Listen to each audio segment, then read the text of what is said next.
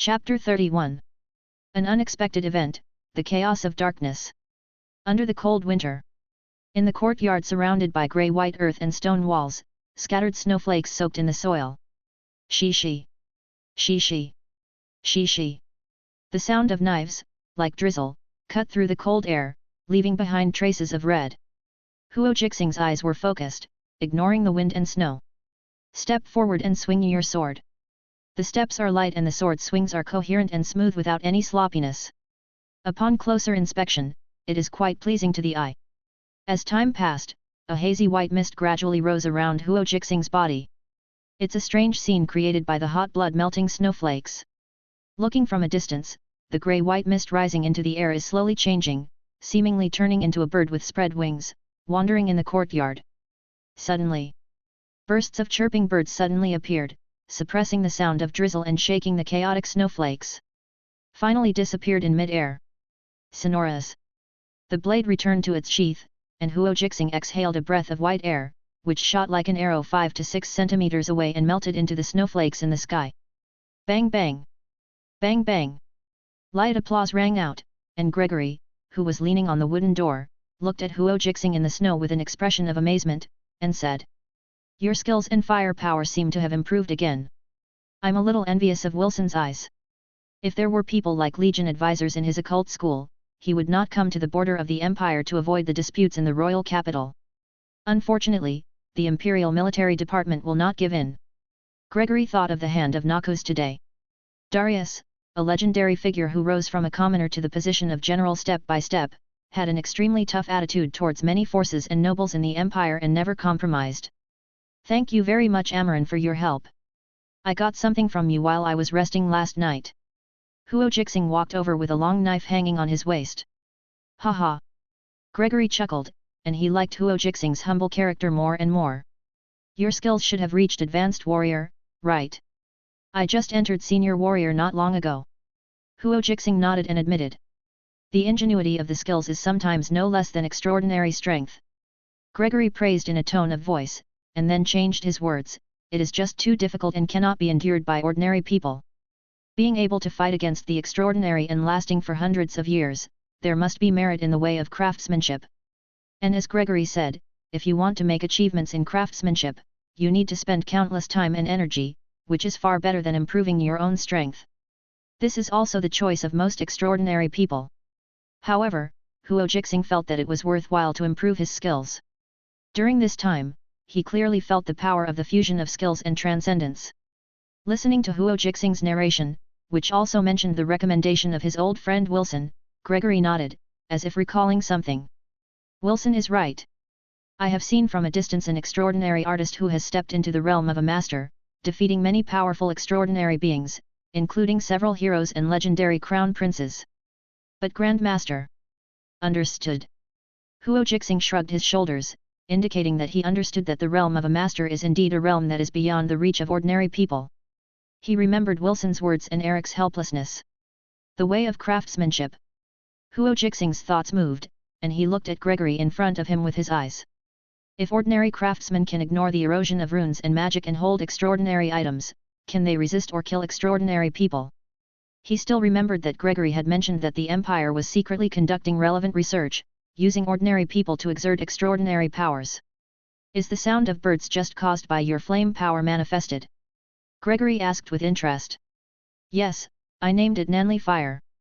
Huo Jixing's expression remained as usual, standing on the spot, slowly stretching out his palm and bending his fingers, making it seem like he was holding but not holding. In an instant, a flash of red-gold Nanli Fire suddenly appeared, hanging in the palm of his hand.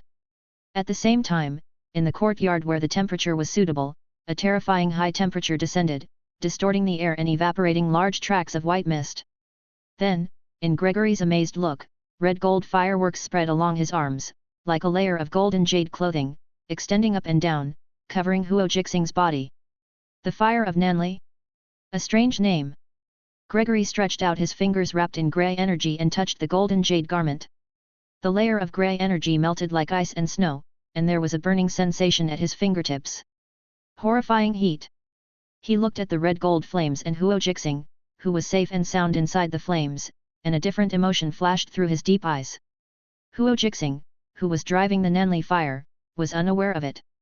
In the Noxus camp, he came into contact with ordinary people such as Eric, and basically could not see the extraordinary ones. In order to avoid hurting Eric and the others, he would use Nanli fire as little as possible, and he would not be able to use it at full strength during sparring. This made him a little timid. And with Grigri, he could use the fire of Nanli to his heart's content, like a child showing off the candy in his hand, extremely proud. Just when Huo Jixing was about to say something, suddenly, bursts of energy fluctuations came from the wooden house, which made people feel palpitating and frightened. Ah! Then there was a piercing scream. It's Amarine! Gregory's pupils tightened, his expression changed suddenly, and he immediately turned around and ran towards the house. Huo Jixing followed closely behind Gregory, drew out the long sword from his waist, and the fire of Nanli covered the blade in an instant. Pushing open the wooden door, Gregory and Huo Jixing saw Amarine, wearing a sweater and looking pale, walking towards the red fireplace, with a cold face full of struggle. Boom! As if sensing something unusual, the flames in the fireplace surged, and a large piece of hot flames gushed out, igniting the corners of Amarine's sweater, and it seemed to sweep all over her body. Damn it, help! Gregory looked angry, roared, and ran over quickly. While running, Gregory's fingers intertwined and changed, pulling out bursts of grey energy, turning into a shield, covering his body. At the same time, the runes engraved on the roof and walls lit up brilliantly, and the majestic magic power came down, suppressing Amarine's forward steps. Seeing Amarine stop, the flames in the fireplace became more and more agitated, burning the walls and carpets violently. It seemed that there was a pair of strange pupils overlooking everyone. Clang! Huo Jixing stepped over Gregory without hesitation, ran towards the hot flames, and swung his sword to cut. Cry! The slender blade cut through the air, like the cry of a red bird, and cut into the flames. Bang! A dull collision sounded. Huo Jixing raised his eyebrows slightly. He felt that what he cut was not flames, but leather armor. What's going on? Huo Jixing's heart sank, and the blade in his palm danced wildly. The red-gold Nanli fire raged, instantly suppressing the surging flames. Crack! The red fireplace could not withstand the intertwined energy and shattered with a bang. Small pieces of metal fragments shot out like arrows. Seeing this, Huo Jixing's expression remained unchanged. He held the hilt with both hands, swung his wrist, and swung the slender long sword with all his strength. In a moment, at a terrifying speed, the slender long sword left a trail of afterimages, turned into a red-gold shield standing in front of him, melting away pieces of fine metal fragments. When the shield dissipated, Huo Jixing looked up and saw a pair of strange eyes hidden in the fireplace, staring at him. No, it's not him. It's the Nanli fire covering the blade. Boom! In the haze, Huo Jixing's consciousness trembled, as if falling into darkness, and the surroundings were filled with nothingness and chaos. Where is this? When Huo Jixing came to his senses again, he looked around and saw only darkness. Unwilling to sit and wait for death, he was possessed by the Nanli fire, shining with red light, and then he walked with the knife. Or maybe he was lucky. Not long after he walked forward, he saw a towering stone palace standing in the darkness. From a distance, the palace was tall and majestic, solemn and majestic, and somewhat similar to the current Noxian architectural style. Following the darkness, he took a few steps forward and saw a flame in the palace, rushing madly towards the stone steps, just a few steps away from leaving the palace. But even with these few steps, the flame could never step out, and the gushing anger melted the air. Mortal! Your flame! The surging flame seemed to sense Huo Jixing's arrival, and the humanized rotating flame twisted and made a majestic and greedy voice. Mortal, kneel down to your god and offer your power. Clang! Huo Jixing swung his sword without hesitation. The red-gold Nanli fire gushed out instantly, burning the palace and illuminating the consciousness space. Ignorant mortals, wait, wait! What kind of power is this? The blazing flames seemed to have seen something terrible, and like the ebb tide, they quickly retreated back to the depths of the hall, not daring to show their bodies. Hey? What's going on? You pulled my consciousness in, but you ran away in fear. Huo Jixing looked puzzled, and when he looked around, he saw the star of Jingxiu above his head, which was shining brightly. Strange, when did Jingxiu light up? Huo Jixing's mind turned, as if he had realized something. When he looked for the stone hall again, he found that he had returned to the wooden house and was standing there. The slender long knife in his hand smashed the fireplace, and the flying charcoal ashes fell all over the plush carpet. Chapter 32. Go forward a few minutes. In the elegant living room, Amaran, who had just finished cleaning the room, sat on an armchair with a bulging belly and a slightly tired look. As the armchair shook, her upper and lower eyelids began to fight, as if they were about to close together. Wow! Wow!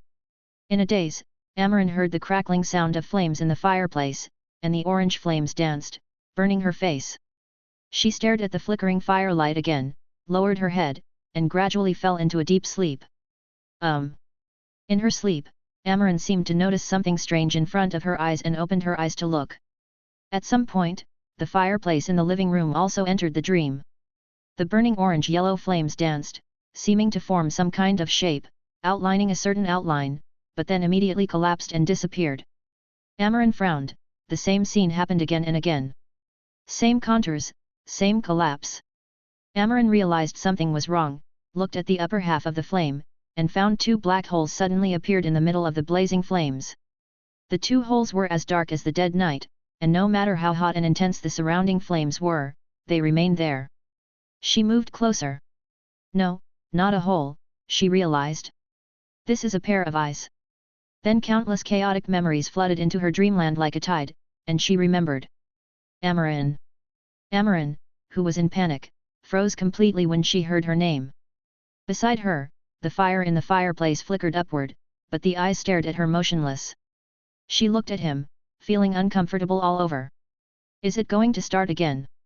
Amaran looked at the horrific scene buried deep in her soul with a horrified look, like a curse that always haunted her.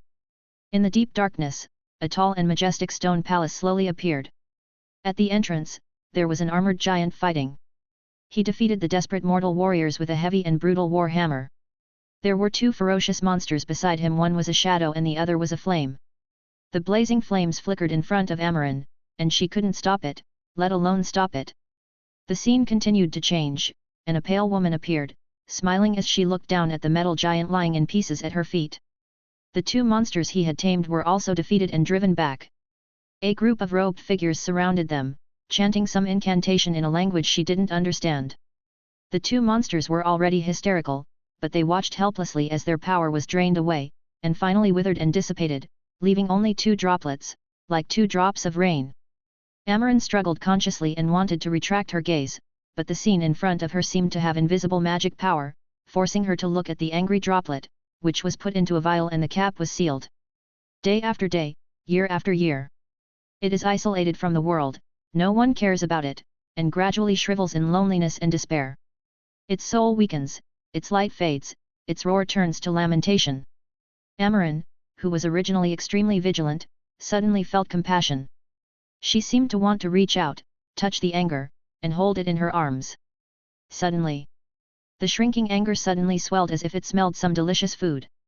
In the deep and strange darkness, a huge body like a mountain emerged, with countless thick and flaming arms piercing through the fireplace and waving towards the sky. It passed Amaran, roared excitedly toward the front, and strode outside the stone palace. Sonoras. Then Amaran heard the familiar sound of a blade being unsheathed. Then there were screams, red gold fireworks, and a red star hanging in the sky, filling the field of vision. Ignorant mortals wait for stars and spirits. In an instant. When Amaran saw what should have been a fiery and raging anger, it seemed as if she had seen something terrible. Like a tide, she fled back to the depths of the palace, hiding and not daring to show herself. Wait until Amaran regains consciousness. She found that she had left the nightmare and was lying in Gregory's warm arms. Are you okay? Gregory reached out and caressed his cold face, asking with concern. It's okay without me. Amaran looked pale and shook her head slightly, her tired eyes shining brightly. She pushed away Gregory's arm and hurriedly looked at her surroundings.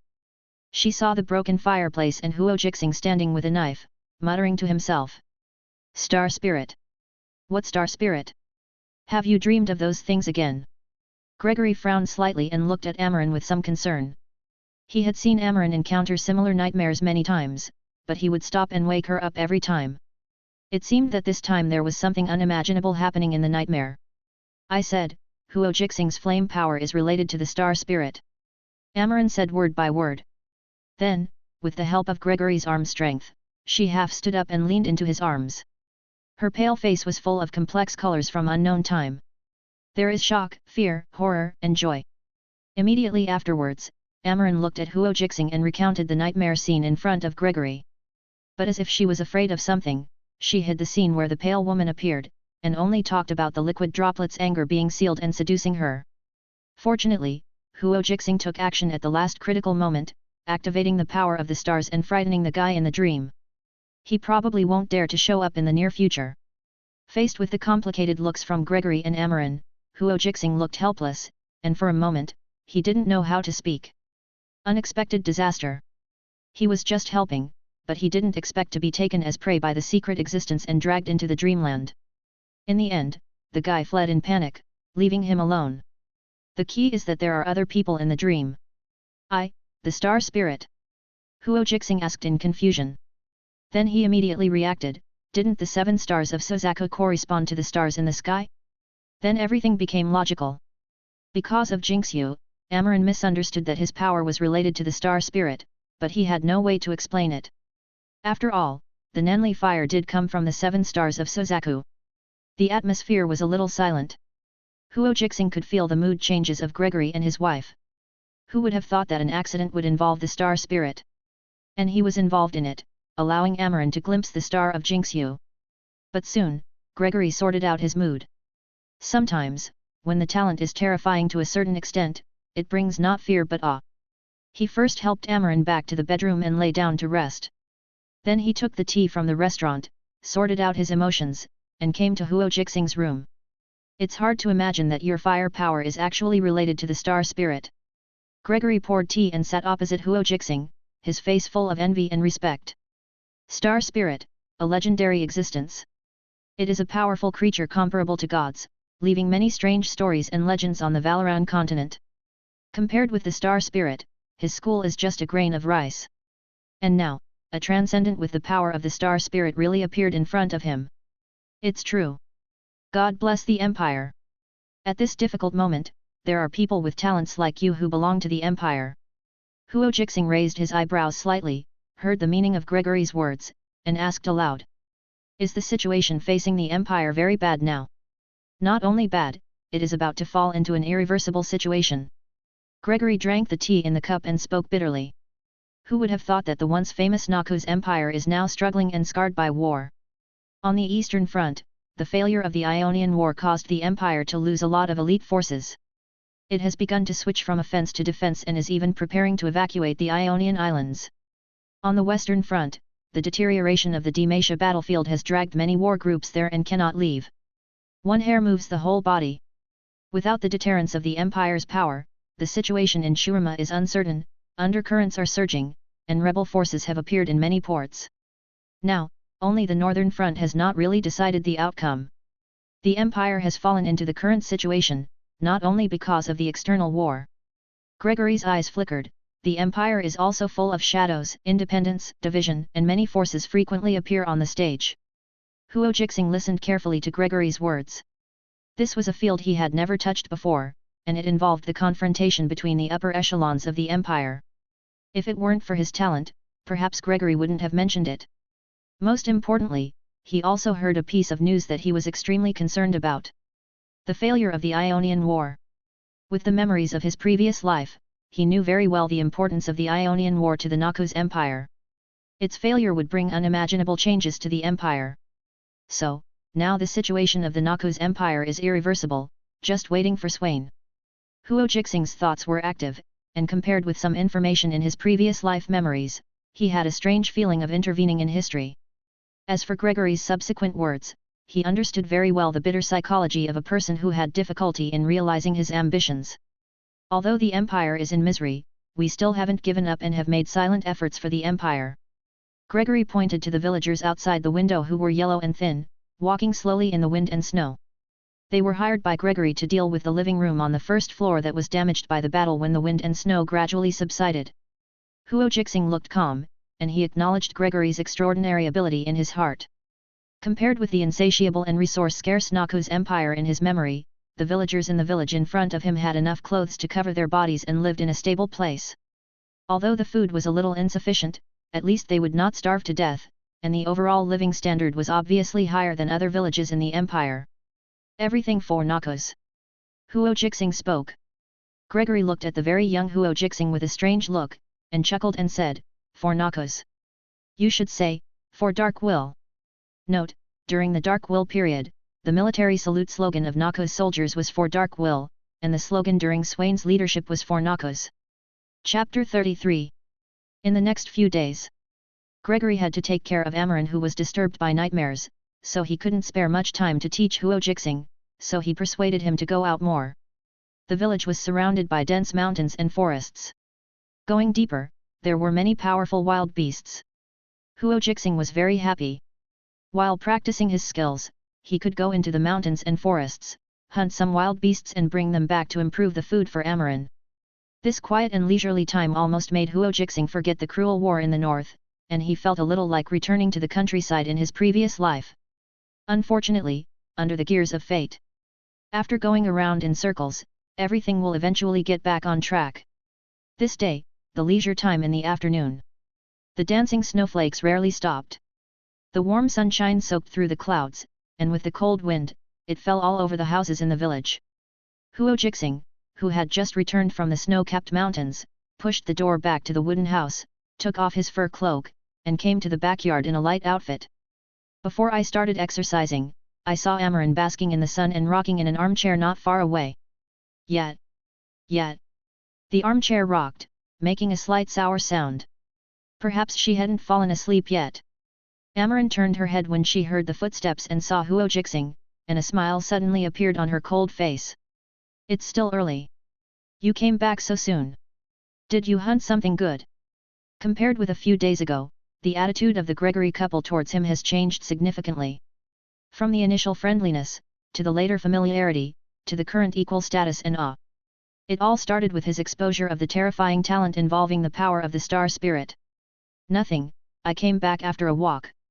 Huo Jixing shrugged his shoulders with an indifferent attitude. He is a scout, not a professional hunter. It is impossible to hunt wild beasts every time he goes out. Where is Mr. Gregory? Is he still doing research in the study? Huo Jixing walked to Amaran, holding the back of the chair and rocking it gently. No matter how others' attitudes changed, Huo Jixing still faced Gregory and his wife with a humble attitude. "Treat others with sincerity, and others will treat me with sincerity." He is in the study on the second floor. Amaran wrapped herself tightly in the blanket, looking much better than before the nightmare, and spoke softly. "Now should be his meditation time. In order to take care of me a few days ago, he put aside a lot of homework that he had to do." Huo Jixing nodded gently, standing tall and straight in front of Amaran to prevent a little cold wind from invading. His sight passed over the low grey stone wall. He saw the villagers leaving on the snow, forming teams in 2s and 3s, each holding some food or daily necessities in their arms. Those were the wages Amaran gave them. The living room and fireplace that were damaged in the battle have been repaired by the villagers, and the hard work during this period can store some winter supplies for the cold families. Amaran also saw the villagers leaving and said, "After dusk, some dry firewood will be transported here, and the fireplace will be lit again." Although runes are engraved in the courtyard and the room to ensure a certain temperature. But in the cold winter, it is still more comfortable to roast by the fire. Huo Jixing stood in place, looking at the villagers with pale faces and thin bodies, and a strange color appeared in his heart. The fragmented memories of his predecessor and the picture in front of him slowly merged and emerged in his mind. More than 2 months ago, his life was worse than that of the villagers in front of him. He had no fixed place to live and wandered around the empire. And because of some accidents, his predecessor was forcibly recruited to become a glorious Noxian soldier and came to the northern border. Although his physical fitness was okay and his skills were passable, he was no match for the clan warriors of the Winter Claw and almost died in Fruljord. Then he took the data panel and took over the Magpie's Nest. After that, he fought and fought desperately. Finally, he opened Talent Star Spirit Suzaku and became a transcendent. When he returned to the camp, he received the attention and favor of the Noxus Legion consultant and was introduced to the village. He followed Gregory to learn transcendent knowledge and lived a completely different life from his previous life. The way of skills, the secret of transcendence. Huo Jixing is no longer the ignorant state when he first crossed over. Now he has set foot on the path of transcendence and even has a terrifying talent involving the star spirit. Calculate carefully. He has been in the village for about half a month, and most of the study time has passed. There are only 6 days left before he returns to the Noxus camp. To be honest, such a quiet time is really attractive and very suitable for lying down. If it was in his previous life, he liked it very much. Unfortunately, this is not the life I want now. Huo Jixing suddenly missed the days of licking blood on the edge of the knife in Fruljord. The excitement of risking life and the passion of extraordinary confrontation. And the curiosity filled in his heart prompted him to explore the mysteries of Valoran. When he came to his senses again, the villagers had disappeared at the end of the muddy road. Huo Jixing shook his head gently, suppressed his inner thoughts, and looked down at Amaran who was basking in the sun on the armchair. Suddenly, his expression paused, and some fragmented images flashed through his mind. Pregnancy. The identity of the apprentice of the fire wizard, the inexplicable familiarity lingering in his heart, is losing the veil of concealment, and the truth can be seen faintly. Oh, I've been too sleepy recently, and I forgot to tell you something. Amaran seemed to be sewing something, with a ball of thread in her hand, wrapped around her sweater. When you go hunting in the forest, don't go too deep. There are rumors about shadow bears in the village. They like to protect weak animals, but they hate others entering their territory. Shadow bears, are they extraordinary creatures? Huo Jixing answered casually, but the next moment, a look of surprise and astonishment appeared on his face. Before he could react, he saw Amaran take out a half-made stuffed bear from the armchair, put it against his cold face, and gently shook it. The fluffy body mixed with brown and white, with sewn threads hanging on the arms and thighs, and the face without 2 eyes, swayed left and right with Amaran's swing, as if laughing at something. The moment he saw the doll. No matter how much Huo Jixing didn't believe it in his heart, he had to admit the fact. Your mother, Shadow Bear.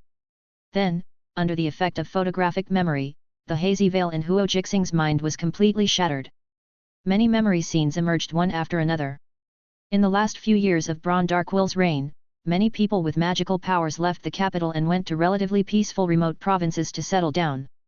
Ironthorn Mountains, the northern border of the Noxus Empire. Gregory, a traveler who left the capital, a mysterious warlock, met Amaran, who was hiding her identity, in the dense forests of the mountains.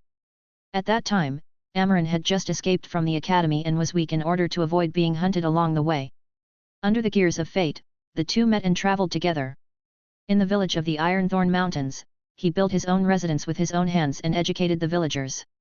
There are also rumors circulating on the land that a huge shadow bear once roamed and protected the weak animals. And the demon, Tyberk, who accompanied Amaran to leave the sealed land and wanted to regain his freedom. Finally, Annie, the daughter of darkness. Seeing? What's wrong with you? Amaran, who was holding up the teddy bear, looked at Huo Jixing, who was standing in front of him in a daze, with a puzzled look. Just now they were still talking and laughing, but when they saw the teddy bear, their expressions changed. Do they hate teddy bears, or do they not believe the rumors about the shadow bear? Hearing Amaran's cry, Huo Jixing came back to his senses, lowered his eyes, looked at the brown teddy bear and Amaran with a bulging belly, and felt strange emotions in his heart. Am I witnessing the birth of Anne? The Gregory couple had calculated the due date, and there was still about a month before Amaran could give birth smoothly, and the delivery had already been arranged.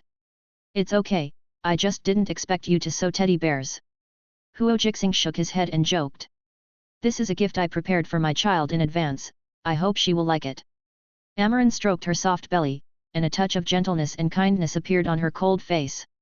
Gregory and I will protect her forever, just like the rumored shadow bear, and will not let her get hurt.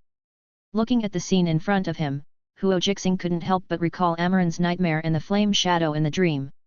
Whether it was the relevant memories of the previous life or the things he saw and heard when he entered the dream by mistake, they were all telling him. The nightmare that haunted Amaran was not aimless, but premeditated. Maybe Amaran herself knew it, but it was her secret.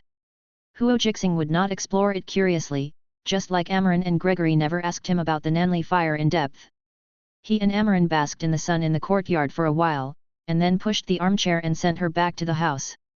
At dinner, the fireplace in the living room was already ablaze. Amaran and Gregory talked about dolls and children. Huo Jixing listened with his ears erect while eating dinner, which was very interesting. It was different from talking about the situation in the Noxus Empire. He is now experiencing the birth process of Anne, the daughter of darkness. As parents, Gregory and Amarin are telling all kinds of jokes without hesitation. Maybe in the future, Anne will call him brother, or uncle. In a trance, Huo Jixing felt a sense of time and space dislocation. The illusory stories of his previous life and the real scenes of the present are intertwined and integrated. And he is the one who experienced it firsthand. Chapter 34. The sky was dark, and the stars were lonely. The snow-white village was shrouded in a deep night, and scattered ice flowers fell again, decorating the houses and muddy roads. On the second floor of the wooden house, in the study, the bright yellow light came on, shaking the figure behind the desk. Gregory sat upright on the wooden chair, carefully flipping through the heavy book in his hand, looking for information related to the star spirit. Unfortunately, the star spirit itself is a legendary existence. There are very few records that can be left in the long river of history, most of which are words of praise. In the middle of the night search, what he could find was basically a few vague guesses, and there was too little useful information. The flame star spirit, it seems that it has not appeared yet. Gregory rubbed his slightly sour eyes and pondered. Since discovering Huo Jixing's terrifying talent, he has occasionally tried Huo Jixing, but the shortcomings of awakening in the wild are reflected.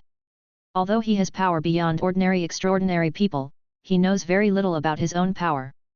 Hey, I missed a God-given opportunity. Gregory looked at the dim starlight outside the window, shook his head and smiled bitterly. Before, because of some hesitation, he did not invite Huo Jixing to join his own secret school. Now, the opportunity has been missed. Whether it is Huo Jixing or Gregory, they both know it well. In order to avoid embarrassment, the two never mentioned related topics, and usually focused on learning extraordinary knowledge. In addition to the above reasons, there is another more important factor that affects Gregory's psychological decision. After all, he is a supernatural person with terrifying talents like the star spirit. Any force on the Valoran continent will not let him go and want to use him. But Huo Jixing was recommended by Wilson. As a Legion consultant, Wilson belongs to the Imperial Military Department. Before coming here to study, he must have reported Huo Jixing's information. He and the secret school behind him do not want to offend the Imperial Military Department at this chaotic moment. Especially the current Noxian Hand Darius, as an Imperial general, he has a very tough attitude towards nobles and extraordinary people. Whether Huo Jixing can be pried away is still unknown, but offending Darius will definitely make things difficult. Gregory, who had just closed the book, raised his eyebrows slightly, spread his arms, and took out a sealed black wooden box from the desk drawer. The box is thick, about 30 centimeters long and wide, with silver lines wrapped around the surface, and a circular rune engraved in the middle. Gregory lowered his eyes and saw the circular rune gradually light up, and the silver-grey light, like a tide, permeated the study. Puff! But in an instant, the silver-grey light disappeared. The silver lines surrounding the box are gathering their brilliant colors and spreading to both sides.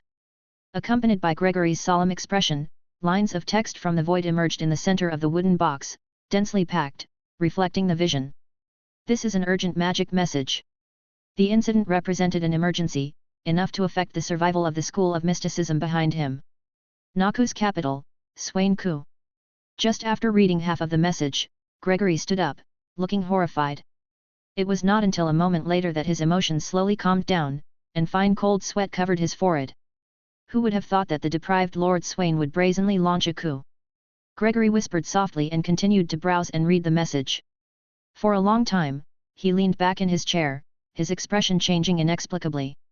Such a coup that changed the situation in the Empire was indeed worthy of using a precious emergency magic message. Across the vast territory of the Empire, from the capital to the northern border, it came in a flash. Then Gregory seemed to think of something, and a bright glow quietly appeared on his calm face. After the defeat in the Battle of Presidium, Swain was immediately dismissed and expelled from the army, his status plummeted, and no one cared about him. It was the careful planning during this period that allowed Swain to overthrow Darkwill's supreme rule overnight. However, the coup in the capital alone is not enough to change the situation in the Empire. He needs more support. Gregory stood up and walked to the window of the study, looking at the long snow-capped mountains in the distance. It seemed that he saw a towering camp with fluttering flags standing on the mountainside. The multi-front war of the empire has led to a very tight military force in various places, and there is not much military force to return to the capital. Only the imperial army led by Darius on the northern border has spare power. What will you choose for Dark Will or for the empire? General Darius. The next morning, Huo Jixing, who had just finished deep meditation, woke up and looked at the crimson dawn light outside the window, stretching his waist. The effect of introspection of oneself is very good.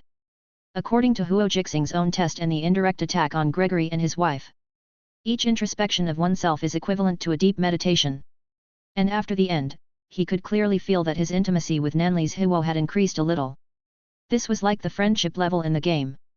His relationship with Nanli's Huo was in a temporary honeymoon period, and it was improving rapidly. He opened the door and came to the restaurant. After adapting last night, Huo Jixing still felt a little strange when facing Gregory and his wife, but he could face it calmly. It was not that he could not accept it, but yesterday's situation did feel a bit like a trick of fate. Daughter of Darkness Anne's parents turned out to be his teachers during this period, and they got along very well. Breakfast is ready.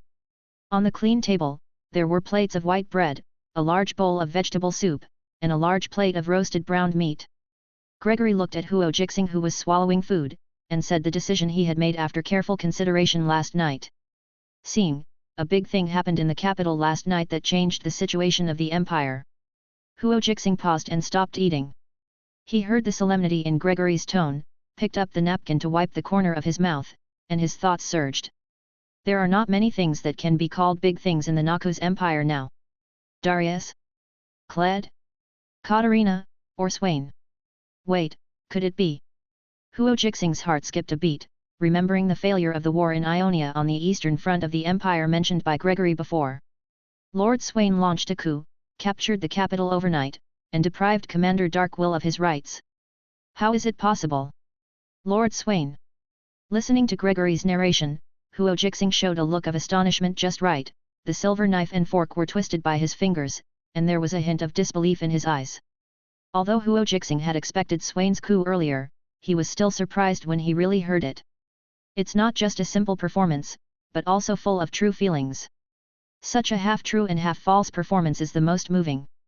Across the table, Gregory saw Huo Jixing's expression change and nodded with satisfaction, which was no less than himself who had just heard the news last night. Perhaps because he felt that the performance should not be too much, Huo Jixing began to put away his emotions. The expression on his face gradually changed from surprise to calmness, but the horror in his eyes still remained. And Gregory saw this and secretly admired it. As expected of a terrifying gifted person of the star spirit, he seems to be naturally calm and composed. The news has not spread yet. Gregory spoke in a concentrated voice, and gently uttered his thoughts and suggestions from last night. You can choose to stay here and continue to study.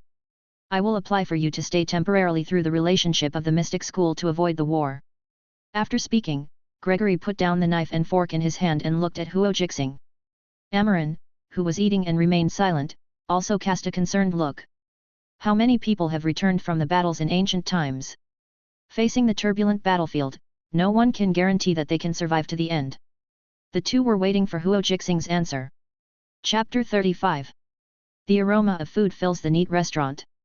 Huo Jixing looked down at the bent knife and fork in his hand, at the food piled on the plate, and smelled the smell of bread and barbecue. His thoughts slowly drifted back to the Noxian camp, back to the frozen Fjord, and back to the bloody fight.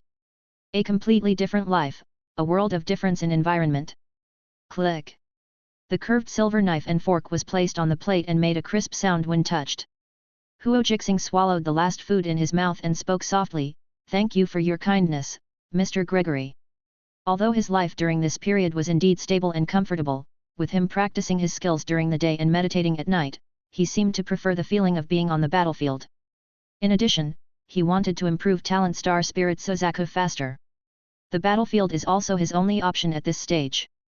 If Huo Jixing remembers well, after Swain's coup, the Noxus Empire and the Winter's Claw had a fierce battle in the Iron Thorn Mountains. Darius returns to the fortress a victor, bringing glory to Noxus. For Dark Will? Huo Jixing remembered the joke from Gregory before and suddenly understood. Loyalty is extremely important to Noxians. During Swain's coup, who would have thought that Darius's loyalty was not to the person sitting on the throne, but to the Noxus Empire at his feet? I will always remember your help and care during this time. Huo Jixing stood up and bent down to express his thanks. Looking at Huo Jixing's humble posture in front of him, Gregory sighed softly, looked at Amaran, and spoke to persuade. Then you can stay a little longer and avoid the brutal confrontations in the early stages of the war. Since it was impossible to change Huo Jixing's choice, he would delay for some time before reporting to the camp.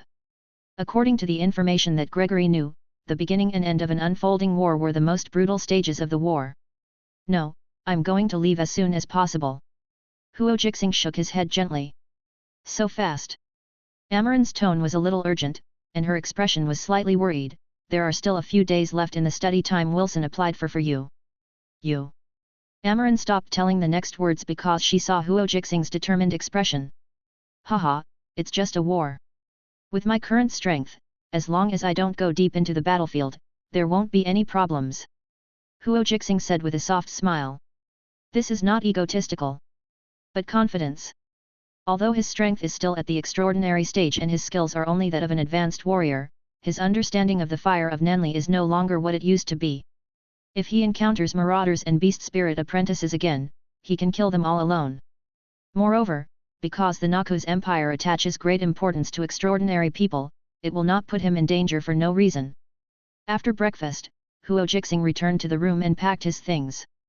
In fact, it was nothing, just a few changes of linen clothes and a slender long knife. When leaving, Huo Jixing looked at the room where he had lived for a long time and shook his head gently. After all, this is not the life I want. After closing the door, he turned around and saw Mr. and Mrs. Gregory standing in the living room. Mr. Gregory, there's no need to be so sentimental. Huo Jixing shrugged his shoulders and said jokingly. It's as if I will never come back when I go out this time. Hearing this, Gregory and his wife smiled, wiped away the pain of separation in their hearts, and walked slowly to Huo Jixing. This is a small gift that Amaran and I prepared for you. I hope we can see you differently next time we meet. Gregory knew in his heart that with Huo Jixing's terrifying talent, as long as he did not fall in the war with Fruljord, he would definitely become a powerful person in the Empire in the future. Both himself and the occult school behind him will firmly grasp this relationship. Huo Jixing lowered his gaze and saw an exquisite necklace in Amaran's hand, with a small shadow bear doll hanging on it. Her arms were spread out, as if she was hugging something. When he stroked his palm, he could feel the slightest warmth coming from the shadow bear doll. Then something moved in his heart, and he suddenly understood the thoughts of Gregory and Amaran in front of him. This is a gift specially prepared to cope with the cold environment of Fruljord. Huo Jixing picked up the necklace, hung it around his neck, and said softly, "Thank you very much. I hope to see you and your children together next time we meet." Looking at Amaran's tall belly, Huo Jixing felt a little regretful in his heart. Maybe after waiting for a while, he could see Anne's birth in person. Daughter of Darkness. Huo Jixing whispered in his heart, thinking about Anne's reputation as a hero, and the tragic life of Anne's childhood gradually emerged in his mind. Amarine's disappearance, Gregory's remarriage, and a new family. And Anne's confusion. There was also that weird fire disaster that burned everything, leaving only Anne alone. But this time it should be much better. Huo Jixing thought of the demon who was frightened by Amaran in his dream, and finally chose to speak out. Be careful with the guy in the nightmare, he won't give up. The Gregory's expressions darkened and they nodded slowly. Compared to Huo Jixing, they understood how difficult the guy in the nightmare was. Especially Amarine. Hearing Huo Jixing's prompt, she stretched out her palm and caressed her belly, a worried look flashing on her cold face. Just as Huo Jixing opened the gate and left, Amaran remembered the words that other people in the academy often whispered. Remember, don't rashly expose your talent and fire power. Roses are everywhere, and roses are everywhere. Huo Jixing's figure paused when he heard Amaran's voice, and then his figure melted into the wind and snow. Rose. He left the village along the muddy dirt road. Huo Jixing stopped on a snowy hill out of sight and looked back at the village in the snow quietly. This learning journey really benefited him a lot. Noxus Calendar. This heavy book compiled by the Noxus Empire with great effort and time not only made Huo Jixing recognize runes and magic, but also solved many questions in his heart. At the same time, it also allowed him to confirm the time node where he was. Gregory's generous teaching, as well as the classification of extraordinary powers by the Noxus Empire and the School of Mystic Arts, warned him not to sit in the well and watch the world. He was just a beginner who had just embarked on the road to extraordinariness. The most important thing was the two extraordinary skills of introspection and photographic memory that were accidentally opened. Huo Jixing stretched out his hand to press down the grey cloak, his expression gloomy. Even after leaving the village, he could still sense the malice remaining on his body. This was the malice surrounding Gregory and his wife Anne, the daughter of darkness, Tiberius, the shadow bear, and the vague malice shrouding the wooden house. The existence in Amaran's nightmare never gave up, secretly spying on everything outside. Huo Jixing thought of the stone palace in his dream and the raging flames. And the ubiquitous roses that Amaran mentioned at the end. It's beyond my ability. Huo Jixing sighed secretly. With his current power, he could not change Amaran's fate. He could only scare away the existence in the nightmare, making the other party feel afraid. This is also one of the reasons why he left. He needs to experience the bloody baptism of the battlefield, win more military exploits, and obtain more extraordinary items to enhance his own strength. Huo Jixing looked deeply at the wooden house in the village, clenched his fist, and a red gold flame suddenly appeared, driving away the chill around him. Then he walked away quietly. Chapter 36. Ironthorn Mountains. Above the clouds and mountaintops, the dancing snowflakes, seemingly never stopping, covered the silver-white ground. Huo Jixing looked up at the camp with red flags flying, grinned, immediately reached out to wipe the ice debris on his face, and walked quickly to the huge steel gate. Inside the camp, blue stone streets. Huo Jixing sniffed the mixed smells in the air, with a slight smell of sweat, a smell of rusty blood, the smell of horses, and the burning smell brought by the Noxian forge. Tisk, I really miss it. However, after leaving for half a month, when he set foot in the camp again, he felt nostalgic in his heart. Looking at the Noxian soldiers wearing armor coming and going, Huo Jixing was calm and walked forward. The sentries and soldiers on duty he met along the way automatically let him go after seeing the token hanging on his waist. Ta-ta! Ta-ta! Ta-ta! Suddenly, the sound of rapid horse hooves sounded. Huo Jixing dodged to the left side of the street and looked back. On the blue stone road, he saw 3 messengers riding armored war horses coming quickly, with the color of wind and frost all over their bodies. Whoosh! The whistling cold wind blew his cloak, and Huo Jixing looked solemn. Messengers coming from afar. Hey, this is the first batch of messengers to come to the camp. Who knows? Anyway, I remember that there are already 7 or 8 batches, all heading to the meeting hall. The discussion from the side made Huo Jixing stop and think about it. It was also at this time that he found that the atmosphere in the camp seemed to be a little wrong. Compared with before leaving, the atmosphere in the camp was much more agitated, and he observed that many Noxian soldiers were heading to the meeting hall. Is this going to blow up the camp? Huo Jixing was frightened and instantly thought of the terrifying effect of blowing up the camp, but then he realized that he was overthinking. The commander in the camp now is none other than the hand of Noxus, Darius. With his prestige, how could he not suppress the restlessness in the camp? However, the atmosphere that enveloped the camp now made Huo Jixing guess that the news that Swain had launched a coup in the distant capital might have reached here. South of the camp, rest area. A slightly quiet living room in a dark grey 3-story building. Seeing, why are you back at this time? Centurion Eric looked at Huo Jixing in front of him with a hurried tone. Why can't you come back? Huo Jixing hugged his arms to his chest and asked with a smile, the study is over, don't I have to come back? Where are DeWitt and Moore? Eric frowned, looked at Huo Jixing deeply, and replied softly, they went to training and are expected to be back after dusk. Unlike their residence, Eric, as a scout, has his own small building to live in. The place where normal soldiers train is a public area. The place where DeWitt and Moore went was the area specially provided by the camp. You shouldn't have come back so soon. Wilson still has a few days to study for you. After Huo Jixing left the camp, Wilson told Eric about studying. It seems that you already know something. Huo Jixing straightened his body, put down his arms, and looked directly into Eric's brown eyes. Noxian people are never afraid of trouble and chaos. That's why I came back. The dull atmosphere filled the living room. Huo Jixing shrugged his shoulders and broke it first, Eric, don't think so much. Our ideas are far less important than you think. Pointing in the direction of the meeting hall, he continued, their ideas are the final result and determine our future. Seeing Eric's expression gradually relax, Huo Jixing stood up and waved to Eric while walking to the backyard. I have gained a lot from this study trip. How about practicing? At this time, Eric suddenly found that Huo Jixing seemed to have changed a little bit compared to before, becoming more calm and confident. And strength. After careful observation, he actually felt a little palpitation, as if there was an ancient monster hidden under Huo Jixing's sturdy body. Eric stood up, his face was fearless, but he was a little impatient. Only such a battle can give him room for improvement. In the center of the camp, the meeting hall. In front of the magnificent and solemn steel door, Wilson, wearing a red and grey robe, looked down at the messengers coming from a distant land, and was leaving along the stone steps. Until the messengers disappeared, he slowly walked towards the dark and eerie hall behind him. In the spacious and quiet hall, the red imperial flag hung on the wall, and the angular stone pillars stood around. Empty wooden chairs were placed along the long table in the middle, full of sunshine. No.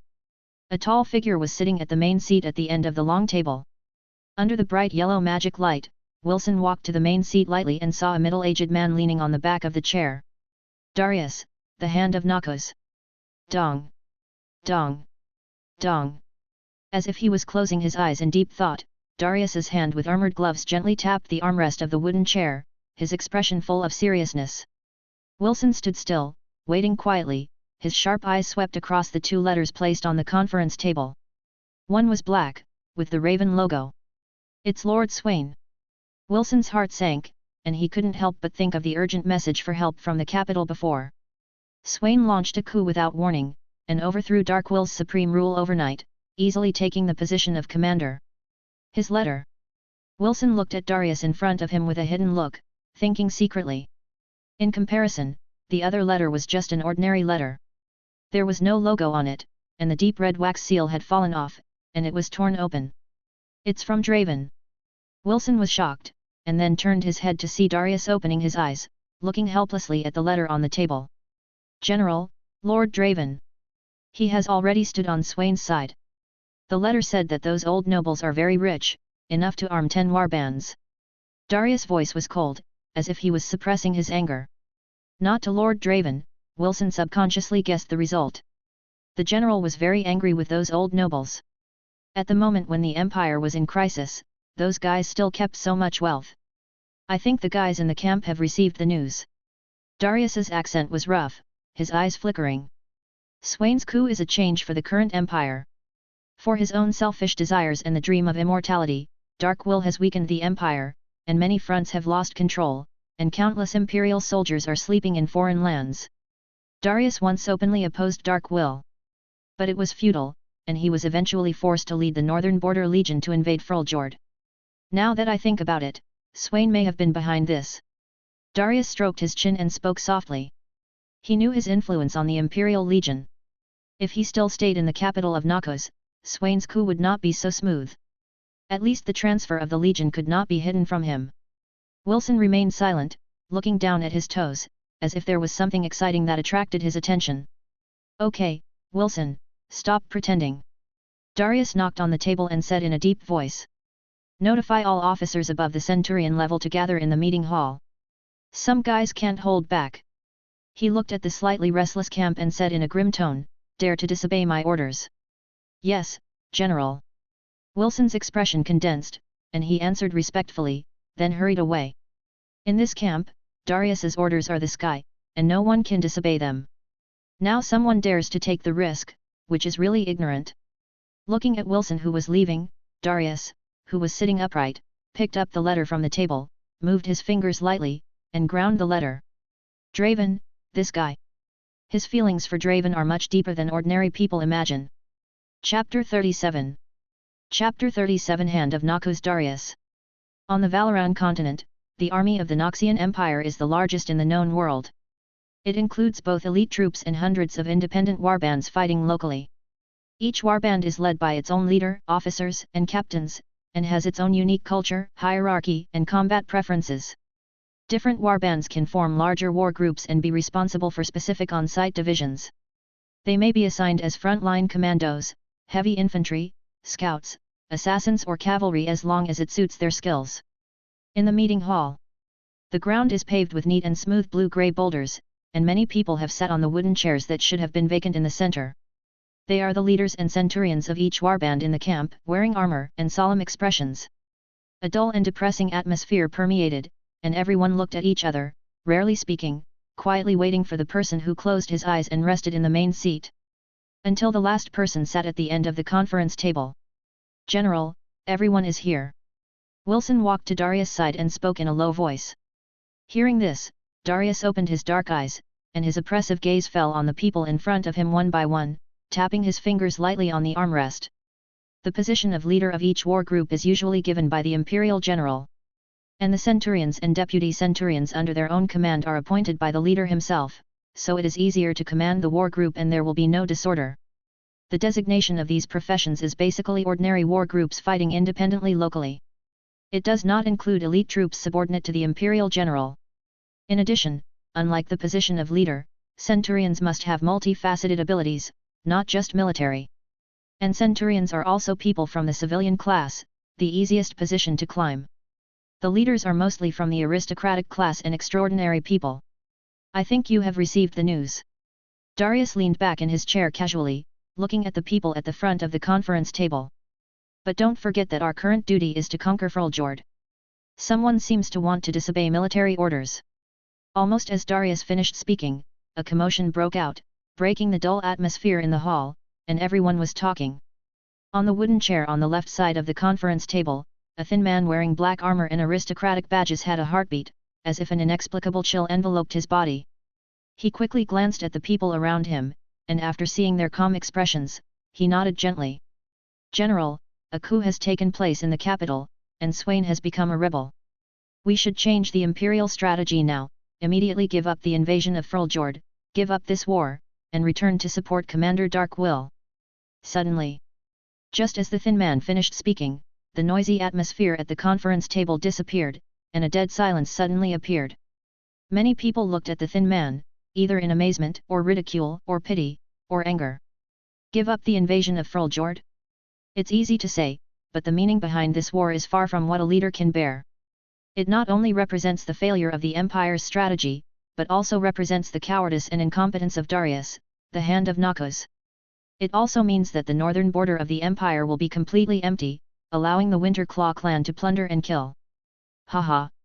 Ha ha ha! Ha ha ha! Darius suddenly laughed, and laughed crazily. His voice was the only one that echoed in the meeting hall.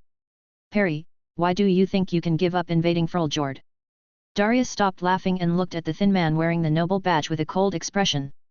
"Let me think about it. Your family has trade relations with the Darkwell family, right? Is it the slave business in the port of Shurima?"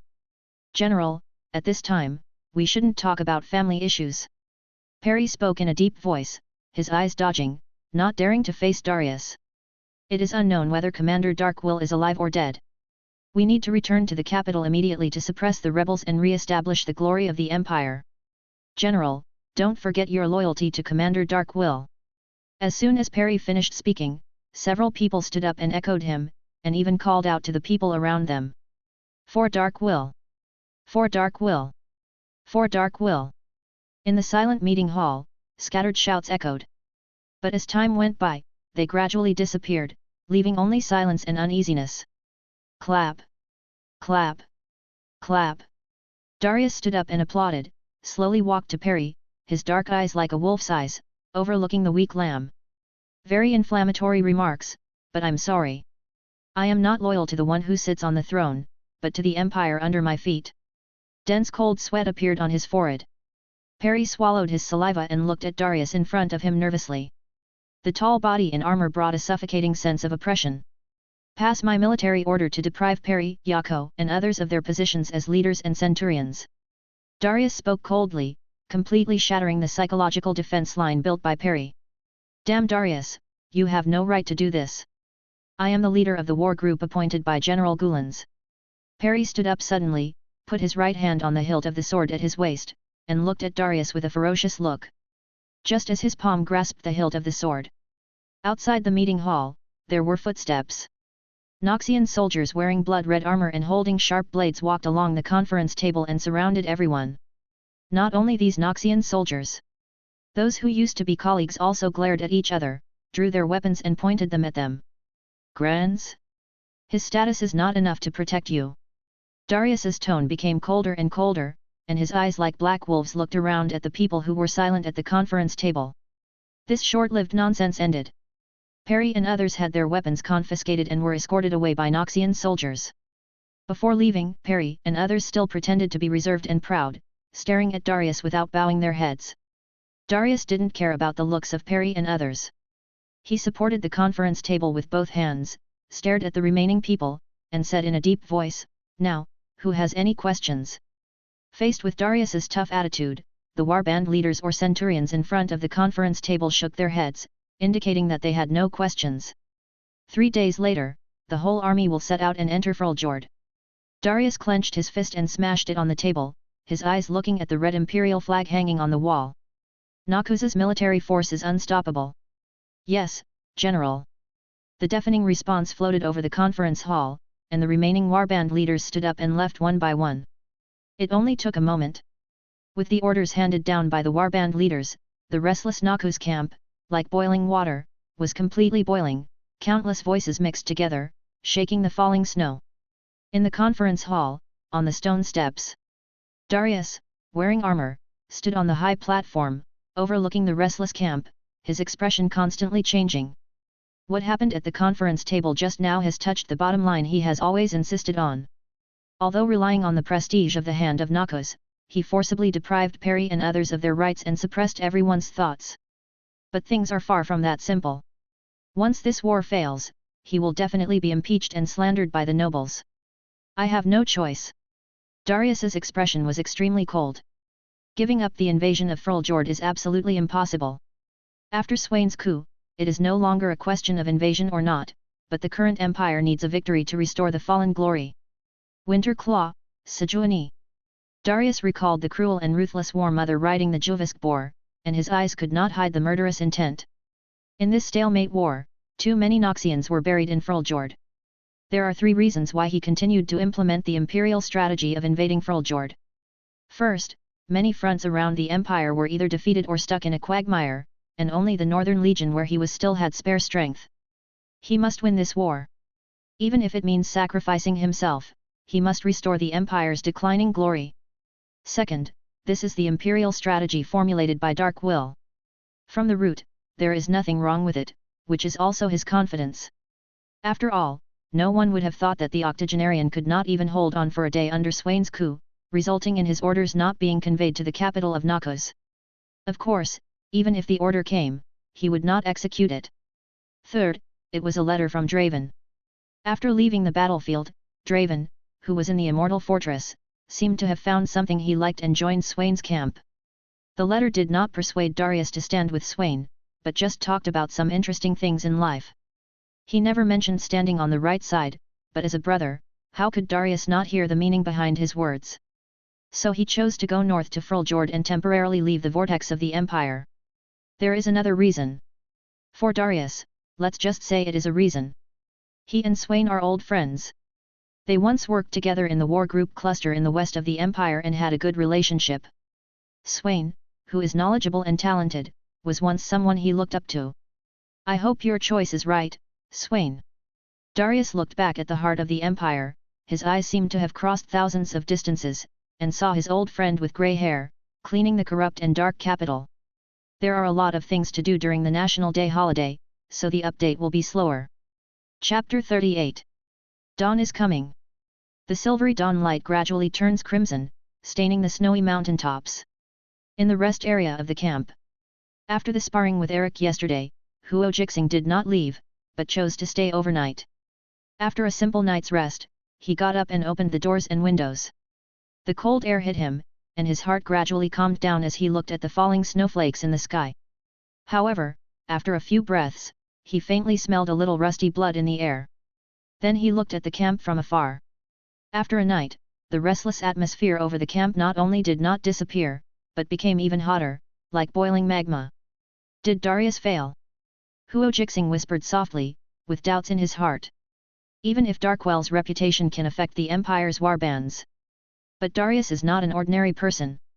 He is the legendary Hand of Noxus, the commander of many warbands, and represents the Empire's military power. How could the control of the Legion be taken away so easily? No, something is wrong. Huo Jixing looked at the noisy camp. Except for the smell of blood in the air, there seemed to be no chaos.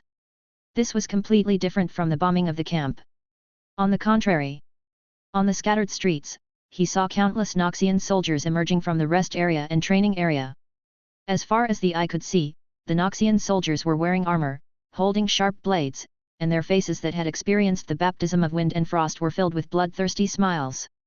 Boom! Boom! Boom! Just as Huo Jixing was thinking, a dull sound like a heavy object hitting the ground suddenly sounded in his ears. Following the source of the sound, Huo Jixing saw a thick shadow covering the wide blue stone street. And as the shadow moved forward, the hard ground began to tremble. The Noxian soldiers along the way avoided and looked at the huge monster passing by with fear. Dragon lizard. A strange reptile from the jungle in the south of the empire. Huo Jixing looked at it dimly, remembering the name of the green beast in front of him. This was not a young dragon lizard that had not yet grown up and was a noble mount, but an adult dragon lizard that was huge and had grown into a load-bearing beast. One by one, the green beasts, which looked like lizards, walked along the blue stone streets, and their scaly bodies and tails reflected the dawn glow. The dark green horns with barbs pierced the sky, and when the head swung, the huge scarlet eyes flashed with a ferocious and bloodthirsty breath. Or a little hungry. The dragon lizard's mouth, which was densely covered with sharp teeth, opened from time to time, and when it looked at the Noxian soldiers on both sides of the street, a little bit of yellow saliva dripped. And behind the dragon lizard, there were steel vehicles wrapped in canvas. The hideous huge steel chains were put on the body and limbs of the dragon lizard, and it could easily pull the vehicles behind it forward when it moved. Its weapons and armor. Huo Jixing's pupils shrank when he saw the things wrapped in canvas. This group of dragon lizards, like war beasts, just passed through the rest area. They came from deep in the military area, the towering gate built by black stone. Is the prelude to the war between Noxus and Fruljord finally about to begin? Huo Jixing looked at the dragon lizards going away and whispered softly. Seeing. The shouting in his ears brought Huo Jixing back to his thoughts. Looking down from the second floor door and window, he saw Wilson standing in front of the door, wearing a red and white robe. Looking at the familiar red and white robe, he sometimes wondered if he had multiple sets of the same robe, or if he had been wearing it all the time and never washed it. Of course, he was just curious and would never ask. Still in the familiar living room, Huo Jixing, Eric and Wilson sat together, and not far away was Moore from DeWitt, who was wiping armor and sharp blades. Obviously, the movement in the camp has begun to affect all Noxian soldiers. Your choice. Wilson looked at Huo Jixing with sharp eyes, and seemed to notice some changes in him. But thinking of General Darius's order last night, Wilson shook his head gently and did not persuade too much. Everyone has their own right to choose, and he has no right to interfere. Especially for extraordinary people like Huo Jixing, once they decide on something, others can basically not persuade them. I wanted to recommend Eric. After pondering for a while, Wilson considered the words in his mouth and continued. Since you have returned from studying with Gregory, I will recommend you to General Darius to become one of the scout captains of this mission. Well, what do you mean? Recommend me? Huo Jixing frowned and looked at Eric beside him. Seeing that he was indifferent, he relaxed and spoke softly. I heard from Gregory. Yes, it's true. Wilson interrupted Huo Jixing's words directly, his face solemn. Swain's coup, the position of the Empire's leader has changed hands. What? A cry of surprise rang out. Eric stood up suddenly, his sturdy body hit the wooden table, his expression full of disbelief. DeWitt and Moore, who were sitting not far away, were also horrified, stopped what they were doing, and looked over. Although Swain was born into a noble family, he also had a great influence in the Imperial Legion. He once led the Imperial Regiment, defeated countless enemies, and had made great achievements in battle, otherwise he would not have become the commander of the Ionian War. Wilson took in the changes in everyone's expressions and continued to speak to Huo Jixing. Make the best use of everything and everyone. The current situation in the Empire is difficult. Although you are extremely talented, the Empire will not treat you preferentially. The Noxus Empire does treat extraordinary people differently. All rights and status are given, and they will even help them to exercise their special talents. Now that the war has begun, it is time for extraordinary people to pay. Huo Jixing's choice was indeed beyond Wilson's expectations, but since he has returned, he has no choice but to take responsibility for this war. General Darius will summon you tonight, so be prepared. Wilson stood up, left the last words, and then hurried away. From beginning to end, the two people's communication never mentioned whether Huo Jixing would refuse, but their tone and demeanor had already determined that Huo Jixing would agree. Sorry, Eric. Watching Wilson's figure disappear, Huo Jixing turned to Eric beside him and said apologetically. He did not expect that his return would replace Eric's recommendation. The capable go up, the weak go down, this is the iron rule of the Noxus Legion. Eric smiled and shook his head gently. Don't think too much, I don't care about this kind of thing. It's just that I envy you for General Darius's summons. In the hearts of Noxus soldiers, Darius's status is supreme, and he is a symbol of Noxus's power. Not only Eric, but also DeWitt and more are extremely envious. Since they became Noxus soldiers, they have rarely seen General Darius, let alone summoned him alone. Huo Jixing was also full of expectations. This should be the first time he has seen a real hero in the League of Legends game. However, thinking that he would replace Eric and become a scout captain, the pressure suddenly increased. Fortunately, Wilson revealed that Eric and DeWitt were still teammates with him and would become members of the scout team. The next step is waiting time. Huo Jixing waited from dawn to noon and dusk. It was also while waiting that he found that the restless atmosphere in the camp became more and more intense. After DeWitt and Moore went out to inquire, Huo Jixing and Eric learned that General Darius had ordered the whole army to set out. Captain Huo Jixing, General Darius summoned you in the meeting hall. In front of the heavy door, a Noxian soldier wearing armor and a dark red cloak stopped and spoke. Okay, I'll leave immediately. Huo Jixing stopped chatting with Eric and followed the Noxian soldiers away. On the way, he looked at the bustling streets, looked at the Noxian soldiers who were in a hurry, took a deep breath, took out the token in his arms, looked at the red double-edged axe mark, and whispered softly. At this moment, the curtain is rising. Chapter 39. Dusk is coming. As if affected by the noisy atmosphere in the camp, the crimson glow is a little scorching. The falling snowflakes are also restless. Huo Jixing followed the Noxian soldiers slowly, letting the snowflakes cover his shoulders and decorate his armor. Crossing the bluestone street. The noisy and warm atmosphere gradually faded away, leaving only quietness and solemnity. Huo Jixing looked up at the stone steps in front of him. Every few steps, there would be Noxian soldiers standing on both sides of the stairs. At the end of the dark grey steps is the majestic and solemn meeting hall, guarded by 2 rows of soldiers wearing strong armor and holding sharp blades. The Noxian soldier who brought Huo Jixing here has stepped away, leaving him alone. Huo Jixing exhaled a breath of cold air and climbed the steps. The cold winter wind blew on his face, but it couldn't suppress the heat in his heart. During the process of going up, whenever he met the guards, he could clearly feel the faint sense of threat from them. The skills are at least up to advanced warrior. Huo Jixing's heart condensed, and he was somewhat surprised at the strength of the guards.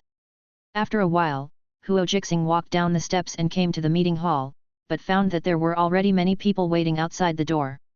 Looking around, he was basically unfamiliar with these people, completely unfamiliar. But looking at their armor and sword styles, their positions were almost the same as his, that is, the captain of 10 men. Huo Jixing's eyes lingered on 2 of them. One was on the left-hand side, bowing his head and not speaking, looking a little silent, a tall figure wearing grey chain mail. Looking at the dress, it was somewhat similar to the war mason in his memory. One was a soldier standing in the crowd, wearing black armor and carrying a sheathed sword. His face was covered by the mask, but looking at his eyes, he seemed very young. Huo Jixing's eyes fell on the sheathed sword blade, which was faintly fluctuating with extraordinary energy, and the data panel was hungry. Rune item. Huo Jixing whispered in his heart, then put away his thoughts and waited silently. Before coming here, he had washed up. The armor he was wearing was clear and bright, and the slender long sword hanging on his waist was close to his waist and abdomen. He hoped to meet Darius, the legendary Noxian hand, with a clean face. He was also one of his favorite heroes in his previous life. After waiting for a while, the door of the side hall of the meeting hall opened. The soldiers guarding on both sides knocked the blunt end of the sharp blade on the ground, making a dull sound. Wilson walked out of the door, looked around at everyone, nodded, and led them into the side hall. It was slightly different from the style of the main hall of the meeting hall. The style of the side hall was more like a study, rough and exquisite, with a soft red blanket on the ground, extending straight to the heavy desk. Under the bright magic light, the burly Darius was working at his desk. No one interrupted, and everyone present stood there with their hands folded, waiting quietly. Huo Jixing took advantage of no one's attention and glanced at Darius's true appearance. Just sitting at the desk, he could see Darius's figure, tall and strong. Looking up, the fine black hair was like the sideburns of a lion, a little messy, the face was square, the dark eyes were drooping, and there was a slight stubble on the chin. With his extraordinary vision, he vaguely saw that Darius's slightly majestic face was tense, as if he had not rested for too long, and there was a trace of fatigue in his eyes, but it could not cover up his resolute look. It's really similar. Huo Jixing retracted his gaze and murmured in his heart. The Darius in front of him was at least 80 or 90 similar to the character in the game in his previous life, and his temperament and appearance were very consistent with his imagination. Darius seemed to have finished the work at hand, and he sorted out the letters on the table. After everything was done, he looked down at the people he summoned. Everyone, including Huo Jixing, reached out and knocked on the breastplate, performing a standard Noxian military salute. No need for etiquette, this is a meeting hall, not a noble court. Darius spoke in a steady voice with a hint of unquestionable. Wilson, you give them the mission briefing. Wilson, who heard the order, walked forward, picked up 10 letters with the Noxian mark from the desk, and handed them to everyone present. 10 copies, just right. Huo Jixing nodded gently at Wilson, took the letter in his hand, and then opened it directly. His eyes narrowed instantly, and waves surged in his heart. Everyone, I know the task given to you is very difficult. But the Empire is struggling now. Darius' voice sounded at the right time, suppressing the emotions of everyone on the scene. We must fight for the Empire at all costs. For Noxus. With Darius's roar, the oppressive atmosphere in the side hall was directly ignited. For Noxus! For Noxus! For Noxus! No one resisted the task, and no one refused Darius's order. Amid the roar that continued to echo, the people who received the task stood up straight, held their heads high, and filed out of the side hall. Hey! Huo Jixing, who had just left the side hall, exhaled lightly, the fanatic look on his face faded, and he looked down at the task brief in his hand. A mission that is a life or death. No, it is even a life or death mission. Just as he sighed and wanted to leave, the voice behind him stopped him. Seeing, wait a minute. Turning around, Huo Jixing saw Wilson walking quickly, holding an exquisite black wooden box in his hand, and the double-edged axe mark could be seen on the box. What's the matter? Huo Jixing asked in confusion. This is for you, General. Wilson looked at Huo Jixing deeply, handed over the black wooden box in his hand, and said in a serious tone. I hope to see you in the Immortal Fortress next time. Huo Jixing took the black wooden box, extended his spirit, and faintly sensed a supernatural energy fluctuation in the wooden box. General Darius. Looking up at the meeting hall, Huo Jixing nodded solemnly and said aloud, Don't worry, I will definitely go to see the heart of the Empire, the Immortal Fortress. However, as he walked down the stairs, he remembered what Wilson had just said in the morning. The Empire will not treat you preferentially. It seems that Gregory has told General Darius and others about my talent. Huo Jixing thought to himself. Only the terrifying talent of the star spirit will make Darius look at me differently. In the cold night, the swaying snow drowned the departing people. In the side hall of the meeting hall, Darius looked down at the ground, staring at Huo Jixing's back as he left, and sighed. Extraordinary talent of the Protoss. Even among the many extraordinary people found in the vast territory of the Noxus Empire, such talent can be regarded as the best. This is his choice. Wilson, who stood by his side with his hands behind his back, spoke. Just a while ago, Gregory sent news about Huo Jixing. When he first heard it, he was quite incredible. Awakening in the wild is already a good talent seedling. Although it is not as good as the real extraordinary people who have been promoted, it is much better than beginners. As a result, who would have thought that the talent tested in the end was actually related to the Protoss? And Huo Jixing's choice to return to the camp and participate in this war made Wilson unbelievable. Isn't this good? Darius looked at the revived camp from afar, and his eyes flashed with pride. Only hungry wolves that are always hungry can survive in this cruel land. General. Wilson was about to say something, but was interrupted by the next words. Don't worry, I have ordered that Huo Jixing's talent will be hidden. In addition, I need you to send a letter. Darius took out a letter sealed with wax from his arms and handed it to Wilson. The winter night became darker and darker. Even with the scorching sun shining, Darius still saw many dark shadows hiding in the dark, eager to try. At this time of turmoil in the Empire, there are not many people he can trust in the camp. Even if it takes a little more time, let the trusted people send it over. Go to the island city, Falgaren. Darius turned around and stared at Wilson with dark eyes. Remember, you must hand the letter to him in person. Hearing the name Darius whispered softly, Wilson took the letter very solemnly, bowed, and turned away immediately.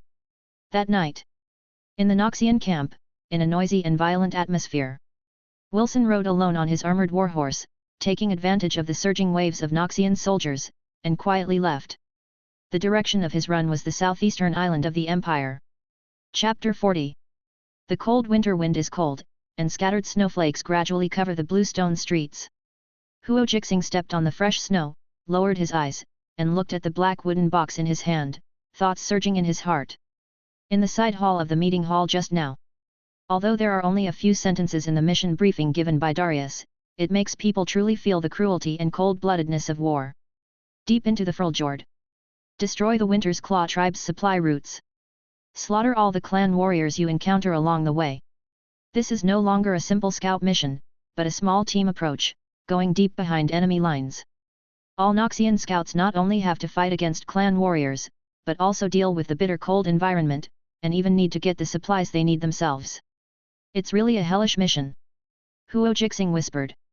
He recalled the many Noxian soldiers in the side hall just now. He thought there would be criticism or rejection, but he never expected that no one refused the mission. As expected of a war madman, even if there is hell ahead, he will not hesitate to jump. Following the crowd, Huo Jixing returned to the three-story building. Just as he was about to step in, he seemed to notice something and quietly stopped. Are there any outsiders coming? With the extension of his spiritual perception, he noticed the life breath of many strangers in the small building, some of which were as good as Eric, etc. Huo Jixing had a flash of inspiration and realized something. You can't be a member of my team, right? The war has begun. Those of them with special missions stayed in the camp temporarily because they had to meet Darius. Many other Noxian soldiers have already set off for Freljord. Open the door and enter the living room. There were already many people in the originally empty room, either standing or sitting, gathered together in twos and threes. Huo Jixing glanced around and saw that in addition to Eric, DeWitt, and more, there were 6 more people in the room, forming a 10-person scout team. Out of the corner of his eye, he saw Eric nodding slightly to himself. Huo Jixing walked to the center of the room, held the slender knife on his waist with his right hand, and said with a soft smile. Would you like to introduce yourself? Sharuba. As soon as he finished speaking, a deep voice sounded from the right side of his body. Huo Jixing looked sideways, and a Noxian veteran wearing strong armor and carrying a sharp axe came into view. His temples are grey, with some grey strands in his hair, and wrinkles appear on his resolute face. The body is a bit short, but the waist is straight, like an old pine standing tall, and it seems to be standing tall. Noxian veteran. A veteran who has experienced hundreds of battles and crawled out from among the dead. Bueno. Huo Jixing's eyes moved and he saw an undoubtedly outstanding Noxian soldier beside Zairupa. Wearing armor, he has a stern expression and his eyes are calm yet fanatical. Under the strong composite armor is a tall and straight body. The weapons he is good at are 2 sharp long knives. Tulio. A slightly deep voice sounded.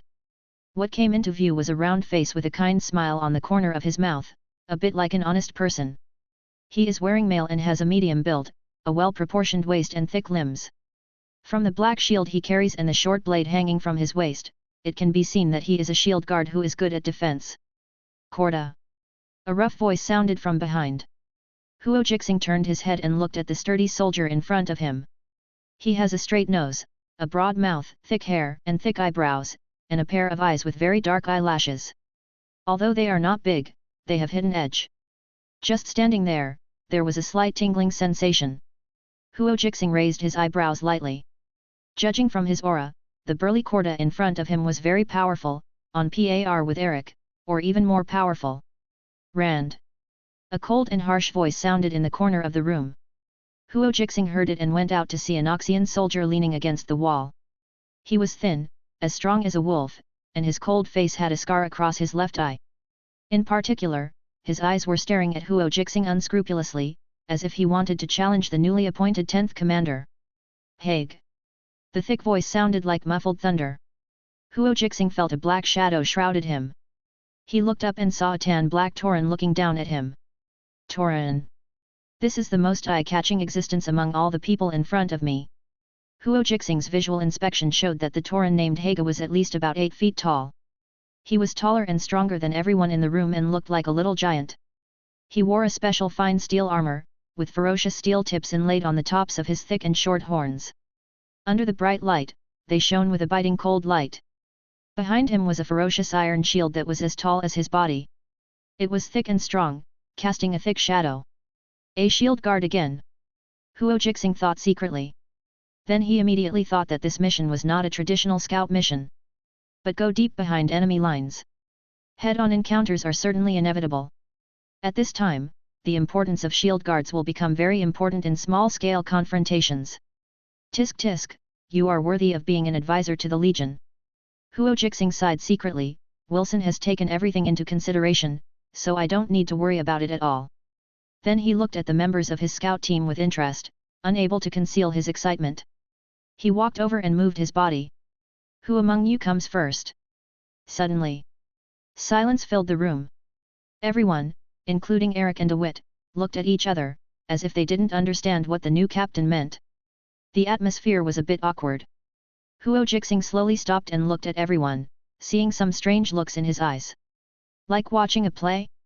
With a slight eyebrow raised, Huo Jixing's right hand resting on the handle of the knife shook slightly, feeling a little unbearable in his heart. No, what happened to you? Why didn't anyone come forward?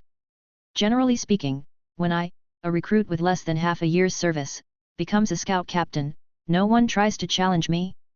Maybe it's because I've known Huo Jixing for a long time. Eric knew that his former subordinate occasionally had some wild thoughts. He suppressed his smile, walked up to Huo Jixing, and spoke to break the silence.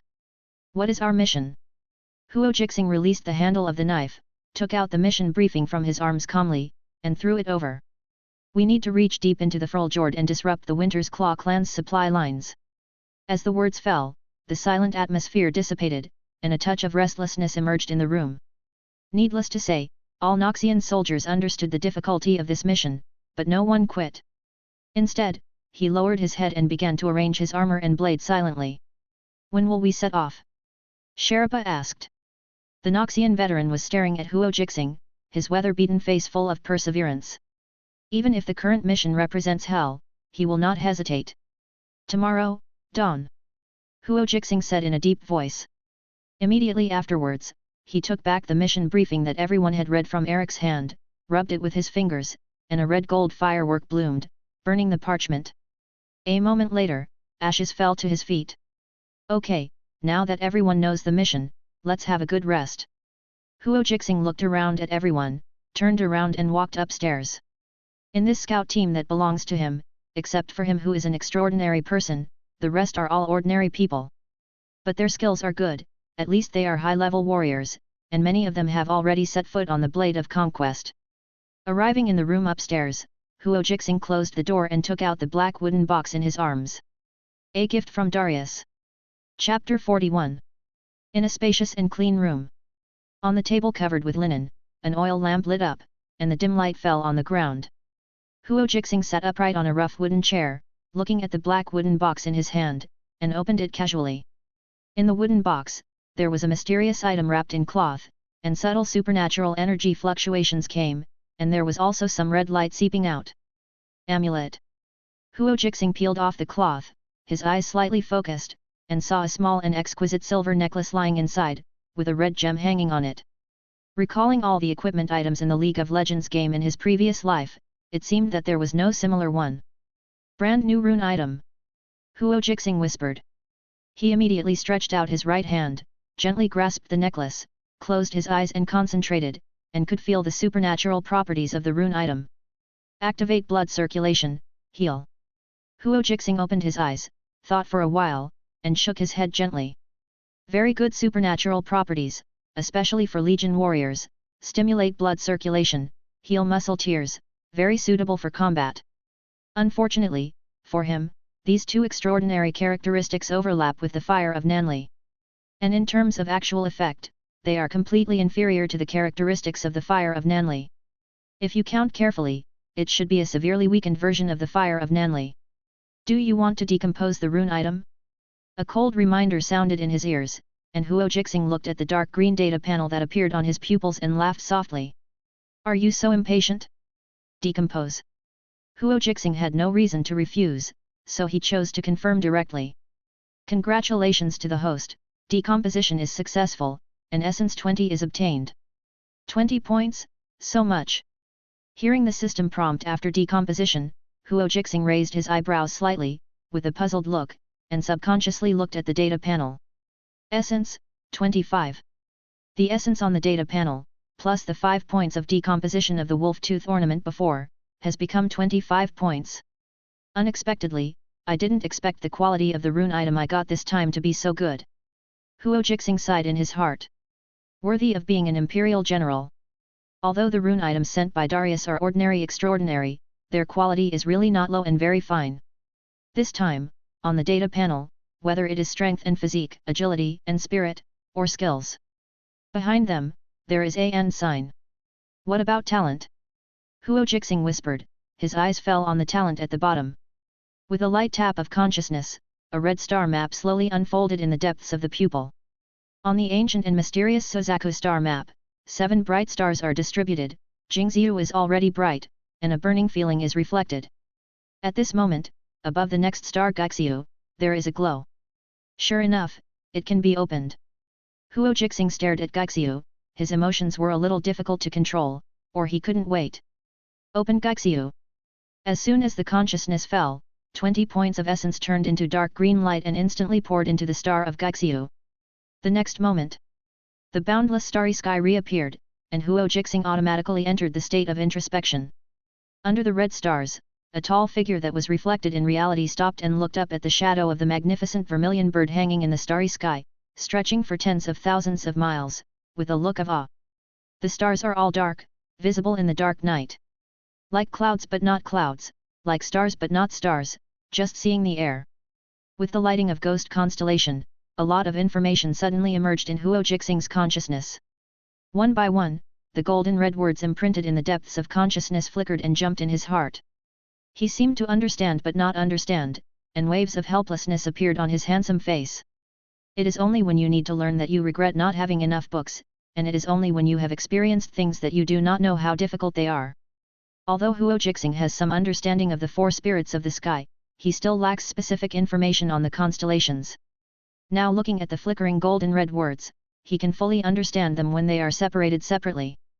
But when they are connected together, he does not know what they mean, and he is confused. With the injection of the data stream transformed by the essence. In the boundless starry sky, the star of Gaixiu shines brightly, thousands of rays of light fall, and the boundless grey-white mist rises and spreads all over the universe. The stars are all dark, and can be seen in the dark night. Does this mean that under the dim starlight, what can be seen in the dark night sky? Huo Jixing looked at the ever-changing starry sky and pondered carefully. Like clouds but not clouds, like stars but not stars, just see the air. What does this mean? Does it mean something like clouds or stars? The mist surrounded him, Huo Jixing reached out to touch it, and recalled a lot of information about the stars in his previous life, most of which did not match, or even completely unconnected. Alas, I still didn't study hard enough, so. Practice makes the truth. Huo Jixing suppressed his inner helplessness and exited the data panel with his consciousness. Then he got up, left the wooden table, and walked to the window. With a light breath, Huo Jixing looked at the dim starry sky and the falling snowflakes. There was a red light flashing in his eyes, and the hazy vermilion bird could be seen faintly, surrounding his pupils. Vermilion bird red eyes, fire pupils. Buzz. A golden red light lit up, filling the black pupils. In just a moment, Huo Jixing's eyes were filled with red light, dyeing the black pupils completely red. As well as the places in his field of vision, there was also a red light flowing. Suppressing his inner excitement, he looked into the winter night. Under the distant dark night sky, red was exaggerated, and there were faint grey-white auras of different thicknesses, like wolf smoke, shooting straight into the sky. Like clouds but not clouds, like stars but not stars. Do you mean this? Huo Jixing had some realization, and immediately turned his gaze and landed on the tall and majestic meeting hall. Looking from the rest area, the meeting hall far away in the center of the camp looked like a black shadow under the cover of the wind and snow, hazy and lifeless. But under Huo Jixing's red eyes, in the black shadow in the distance, there are many rising and entwining clouds, some are as thin as silk, some are like wolf smoke, or some are shaped like tree crowns. The most massive cloud was in the shape of a wolf, standing in the sky, looking down at the camp. Darius. Huo Jixing looked at the wolf-shaped clouds in the night sky, his heart moved, and Darius's resolute face flashed across his heart. But why is Darius's cloud so huge, far larger than the others? According to the information in his memory, Darius is just an ordinary person. Although his skill level is at least as high as the Conquering Blade, he definitely doesn't have any extraordinary power. Then why? Etc. Huo Jixing recalled the scene when he met Darius before, and it seemed that from beginning to end, he did not see the hand that symbolized Noxus. The sharp axe named Black Cutter. That's right. As a general of the Empire, the one who represents force in the future three-person parliament, how could he not have any trump cards? Huo Jixing laughed to himself, feeling that he was overly worried. Red Eyes looked across the camp. Huo Jixing looked further into the distance, and the icy world of Fruljord came into view. Under the dim and dark sky, there are countless grey-white clouds rising, like thousands of horned dragons, swinging their bodies and soaring over the extremely cold snow. The closer we get to the Fruljord, the more restless the clouds become, and the color begins to change from grey to black, and becomes more intense, as if it is accumulated corpse energy, bringing a sense of dilapidation and destruction. The normal color is grey and white, so does black represent death? Huo Jixing murmured in a low voice and looked away. He fell on the 3-story building at his feet and saw 9 clouds of different thicknesses swaying. Overall, the difference between the 9 clouds is not very big. They are grey-white in color with a little black decoration. Just waiting for Huo Jixing to observe carefully. Ahoy! A muffled sound sounded. Huo Jixing's eyes suddenly felt sore, and a few tears slid down his cheeks. Is this overused? Huo Jixing closed his eyes tightly and stretched out his hand to rub it gently to relieve the soreness that continued to hit him. It wasn't until a moment later that he slowly opened his bloodshot eyes. It was also at this time that he felt that most of the blood in his body was consumed out of thin air, and the burning sensation of Nanli fire spread along his nerves to his mind. Fortunately, the root cause was not damaged, and it can be almost recovered after half a night's rest. Suzaku Red Fire Eyes. Huo Jixing looked at the newly added talent skill Suzaku Red Eyes of Fire in the data panel, and a smile gradually appeared on the corner of his mouth. Aware of Qi and observe people. Distinguish between life and death. The new innate skills gave him a lot of confidence in the upcoming Hell mission. Chapter 42. Name, Huo Jixing. Essence, 5. Strength, 2.37. Constitution, 2.45. Agility, 2.57. Spirit, 3.80. Skills, Advanced Warrior, Wild Survival, Self-Observation, Photographic Memory. Talent, Suzaku, Nanli Fire, Red Eyes and Fire Pupils. Inside the data panel. In addition to the newly added talent skill Suzaku Red Eyes and Fire Pupils, Huo Jixing saw that the other attribute data had changed slightly. Although the improvement was not much, he could feel the improvement of his physical fitness. The most important thing is that the Nanli fire floating in the meridians and blood seemed to have been strengthened to a certain extent, and the burning feeling became more and more intense, and even the body became hot. Lucky favors me. Huo Jixing said with a soft smile. The rune item given by Darius not only allowed him to successfully open the Ghost Star and obtain new talent skills, but also faintly strengthened the Well Star, making the Nanli fire even hotter. Taking a deep breath, Huo Jixing closed the doors and windows and walked back to the bed. He crossed his knees, sat cross-legged on the wooden bed, and began to look inward, entering a deep state of meditation. It was late at night. He planned to stay here instead of going back to his own residence, and there was actually not much to pack. He carried his armor and weapons with him. Eric had already prepared all the items needed for this mission for him and put them in the bag in the room. When dawn came, he could just put on his bag and start his journey. Time passed quietly like flowing water. Above the dim sky, the dawn light was like a tide, soaking the night and snowflakes. Huo Jixing woke up from his meditation, looked at the sky outside the window, put on his bag, and got up and went downstairs. As soon as he reached the living room on the first floor, he saw everyone standing there, ready to go. Eric walked up to him and was about to say something, but he vaguely noticed that Huo Jixing seemed to have a slight change.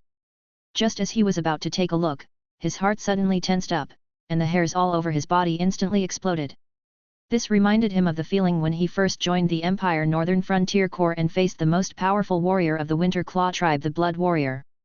Helplessness, fear, panic. Even death. What's wrong? Huo Jixing seemed to have sensed something, turned his head and looked at Eric with a strange look, and asked. Nothing.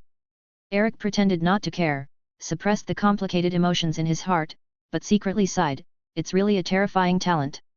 It's just one night. Huo Jixing seemed to have become much stronger, which made him feel depressed.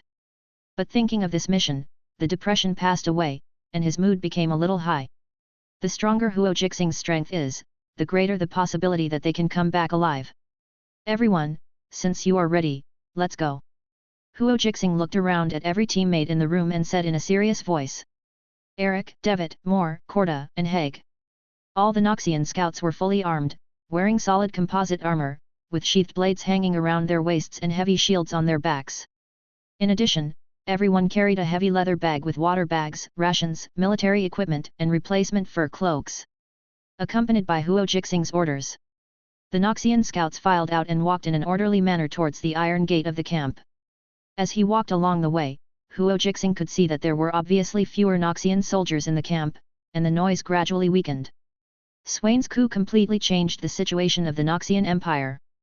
Many powerful nobles and imperial generals began to choose different paths. In order to avoid being involved in the Empire's disputes, Darius, the commander of the north, decisively started a full-scale war and invaded Fruljord. The vanguard regiment and Noxian scouts took the lead in setting foot in the far north and blew the horn of attack. Woo! Woo! Woo!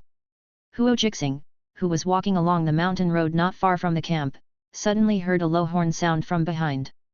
Listening carefully, the horn sounded high and fierce, and it continued. It was like an ancient war song handed down in Noxus, awakening the war factor in every Noxian. It's the Legion Bugler. Eric's voice sounded at the right time. Huo Jixing looked back and saw the towering Noxian camp. Under the sound of the horn, it was like a lion crawling up and completely awakened. The mighty crimson wave surged like an overwhelming force, submerging the snow-white mountains. Wave. No, it's not a wave. It's the Noxian regiments that are advancing one after another, and the Noxian soldiers all over the mountains. The curtain gradually rises, and the war has arrived. Fruljord. The cold wind whistles, blowing snowflakes all over the sky. In the silvery white snow, two figures approach from far away, looking at the surrounding environment very carefully, as if they are looking for something. Whoosh! Whoosh! The cold wind ravages the world without stopping, and the biting cold soaks the grey fur cloak. Under the dim starlight, the two figures walk to a hillock depression and quietly stop. A touch of solidified blood red, like fuel, smears the snow. All dead. DeWitt crouched on the ground, looking coldly at the shelter of the nearby hill. Red pools of blood froze into ice, and broken bodies were scattered all over the ground, most of which were unrecognizable and had incomplete limbs. Carefully observing the battlefield, from the remaining armor and weapon styles, it can be seen that the owner of the corpse was a Noxian scout. There were also 2 or 3 clan warriors, who were discarded at random. The battle ended in a hurry. A low voice sounded behind DeWitt. Rand looked at the hillock with a gloomy expression, his nostrils twitching, and the cold wind and snow could hardly cover the murderous intent in his eyes. Those damn clan warriors should have known that someone would chase them, and they didn't even have time to clean up their own bodies. What should we do now? Continue to chase? DeWitt came over and asked, with a look of inquiry on his young face. In this reorganized scout team, DeWitt's strength is at the bottom level. So he was very self-aware. He didn't need Huo Jixing to specifically ask him to do it. As long as the old soldier gave him the order, he would do his best to complete it. No, wait until the centurion comes. Rand wiped the ice off his face, looked at the rushing snow, walked into the hillock, and avoided the wailing cold wind. It's useless for the two of us to catch up, let's wait. After a cup of tea. In the whistling snow, Dull footsteps came. Led by Huo Jixing, the figures of 8 Noxus scouts broke through the snow curtain and walked into the hillock. Did another team of scouts die? Huo Jixing lifted his cloak hood, took light steps, and scanned the bloody battlefield. The traces of fighting are obvious, indicating that the strength of both sides is not much different. Rand pointed to the many traces covered by the new snow, and a cruel look appeared on his cold face. It should be an unexpected surprise attack, which caused chaos in the team, and the large number of clan warriors led to the annihilation of the team. Ambush? Interesting. Huo Jixing thought of the battles he had experienced before. It seems that in this snowy land, ambush is the most commonly used tactic with the least loss. Looking back at the people who were resting, Huo Jixing said in a serious tone, "Depart in half a quarter of an hour." Unlike him, the other scouts in the team are ordinary people. Even with strong physical fitness, they are somewhat stretched in the face of the constant wind and snow.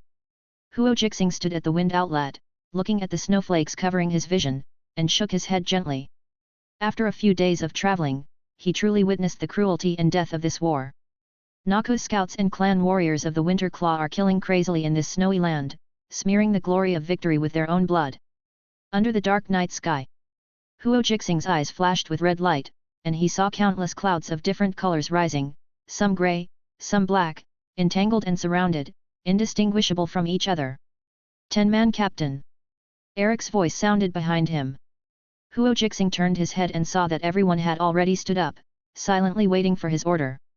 Let's go. Chapter 43. The night is dark. The hazy moonlight penetrates the clouds.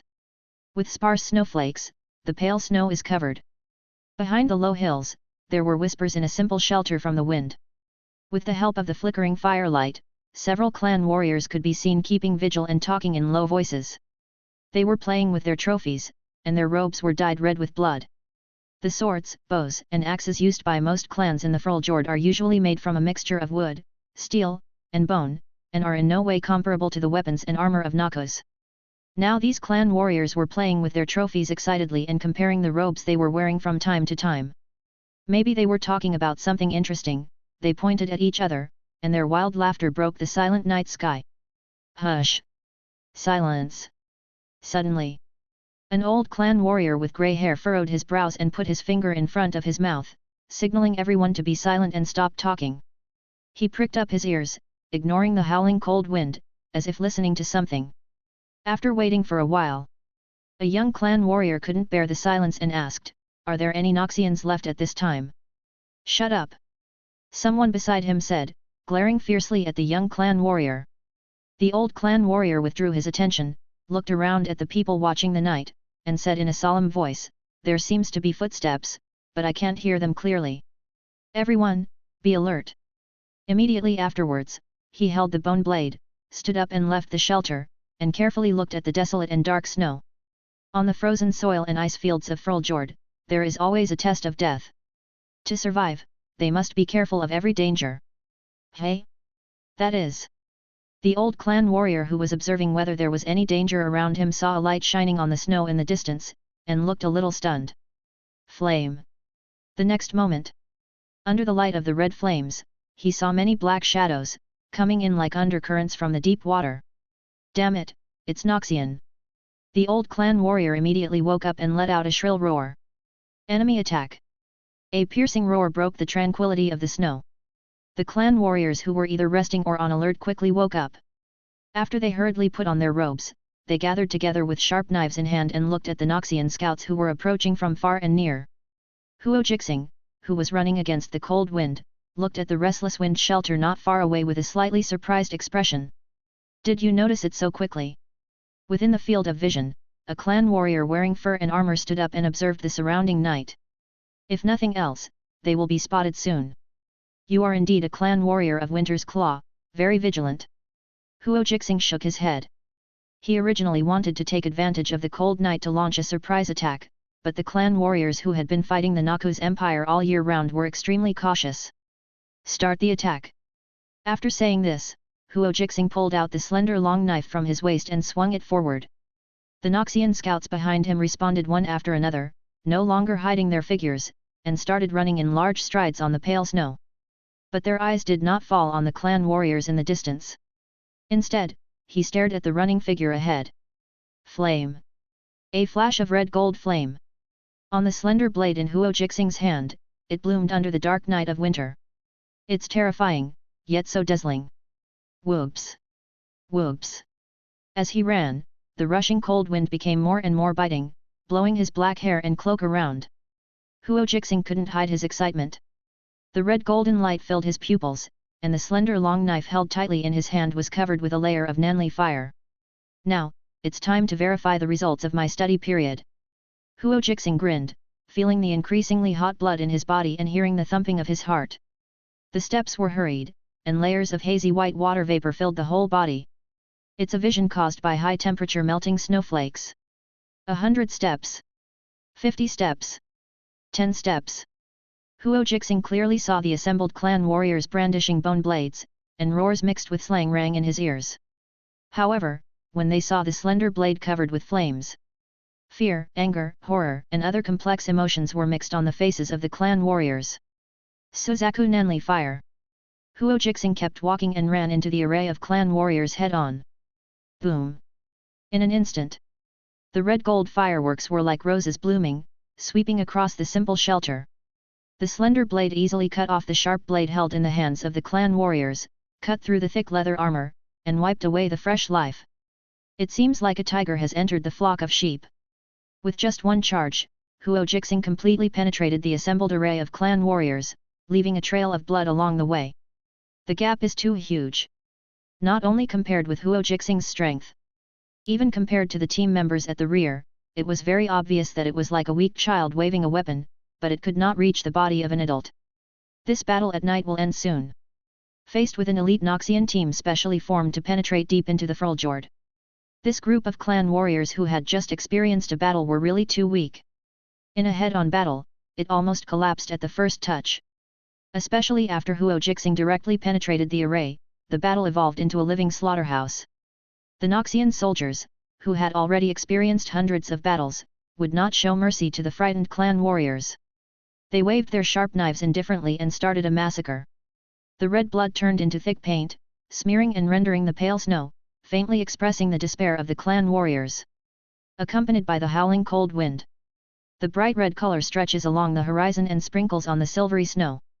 Huo Jixing stared at the scene of blood and bones mixed in front of him with a normal expression, and shook his head in disappointment. He had just started to warm up, and he didn't want the battle to be over before he could take action. Strength has grown too rapidly. Huo Jixing reached out and brushed the blade, wiping away the covered fireworks. These clan warriors who were once evenly matched are now too weak. Sonoras. The long, slender sword is sheathed. Huo Jixing glanced at Eric and others who were finishing their wounds and harvesting lives in the bloody battlefield. There are many clan warriors in this sheltered place, and judging from the trophies they collected, it seems that they have fought against more than one Noxian scout team. There are 15 clan warriors in total, all dead. Noxian veteran Sheraba came over and reported in a low voice. Go down and deal with it casually, and then continue to set off. Huo Jixing looked at Xiaoba, who had grey temples, and nodded lightly. These clan warriors are not our target. According to his seniority, Sheraba had been in the army far longer than Eric. For the stability of the team, he made Sheraba serve as his deputy. In terms of strength, Sheraba and Eric are about the same. Yes. Sheraba replied in a deep voice, a trace of recognition flashing in his deep eyes. When he first received the notice from Legion advisor Wilson, he was a little worried.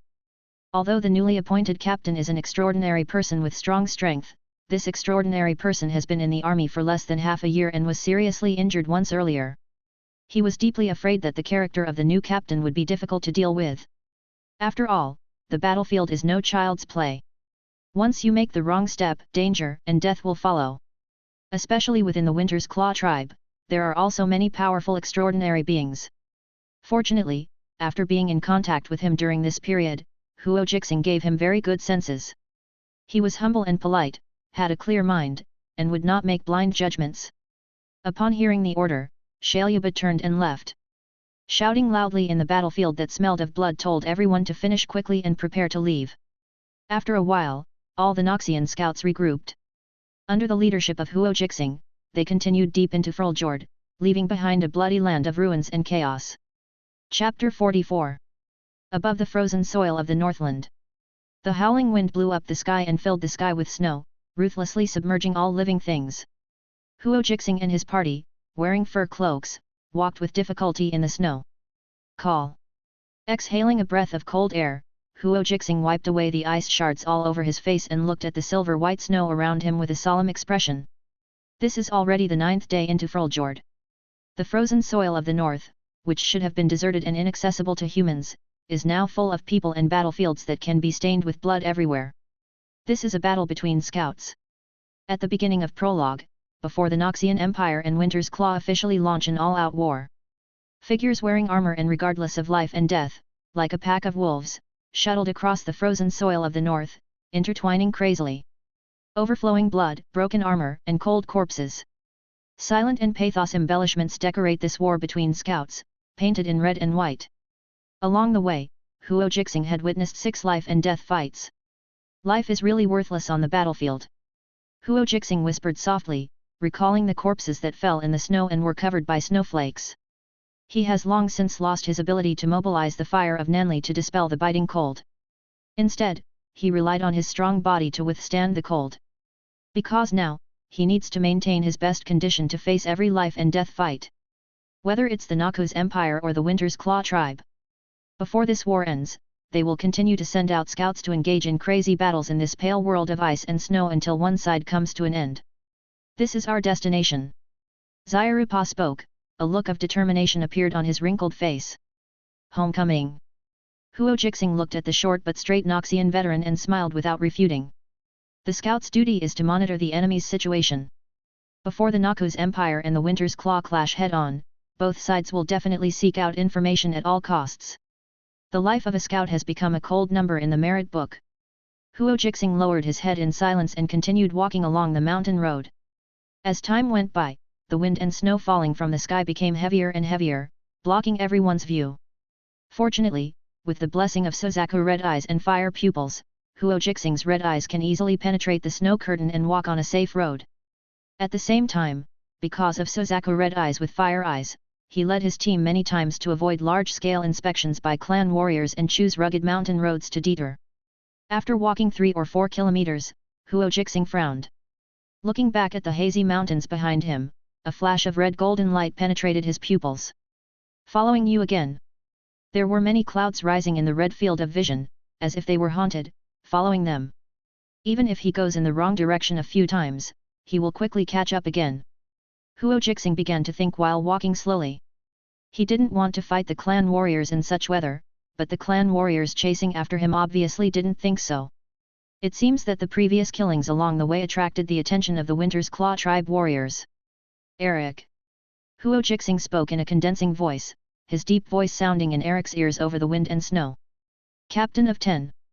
Eric increased his pace and walked closer. You and Sheraba, find an ambush point together. Huo Jixing turned to the Noxian veteran and nodded, saying, the tails following behind are too annoying, prepare to deal with them. Eric's sense of direction is very good and he never misses the direction. He previously thought that the skill of discerning direction was just Eric's talent. It is this kind of talent that makes Eric feel at home in the ice and snow world of Fruljord. Watching Xiaorupa and Eric disappear into the snow, Huo Jixing's eyes flashed and he stretched out his hand to signal everyone to keep up with him. Since the clan warriors wanted to die so much, why couldn't he help them? Snowflakes flew, covering the silvery ground, erasing the footprints of the Noxian scouts. Rolling mountains, rugged and winding mountain roads. A group of clan warriors wearing armor and fur, holding ferocious blades, walked slowly on the fresh snow. When they reached a corner of the mountain road, the clan warrior at the front suddenly stopped. Lifting the cloak, a face smeared with blood marks was exposed to the cold air. He first looked at the corner of the mountain road, then moved his eyes to look at the smooth mountain wall and the piled rocks below. Bah! The clan warrior opened his mouth and spat, saying loudly with a sarcastic expression. Ambush! Stupid Noxian! Compared to the Noxian scouts who rarely set foot on the frozen ice fields, they have lived in this world of ice and snow all year round and have extremely rich experience. Perhaps the trap in front of him can deceive ordinary clan warriors. But for them, it was too crude and crude. Taking off the long bow on his back, the clan warrior smeared with blood marks looked towards the mountain wall. Draw your bow and draw an arrow. Call out! A sharp sound broke through the air. A grey arrow instantly penetrated the snow curtain and embedded itself directly into the surface of the hard boulder. Are these clan warriors too vigilant? Looking at the fluttering arrow feathers on the boulder, Huo Jixing's expression was full of helplessness. Looking across the snow curtain, he saw the clan warriors standing not far away. In the ice and snow world of almost the same color. He wanted to use the visual difference and the illusion of the mountain slope to set an ambush at the corner of the mountain road. But the clan warriors in front of him seemed to have noticed something and stopped before approaching the trap. It's the Blood Warrior. Eric's voice sounded at the right time. Looking at the familiar armor and the face smeared with blood marks, Eric seemed to remember his past experience and looked a little ugly. They are veterans of the Winter Claw tribe and the most elite warriors. The Empire has suffered a lot from these guys. Huo Jixing no longer hid his figure, stood up from the mountain slope, and reached out to pull out the arrow on the boulder. Good strength. Looking at the crude arrow in his hand, Huo Jixing set his eyes on the Blood Warrior in the front. The fur of an unknown animal, the armor with spikes, and the hideous huge bone blade.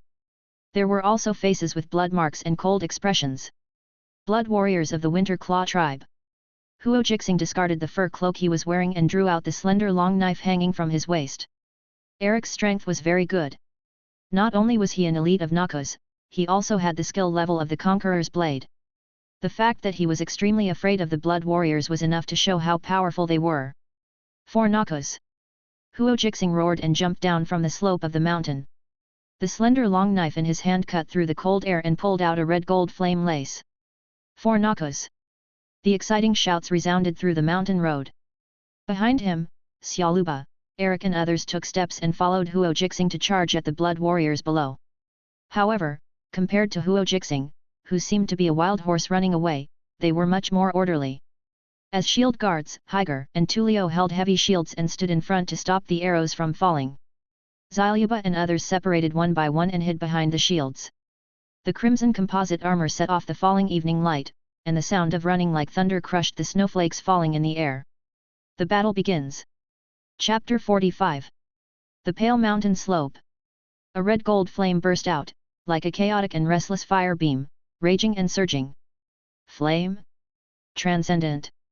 On the rugged mountain road, the Blood Warrior leader who was waiting in formation looked at the red gold flame pouring down, his expression solemn. He had never thought that there would be a Transcendent in the Noxus scout team he had been chasing all the way. Not only the Transcendent in front of him. The Blood Warrior leader looked at the slope, at the giant-like minotaur with a shield erected, and at the fierce Noxus scouts, and realized that something was wrong. The Noxus scout team in front of him was a little too powerful. Their mission is definitely not just to spy on the enemy. The Blood Warrior leader's heart sank, but there was no panic on his face. On the contrary, a hideous smile appeared on his face smeared with blood marks. Bend the bow, nod the arrow, aim. The Blood Warrior leader stared at Huo Jixing, who was driving the flames, with a fierce look on his face, and gave the order as expected. Noxus is extraordinary. He knew in his heart that he must not let this guy break through the formation. Otherwise, the Noxus scouts following behind would kill like wolves into a flock of sheep. Buzz! Buzz! Buzz! The bowstring sounded, and the black arrow broke through the air. There were only 13 or 14 Blood Warriors on the mountain road, but they relied on their superb archery skills to create a fierce attack like a torrential rain. The white snow curtain was broken, and the black shadow covered the hill. Huo Jixing, who was running fast, looked up at the falling arrows. There was no fear on his handsome face, and the red light covered his eyes. Wow! Stepping, swinging the knife. The Nanli fire covering the blade seemed to be waves, and a scorching wall of flames suddenly ignited. Crack! Crack! Crack! The black rainstorm was approaching. But under the blade that turned into a wall of flames, the falling black arrows broke and shattered. Huo Jixing kept walking, breaking through the rain of arrows, looking at the Blood Warriors not far away, and stomping on the snow with his feet. Boom! A dull cracking sound was heard. Huo Jixing's feet directly stomped on the snow, splashing large pieces of snowflakes, mixed with some soil, covering the sky and the ground, disturbing the vision. Then, like an arrow from a bow, he rushed straight into the front of the Blood Warriors' array, and the slender long sword in his hand slashed out a brilliant red gold light. Clang! The air rippled, and the sharp friction sound echoed over the mountain road. Well, blocked. Huo Jixing looked surprised, looking at the blood warrior leader who was retreating continuously in front of him and fell on the snow. The shoulder guard was broken, his arms were trembling, and blood flowed from the tiger's mouth and dripped on the snow. But he did block Huo Jixing's attack. Conqueror's Blade. Just when Huo Jixing was stunned, the blood warriors who had been waiting for a long time gathered around him, waving the bone blades in their hands and attacking the vital parts of his body. Are you ready to get rid of me with all your strength? Very good idea. Huo Jixing suppressed his inner whisper and looked around at the blood warriors in front of him. From the faces painted with blood marks, he saw naked killing intent. Clang! Clang! Clang! The endless clash of sounds shattered the scattered snowflakes. Facing the many weapons attacking, Huo Jixing stepped lightly, turned his wrist, and rolled up a dense blade wind with a slender long knife. Then he turned with the knife and crashed into the middle of the blood warriors. Wherever he went, Pei Mo could not stop him. Under the blazing flames, the sturdy blood warriors with extraordinary skills had to temporarily avoid the edge and retreat. Stop him! The difficult Valoran language sounded in the array. The blood warrior leader climbed up from the snow, ignoring the cracked palm, swung the bone blade and rushed towards Huo Jixing again. Seeing the leader like this, many blood warriors stopped retreating, roared, and rushed towards Huo Jixing fearlessly. In a flash, Huo Jixing's offensive gradually slowed down, and he began to resist the crazy attack of the blood warriors. Although he has become a transcendent now, with the blessing of the Nanli fire, his body is far from being able to withstand the slashing of the sharp bone blade. The most important thing is that these blood warriors in front of him are highly skilled, and the damage they bring is even more terrifying. Swish! The composite armor that has been slashed many times was broken, a blood mark appeared on the back, and a trace of blood flowed out. Huo Jixing turned around and swung his knife, the red light flashed, forcing back the blood warriors who took advantage of the situation to attack. However, the blood warriors who saw the blood became more and more crazy in their attack. They seemed to see the powerlessness of the extraordinary people. Regardless of life and death, they rushed towards Huo Jixing. The figures formed an impenetrable death net under the wind and snow, covering the enemy. I underestimated you. Huo Jixing bent down, carrying a slender long knife on his back, blocking the ferocious bone blade that fell, and couldn't help but mutter in a low voice. But it's not too late to see the rabbit look back at the dog. Huo Jixing took a long breath, and the already extremely hot Nanli fire boiled instantly. It surged out of his body and turned into red gold flames, covering his whole body. Embrace the flames of war. Suzaku Nanli fire. Whoosh! Whoosh! Whoosh! In an instant, the wind suddenly sounded. The slender blade with a cold light, with the rapid rotation of the wrist, produced a trail of afterimages out of thin air.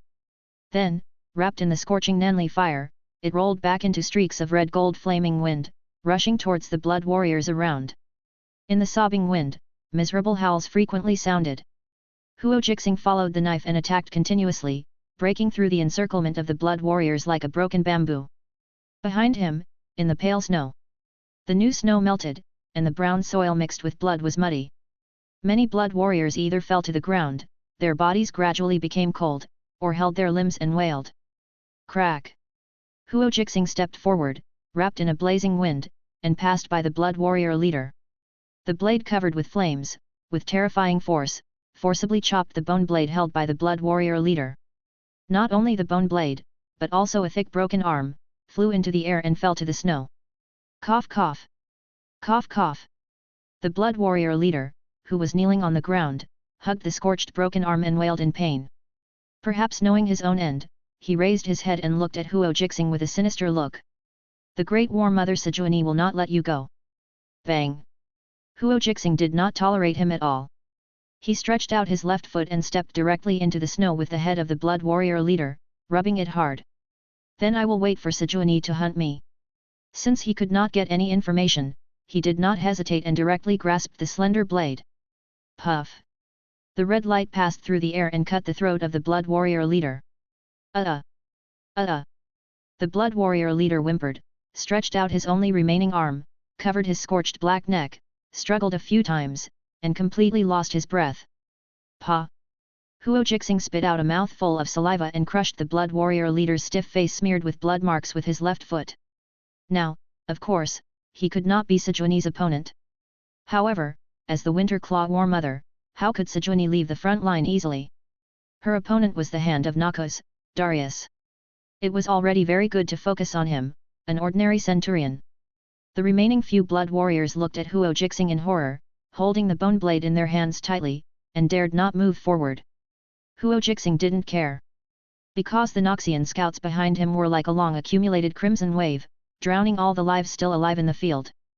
Blood warriors, worthy of being the most elite warriors of the Winter Claw tribe. Huo Jixing returned the long sword to the sheath, looking at the battle in the field, his blood-stained face showed admiration. Compared with the carefully selected Noxian scouts, the skills of these blood warriors are not much inferior. But the survivors had already lost their courage in the battle just now. Faced with the cooperation of the Noxian scouts, the battle ended quickly. The group of blood warriors who had come to pursue them were all lying on the cold snow, with the blood coagulating and smearing the silver-white ground. Huo Jixing looked at the bloody battlefield in front of him and began to gradually understand his role. He was the sharp knife that stabbed into the enemy's heart, cutting open the flesh and blood, revealing the weakness. And his teammates were the thorns on the blade, deepening the wound and even directly piercing the heart. If the current battle was replaced by himself when fighting the looters before, the team would definitely have sacrificed or even suffered heavy damage. It would not be like this, taking down the blood warriors without damage. Under the leadership of Xiaoluba, the Noxian scouts began to deal with the battlefield, everything was in order. Then they left quickly in the wind and snow. Everyone knew in their hearts that the team's penetration had attracted the attention of the Winter Claw tribe. Now they need to cross the ice and snow defense line in this area as soon as possible and go deep into the rear, otherwise they will continue to be chased and intercepted. Before turning the corner of the mountain road, Huo Jixing looked back at the battlefield covered with snow and licked his dry lips. Keep a cautious heart and do brave and diligent things. He never underestimated the Winter Claw tribe, nor did he overestimate his own strength. This cruel and ruthless frozen land has buried too many corpses of arrogant people. Chapter 46. The cold weather, like a continuous drizzle, soaked the Ironthorn Mountains. Endless snowflakes fell from the sky, one after another, covering the earth with a brand new white coat. A tall figure with loose hair and wrapped in a fur coat walked slowly on the mountain road full of traces. With the help of the dim starlight, you can vaguely see that the tall figure has a sturdy body, and the bulging muscles support the coat, like the undulating mountains, strong and powerful. Every step, you can clearly feel the abundant power. Facing the increasingly cold wind, the tall figure has no intention of stopping and continues to walk forward. Across the frozen river, the lights flickered in the distance, as if depicting warmth and fullness. The tall figure couldn't help but slow down his pace, as if recalling the blazing fire in the house he used to live in, with plush bedding around the fireplace, warm and refreshing. Wow! The ice surface cracked with a loud bang, awakening the tall figure who was immersed in memories. Looking up at the falling ice and snow, the tall figure shuddered and wrapped himself tightly in his wet fur coat. Is the cold wave about to begin? Looking at the low sun in the distance, the tall figure frowned. This indicates that the extremely dangerous cold wave may sweep across the Fjord in winter at any time. Not far from the river, he saw Sejuani's main force marching. The continuous victory in the war has allowed the Winter Claw tribe to absorb dozens of other clans and win over many blood alliances. Sejuani is now a real war mother. She has thousands of blood warriors, heavy infantry, mammoth riders, and ice blood under her command. In front of the main force, the vanguard troops are setting up dome tents, including the residences of her blood alliances and scout outposts. The blue pole marked Sejuani's tent, embroidered with runes, and stood in the middle of the camp. As the tall figure walked forward, saliva flowed down his long chin, and the unbearable hunger made his teeth clatter. At first he thought it was his own feeling, but soon he saw a wolfhound trotting past him. He roared at the dog, trying to control his jaw and get rid of the animal's intrusive consciousness. He found Sejuani helping the Blood Alliance to set up the tent. This is Sejuani's style. No matter how big or small, she does it herself. It was a hard job to build a mammoth hide tent on the muddy land. Sejuani stabbed a giant tusk spear into the mud, stumbled, and slid to the ground. The nearby Blood Alliance warriors also suffered a lot in the cold rain, and cursed one after another, echoing each other. Sejuani stood up and built the mammoth hide tent. She saw a tall figure approaching from a distance, and her deep voice drowned out the scattered snow. Look at this weather, we don't need to fight anymore, Dudur. Dudur smiled and looked at Sejuani, who was broad-shouldered and wearing a horn helmet, the Noxians have launched a full-scale war. I think you need help. The consciousness of a dozen passing horses filled Udur's mind, and he felt their frozen muscles shivering involuntarily. Udur said harshly to the nearest horse, "Shut up. There is no oatmeal." The blood clans around Sejuani were startled, some looked stunned, and seemed to find it difficult to understand the scene in front of them. But Sejuani glanced at them sternly. The blood clans immediately turned back to continue working. No matter how strange the shaman's behavior was, they had no right to ask. Udur hid his hands behind his back and took out a silver thorn from his secret pocket. He stabbed the tip of the thorn into his palm. Although the effect was not as good as meditation, the pain cleared his mind and allowed him to concentrate and speak like a normal person. "The war has begun, you need more power, but you shouldn't cooperate with those guys. They are no longer true Freljordians. We don't have time, Udur." Sejuani waited until his eyes settled, pointed to the soft tent beside him, and then spoke. "We must win this war, otherwise we will freeze to death." She gestured to several older warriors nearby. Most of the Yaki gave their rations to their children. "Yesterday, I helped Oge bury her daughter." Sejuani pursed her lips bitterly, which turned dark purple due to the cold. The child lived for 2 summers, but he looked thin and small, as if he had just lived to his first spring. She sighed, looked away, and continued. "I will not let any child freeze or starve to death because of my decision. Then attack immediately." Udur pointed to the south, pointing to the direction of the invasion of the Noxian Legion. "Trust in axes and muscles, claws and teeth. The old way." "The old way is to send out the strongest warriors," Sejuani interrupted. "Which clan is stronger than the bear people? Without their help, how many people will die before we can cross the river? I have promised my people strength and victory. I will never watch my army starve to death." She put one hand on Udur's shoulder. "I know you have good reason to worry about them. You will never understand the power of the old gods. He has gradually awakened. You can't hide your thoughts." Udur looked at Sejuani in front of him with an angry look and pushed back. "Bear people. They are slaves of the old gods and never obey orders from outsiders." The pain in his palm was nothing. The determination in his heart made Udur sober up completely, and he lowered his voice. "Their bloodlust will spread. Eat us up and wipe us out. You have survived more difficult situations." Udur's mind began to lose control. The consciousness of pigs, horses, wolves, humans, and Anuk all crashed into his mind. He resisted with all his might, because he knew this was the last chance to dissuade Sejuani. "I have no choice."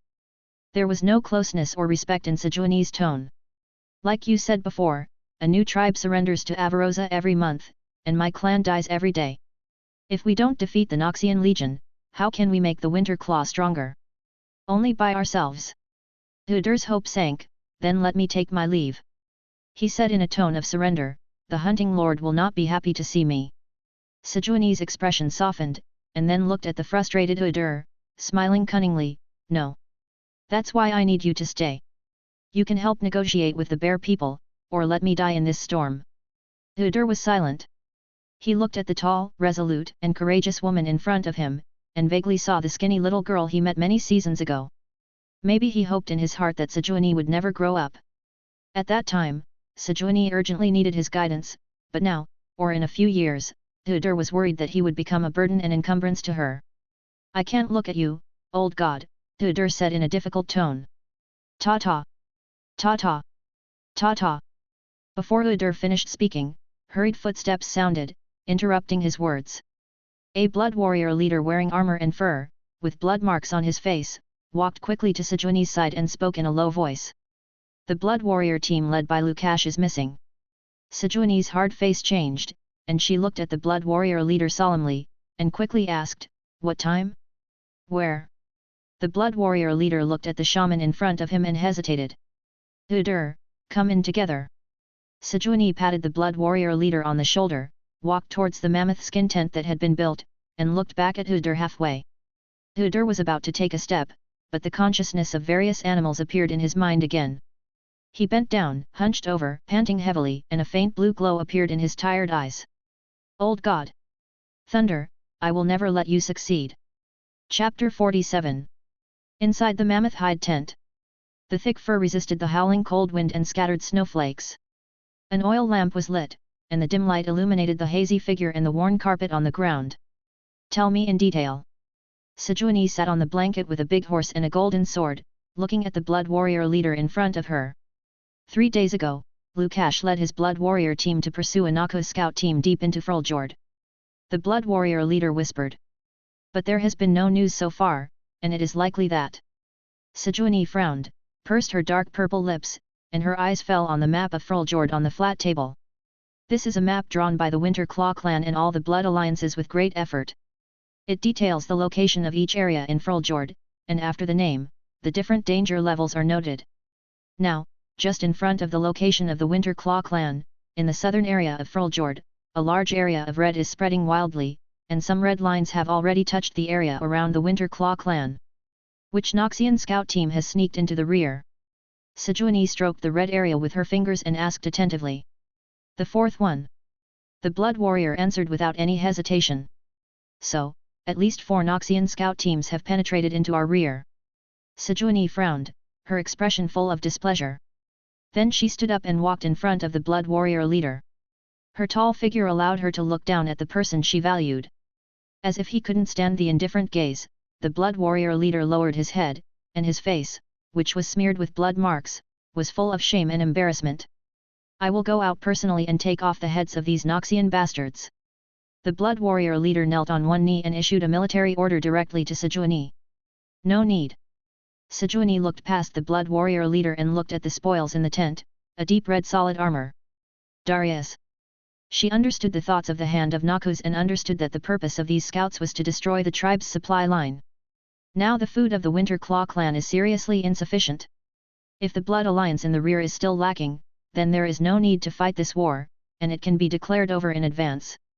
I must win this war. Sejuani clenched her fists, thinking of the skinny tribal children she saw in the daytime, and thought secretly.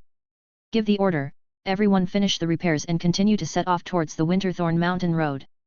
Sejuani ordered the blood warrior leader in front of her. Yes. The blood warrior leader looked at the stern-looking war mother and turned away. Sejuani couldn't wait. She wanted to end this protracted war and avoid the death of more tribesmen. Then why can't Darius wait? The sudden invasion of the Noxian Legion disrupted her plan. But the direction of this war is still in her control. Sejuani recalled the news she had heard before. The Noxian Empire suffered a great defeat in the Ionian Islands, and the elite of the Legion suffered heavy losses, and began to switch from offense to defense. Besides that, the Noxian Empire must have something I don't know about. But it doesn't matter now. Sejuani's hand grasped the armor, and a touch of blue frost quickly spread, freezing the armor. Darius, I will defeat you again. Back to the desktop, Sejuani looked at the unfolded map, stretched out her hand to call the blood warrior guarding beside her and ordered. Go and talk to the leader of the Tooth Crow clan, let him come to see me. Ironthorn Mountains. The dawn before dawn drives away the curtain of night. The snowflakes are still falling on the undulating mountains with silver-grey light. As the dawn glow fell, the air was filled with the strong smell of rust. In addition, the blood left after the battles eroded the snow-white ground like a gurgling stream. Da-da. Da-da. Da-da. Suddenly, the sound of horse hooves like a torrential rain sounded. It broke the silence between the snow hills of the mountains and startled the new snow. 8 cavalrymen wearing black and red armor rode armored war horses and galloped through the mountain roads. The hooves of the horses running hard were stained with blood. These were the scout cavalry of the Noxian Legion. They were all elites selected by the Legion's consultants, with a total number of only 120. Compared with ordinary scouts, they had better armor and weapons, were commanded by Darius himself, and were permanently attached to Darius. Usually they were entrusted with urgent tasks such as reconnaissance and messaging. After crossing the dirt slope, the view behind suddenly opened up, and a huge camp with a smell of fireworks was seen, and the noise filled the sky above the mountains. Hearing the rapid sound of horse hooves, the soldiers at the entrance of the camp looked towards the source of the sound. Seeing that it was a scout cavalry, they immediately pushed aside the chevaux de frise, leaving enough space for passage. In the center of the camp, a huge leather tent stood, with a red imperial flag fluttering. As if he had noticed someone coming, Darius signaled the Noxian soldiers behind him to stop and put on their heavy and ferocious armor. The tent was pushed open, and a tall Noxian man wrapped in silver-grey armor walked in and saluted Darius respectfully. Ben, what's the matter? Darius turned around and looked at Captain Benfarron in front of him and asked. The scouts sent news that the location of the Winter Claw tribe has been roughly locked. Captain Benfarron looked up, and the red eyes in his helmet were reflected. Like the Legion advisor Wilson, Benfarron has been following Darius for many years and is highly valued. He is Darius's right-hand man. Hearing this, Darius quickly stepped to the conference table, stretched out his hand to spread out the map, and scanned the area of Fruljord with his dark eyes. Continue to send out scouts.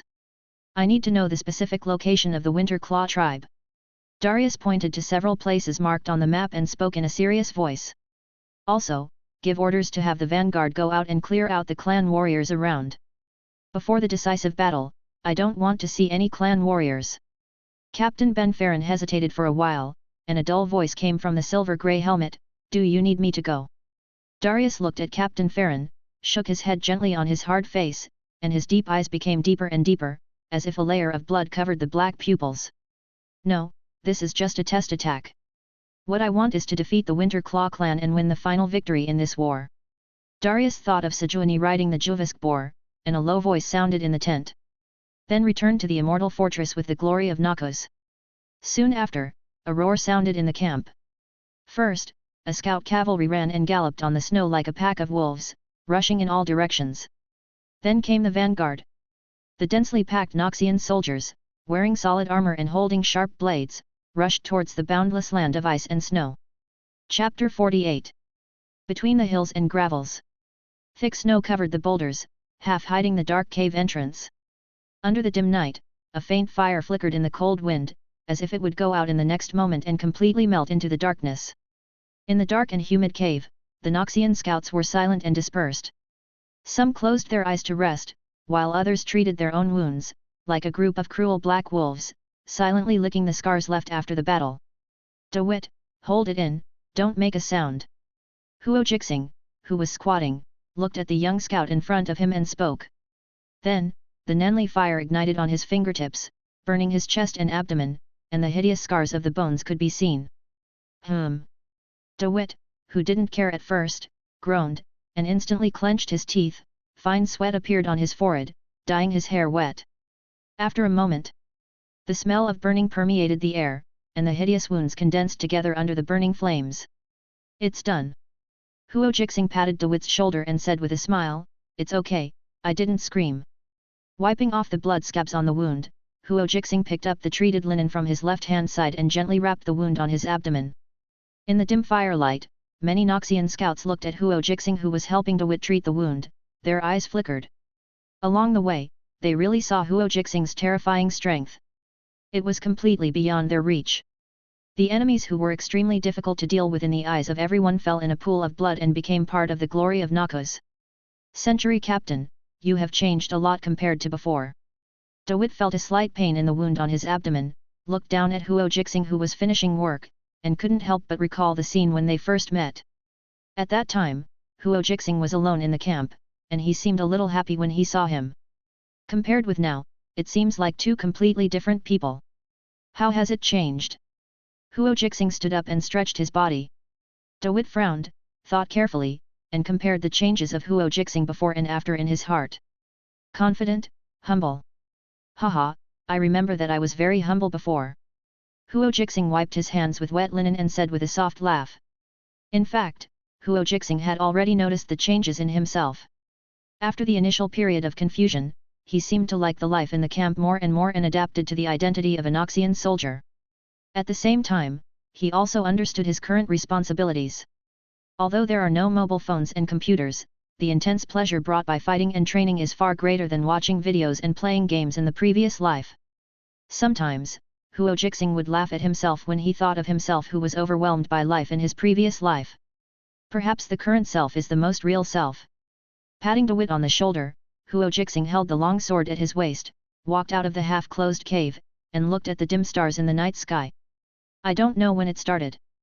The dark sky gradually brightened, and the sparse snowflakes could no longer block the view, and the silver-clad Ironthorn Mountains could be seen. After a simple breakfast, Huo Jixing and his group walked out of the cave and walked forward in silence. Deep in the Ironthorn Mountains, there were low hills. The hurried and chaotic footsteps disturbed the soft snowy night. In the hills, several figures wearing black winged cloaks were besieging a tall Noxian soldier holding a heavy sword. The falling pale snowflakes blended into the frozen blood like a stream, and many broken corpses could be seen around, randomly discarded and trampled. If Huo Jixing was here, he would definitely recognize this Noxian soldier holding a heavy sword and fighting bloody. It was the young soldier carrying a sheathed sword that he had seen when he met Darius. However, at this moment, the black armor worn by the young soldier was broken, and the sheathed sword also disappeared. Swish! Swish! Swish! During the fierce battle, a sharp whistling sound suddenly sounded over the hill. With the help of the falling starlight, 3 black shadows can be seen piercing the air at lightning speed, leaving brilliant traces. The tip of the arrow is as sharp as a knife, rubbing the air violently, causing layers of fine smoke on the arrow. Despicable winter bastard, the arrow hurts me. In the center of the battlefield, the Noxian soldier, who was tightly entangled by the clan warriors and had no time to dodge, roared unwillingly.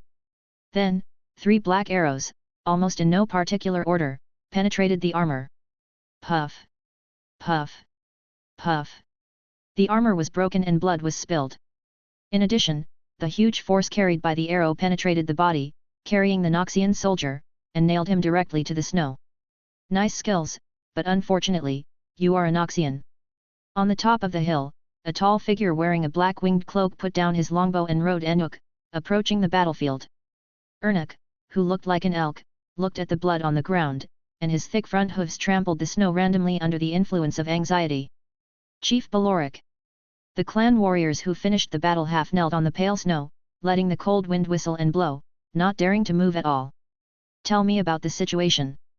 Listening to the cold voice ringing in his ears, the leading clan warrior raised his face and looked at the strong man called Tooth Crow in front of him, reporting the battle situation he encountered. Interesting, War Mason, and Sword Boy. Crow Baloric, wrapped in a black feather cape, looked down at the head in the hands of the clan warrior. His young face was covered with blood stains, and there was still some resentment and anger. It's a pity that an elite warrior who has lost his rune weapon is not worth too much. Baloric shook his head gently and summoned a black crow. Wow wow! A rough horse sound sounded, and the black crow landed on Baloric's shoulder. The black feathers blended into the night, and the deep red eyes stared at the corpse on the snow, making hungry calls. Are you hungry? Baloric stroked the crow's hard feathers and looked at its shaking beak, as if to say that its patience had been worn out by hunger. Then go enjoy the food. Perhaps it understood Baloric's words. The black crow quickly flapped its wings and flew to the corpse and began to bite it. Small pieces of flesh were torn off the corpses, and bright red blood flowed along the beaks, staining the black feathers red. Or perhaps they smelled the smell of blood, and crows landed in the night, flew to the cold corpses, opened their mouths and bit them, and swallowed the flesh that had not yet smelled. Seeing this, Baloric's cold face showed a trace of bloodthirsty smile. Order to send all the clan warriors who are proficient in tracking to find the War Masons and the Sword Boy holding rune weapons. Yes. The clan warrior kneeling in the snow answered respectfully, and then disappeared again in the vast night with the people behind him. Don't worry, you can't escape. Baloric whispered. He thought of the order of the War Mother Sejuani, and his face was fanatical. A group of Noxian scum dared to challenge the Winter Claw. It's really a dead end. Looking at the mountain road where the wind and snow were gradually fading, Baloric put his hands in his mouth and blew a strange whistle. Suddenly, the black crows that were swallowing flesh and blood gave up the food in their mouths, flew into the sky, and scattered around. Baloric nodded with satisfaction, turned his head to look at the Tooth Crow warriors behind him, and waved to signal them to move forward. The group followed the trail left by the crows and disappeared in the snowy night. Chapter 49. Whoops! Whoops! Under the dark sky, the howling cold wind whipped the mountain wall and the snow, rolling up the turbid snow curtain. On the rugged mountain road in the distance, a group of Noxian scouts wearing grey and white cloaks were walking hard on the thick snow. Every step will leave deep footprints on the snow. Damn it! Huo Jixing spat out the ice residue in his mouth and couldn't help but curse in a low voice. The snowflakes that had been getting smaller and smaller suddenly turned into a restless blizzard after several days of accumulation, sweeping over the silver-white mountains. Look around at the nearly invisible horizon and the unchanging silvery scenery around you. He couldn't help but take out the water bag from his waist, raised his head and drank the half-frozen snow water inside. Huo Jixing and his party had been walking in the established direction for a long time. Their bodies, which had consumed a lot of energy, began to lose water gradually, and even the lining of their armors became a little cold. In the absence of water, the accumulation of snow that can be seen everywhere has become one of their necessities. How long have Sherpa and the others been gone? Huo Jixing wiped the corners of his moist mouth and turned to look at Bueno behind him. Since slaughtering the bloody warriors who rushed in, they have seen almost no other living life. Even the clan warriors who were in hot pursuit some time ago also stopped a lot. It seemed that they were the only ones left in the Iron Thorn Mountains. It should be. It's almost time to come back. Bueno raised his stern face, looked at the dim sky, and replied in a deep voice. Even in such a cruel environment, Bueno still maintained the excellent qualities of a Noxian soldier. The body is straight, and the two sharp long knives at the waist are half a centimeter away from the sheath. Okay. Huo Jixing shrugged his shoulders and ended the slightly boring chat. The snowstorm lasted for too long, and even the elite Noxian scouts were overwhelmed and had to remain silent to reduce their body's energy consumption. Red light covered the pupils. Huo Jixing looked at the gloomy sky. He thought that this time it would be the same as before, with no rising clouds, but he didn't expect that black clouds would be reflected in his pupils this time. Hey?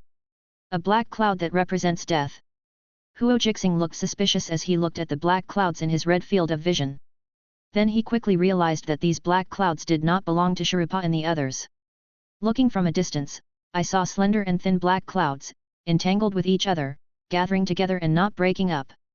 The clouds are dim and gathered together. Is it a search team or? The red brilliance disappeared, and Huo Jixing lowered his eyes, his thoughts surging. Then, he made up his mind to change the direction of travel. The Noxian scouts who were following him looked a little confused when they saw Huo Jixing's sudden change of direction, but they still followed silently. As for Sherpa and the others, they will follow the team along the specially left marks. Snow dyes the mountains. The villages in the valley sleep in a quiet environment created by heavy snow, with only the biting cold wind blowing snow from the roofs from time to time. A subordinate clan of Winter's Claw. Huo Jixing crawled on the top of the valley, looking through the snow. He saw a blue flag fluttering in the wind over the village, with rune patterns engraved on it. At the same time, there are also low wooden houses built with dark grey trees that come into view. They are staggered and dense. Captain of 10. Shalyuba's voice came from behind. Huo Jixing turned around and saw that his team members were looking at him with fervent and red eyes, and DeWitt was no exception. Can't help it. Huo Jixing licked his lips, his heart sank, and he instantly understood what the team members meant. The infiltration and killings along the way have made everyone work hard to suppress their emotions, and now they have a chance to vent. Remember, fight quickly. Huo Jixing's eyes flickered, looking at the villages in the valley, and nodded fiercely. Don't worry, Captain. Rand said, a scary smile appearing on his cold face. Just a bunch of villagers, we will bring you victory. In the pale snow. Under the leadership of Sherpa, a Noxian veteran, the others took advantage of the cover of the wind and snow to quietly reach the village not far away. Then, a silent killing began. In the shrieking cold wind, the Noxian scouts broke open the wooden house, sneaked in, and quickly started the massacre. Huo Jixing stood up and stood on the spot, holding the long knife at his waist. Red light flowed in his eyes, overlooking the bloody killings in the village. A wooden house. 2 wooden houses. 3 wooden houses. Just as he looked towards the 4th wooden house, an angry and cruel howl broke the silence of the village. In an instant, there was a commotion in the remaining silent wooden house, and each villager, who was almost skeletal and as thin as a mangosteen, ran out. Most of them are old people and children, and there are very few adult clan warriors. Faced with a sudden attack, they wrapped themselves in thick furs, made strange shouts, and rushed towards the enemies attacking the village as if they were fearless. Even the fallen corpses of their own kind could not stop these Freljordians. They uphold the ancient spirit of the Freljord, using wildness and killing to drive away the coming death. Unfortunately, they were facing elite Noxian scouts. Looking at the old, weak, sick, and disabled people in front of them who were as tall as firewood and with fanatical expressions, Zyluba and the others showed no mercy, waving their sharp blades and killing them wantonly. This is war. The two parties had an everlasting relationship from the beginning. It can be seen from the previous resistance of the clan warriors that they are extremely aware of the situation they are in, and only victory can lead to survival. The cruel reality is revealed under the gradually turning red night. It was like a winter blizzard, crushing the will of the clan warriors. Looking down from the sky, the red and hot blood mixed with the blazing flames ignited the wooden houses one after another. Behind the Noxian scout, the roars filled with pain and hatred stopped, until the last scream disappeared in the wind. The weak prey on the strong. Huo Jixing clenched the handle of the knife and shook his head gently. He has a moral bottom line, but he has not forgotten that he is no longer in the peaceful society of his previous life, but is now trapped in the bloody war. Everything is based on completing the task and surviving on your own. After a cup of tea, the massacre was over. Sheraba led everyone back with blood all over his body, talking and laughing. The dull atmosphere earlier dissipated with the massacre. Let's go. Huo Jixing took one last look at the ruined village and took the lead to leave on the snow. In the hills not far from the village, Huo Jixing and the others were lucky enough to find a cave where food was stored. They were not polite and went in directly. It was only when they raided the cave that they discovered how little food there was. A few shriveled pieces of bacon and some rough and hard rations were not enough for everyone to fill their teeth. But these are the food that the clans and tribes have stored up to survive the cold winter. When the team takes a break, Moore, a second-hand cook, began to show off his cooking skills without hesitation. In the boiling turbid snow water, finely chopped bacon floated up, and underneath was a ration that looked like mashed potatoes. Although it looks very ugly, in the current environment, it is already considered a good delicacy. Everyone did not dislike it and ate the hot food. A happy atmosphere gradually filled the inside and outside of the cave. After finishing dinner, Huo Jixing stood up and walked to the entrance of the cave, looking at the howling cold wind. As if thinking of something, he turned around and motioned for Eric and Corda to come out with him and go around the cave. While patrolling, check to see if there are any missing prey.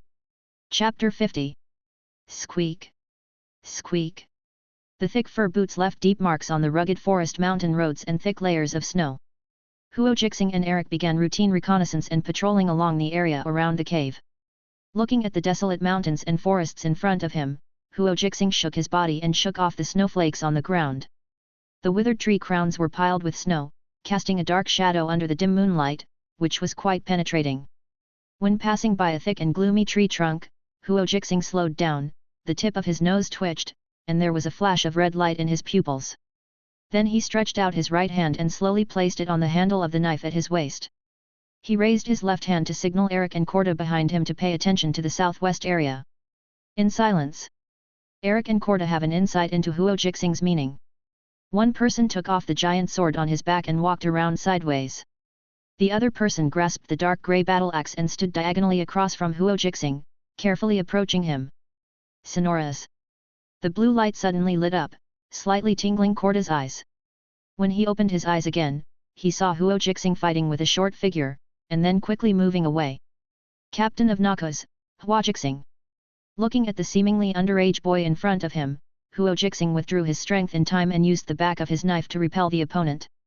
Some damaged crimson composite armor, with the double-edged axe mark of the Noxus Empire engraved on the left chest. What he held in his hand was a rune weapon that looked like a simple sword. These characteristics allowed Huo Jixing to identify the opponent's Noxian soldiers. But from his face that was red from the cold and his short and thin body, it can be seen that he is too young. Are you 14 or 15 years old? Either they were a little nervous when they saw Huo Jixing, or they didn't quite believe that they would meet a Noxian here, so the young man said nothing and just stared at them. Corda. There was another deep voice coming from the dark snow. Corda, who was beside Huo Jixing, looked surprised, and then looked at the staggering middle-aged man walking out of the forest. Lord Oaks! Corda exclaimed, unable to conceal his excitement in his sharp black eyes. Then he suppressed his emotions, walked up to Huo Jixing, and introduced him softly. The middle-aged man wearing a grey-white cloak and a bloody bandage on his waist and abdomen in front of him is a war mason. Before Corda joined the team, he had worked with Oaks to complete scouting missions. Huo Jixing. After listening to Corda's description, Huo Jixing walked over and extended his right hand to Oaks. I've heard your name. Oaks smiled, but his pale face and blood-stained body quietly told his weakness. This is not the place for chatting. Let's leave first. Huo Jixing looked at the half-grown boy in front of him, reached out and touched his head, and led Oaks back along the way he came. Crackling. In the hidden cave, a bonfire burned, and the dim firelight reflected the mountain wall. Oaks and the half-grown boy were sitting in front of the campfire, devouring hot food. Huo Jixing, Eric, and others who returned also gathered around the bonfire to roast their bodies. On the other hand, the other Noxian scouts all had solemn expressions on their faces, holding sharp knives tightly in their hands. The Blood Alliance of Winter's Claw, the Tooth Crow clan. Huo Jixing chewed the words in his mouth, thoughtfully. In the conversation not long ago, the War Mason Oaks slowly described the ambush he encountered. The tone seemed to be very calm, but Huo Jixing saw a cold look in Oaks' eyes, which was the hatred and murderous intention towards the Teeth Crow clan. After drinking the hot soup in the stone bowl, Oaks wiped his mouth casually, stared into Huo Jixing's eyes, and spoke in a deep voice. Tooth Crow Baloric. The leader of the Teeth Crow clan, I heard many clan warriors call him that. To have your own title in Freljord is very powerful, so you must treat it with care. After a pause in his tone, Oaks continued. I suspect it's an Iceborn. He looked at the sword boy Hainai beside him, picked up the rune weapon with a blue brilliance that looked like a simple sword, and handed it to Huo Jixing. His former master was also the target of Hainai's protection. In order to cover us, he faced the pursuit team of the Teeth Crow clan alone. Fortunately, I am not weak and I escaped capture with Hainai. However, the Teeth Crow clan is too familiar with this frozen land and continues to hunt down the Noxian scouts who have penetrated deep into the Freljord. Sword boy, a unique profession in the Noxus Empire. He is a rune warrior, or an elite rune attendant. They were ordered to be loyal to each other, take care of each other's lives, and guard the rune weapons. In the Noxus Empire, although most of the weapons were carefully forged, they were as rough as scrap metal compared to weapons infused with rune magic. So sometimes, sword boys are also responsible for bringing rune weapons back to the Imperial Legion. Such as now. Then what should we do now? Huo Jixing took the rune weapon from Oak's hand and glanced at the blue runes engraved on the blade, which stung his eyes. Similar to the small runes in Gregory's house, it was confirmed to be a complete rune weapon. I will obey your will. Oaks glanced at all the Noxian scouts in the cave, and finally his eyes fell on Huo Jixing, and he said respectfully. You think I can defeat Baloric the Tooth Crow? Huo Jixing stretched out his hand and brushed the blade of the rune weapon, carefully feeling the sharpness of the blade. At the same time, his eyelids twitched, and the hidden data panel sent waves of hunger. This mission is difficult. Even General Darius is not sure whether we can complete it successfully. Ox did not answer directly, but talked about the origin of the mission. And in order to ensure that the rear of the Winter Claw tribe can be disturbed, he broke up the forces that should have been integrated and divided them into 10 teams. Not only because we are too unfamiliar with this frozen land, but also because we are wary of the Freljord people. They have lived here for 1,000 years. Haha. Huo Jixing put down the rune weapon and laughed softly. In his heart, he agreed with Darius's approach. And we, for the final victory of this war, have to give it a try and step into the hell of death. Huo Jixing finished the rest of the words for Oaks, stood up and walked to the sword boy Hainai, and handed over the rune weapon. Guard your weapons, don't leave them in the snow. Then he looked at Oaks, reached into the bonfire, and picked a swaying flame flower. I can't guarantee that I can kill Tooth Crow Baloric, I can only say that I will do my best. Since entering Freljord, everything has been out of his control, he can't avoid it, and he can't hide it. The most important thing is that this is his own choice. From Oaks' narration, he can only vaguely know Baloric's strength, and he can't boast about it. If Huo Jixing sees the other party and feels that the power of the other party exceeds his limit, then he can only let Oaks down. No, we don't need to fight with the Tooth Crow clan. Oaks looked at the flame flower in front of him and shook his head gently. Don't forget, I'm a war mason. Huo Jixing looked at Oaks, who had hidden his hatred and killing, and a flash of inspiration flashed, and he instantly understood Oaks' thoughts. No. Not only that. This may also be Darius's real purpose.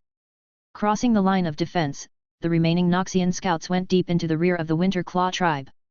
Then, under the search of the War Mason, the remaining people united. Puff! Huo Jixing extinguished the flames in his palms and looked at Oaks with burning eyes. Yes, this is exactly the role of War Masons. In the Noxian Empire, War Masons are mostly resourceful scouts, engineers and warriors. Before the start of each war, War Masons will go deep into the enemy's territory alone to explore feasible invasion routes. Then I wish us a happy journey. Huo Jixing smiled and patted Oaks' shoulder, but he didn't want to touch the other's wound, which instantly turned Oaks' pale face into a painful mask. Chapter 51. In the Rocky Mountains and forests, strange-shaped rocks and trees are piled up randomly to form a tortuous terrain. The winter sun penetrates the clouds, bringing rare warmth to the cold snowy environment. Huo Jixing leaned on the smooth boulder and chewed the hard dry food in his mouth. Hearing the footsteps behind him, he withdrew his red eyes to look at the sky, and saw Hainai stepping over, holding a stone bowl filled with warm water in his hand. Is it the sword boy's duty?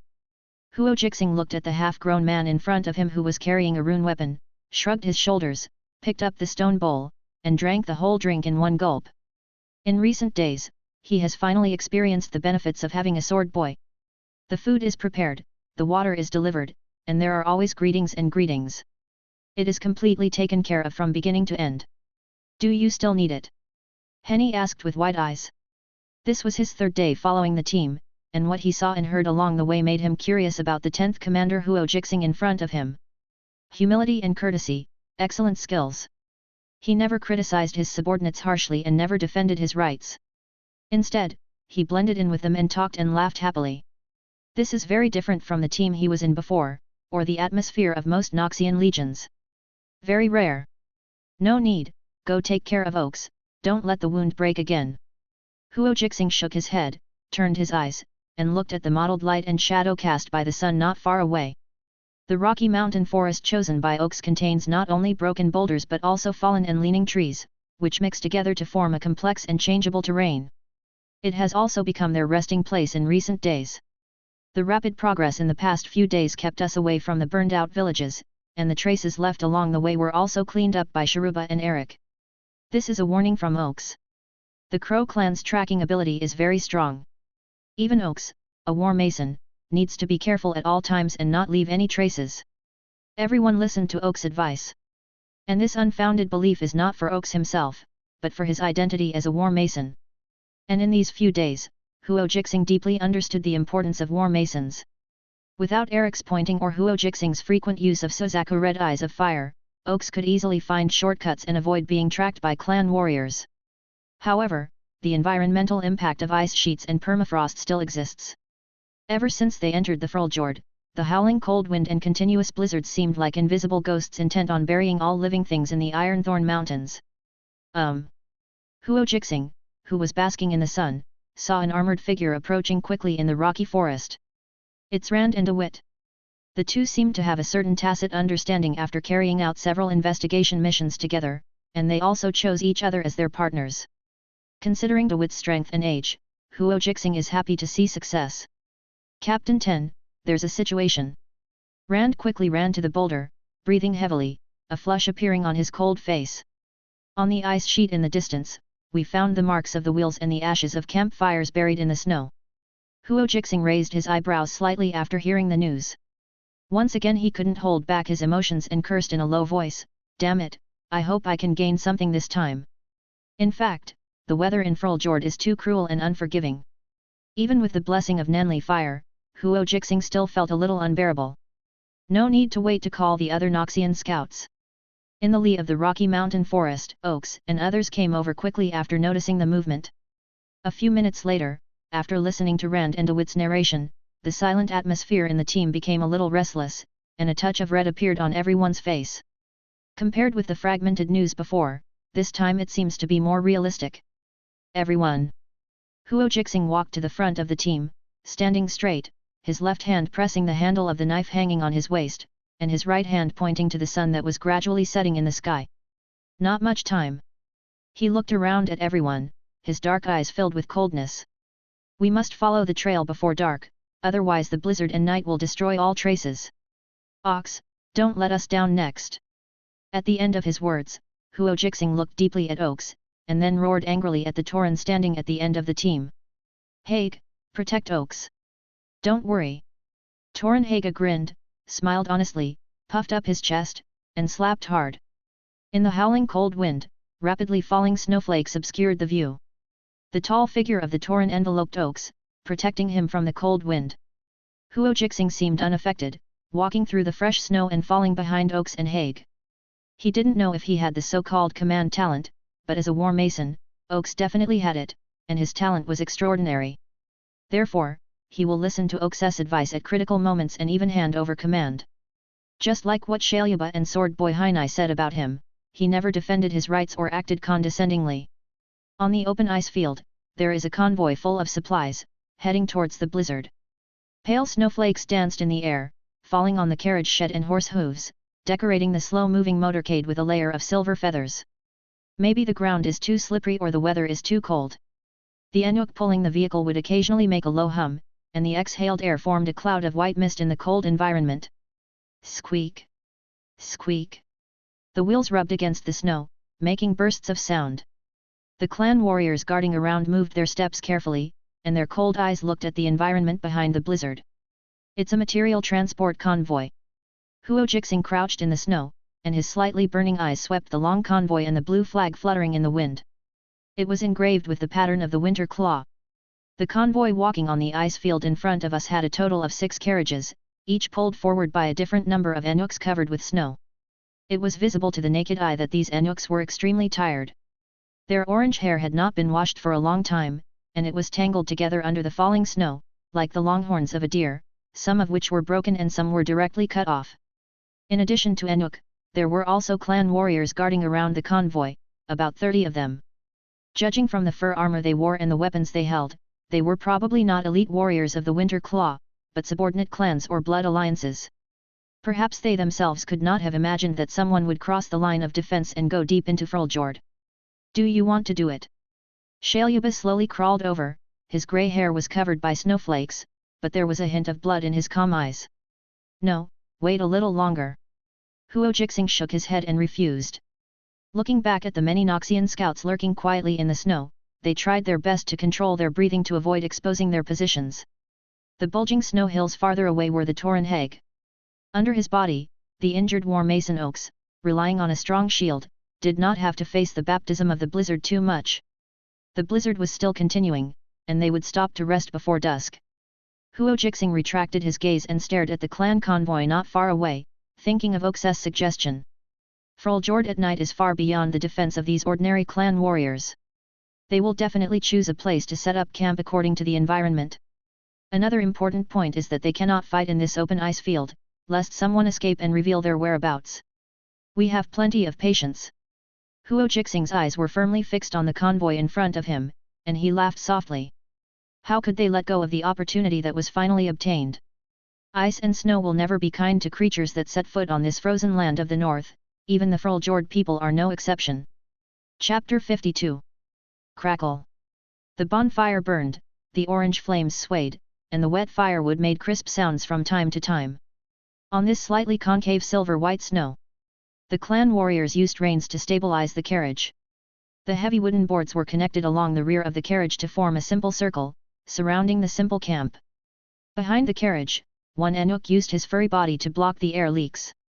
The wind and snow covered the carriage and the Enuk's body, decorating them into a heavy silver fence. The blizzard continued, and the crystal snowflakes were wrapped in the cold wind and beat against the simple camp. The whispers of the clan warriors and the sound of the bonfire mixed together, dispelling the coldness of winter. As the sky gradually darkened, many sounds gradually faded, and finally only the low breathing of Enuk remained.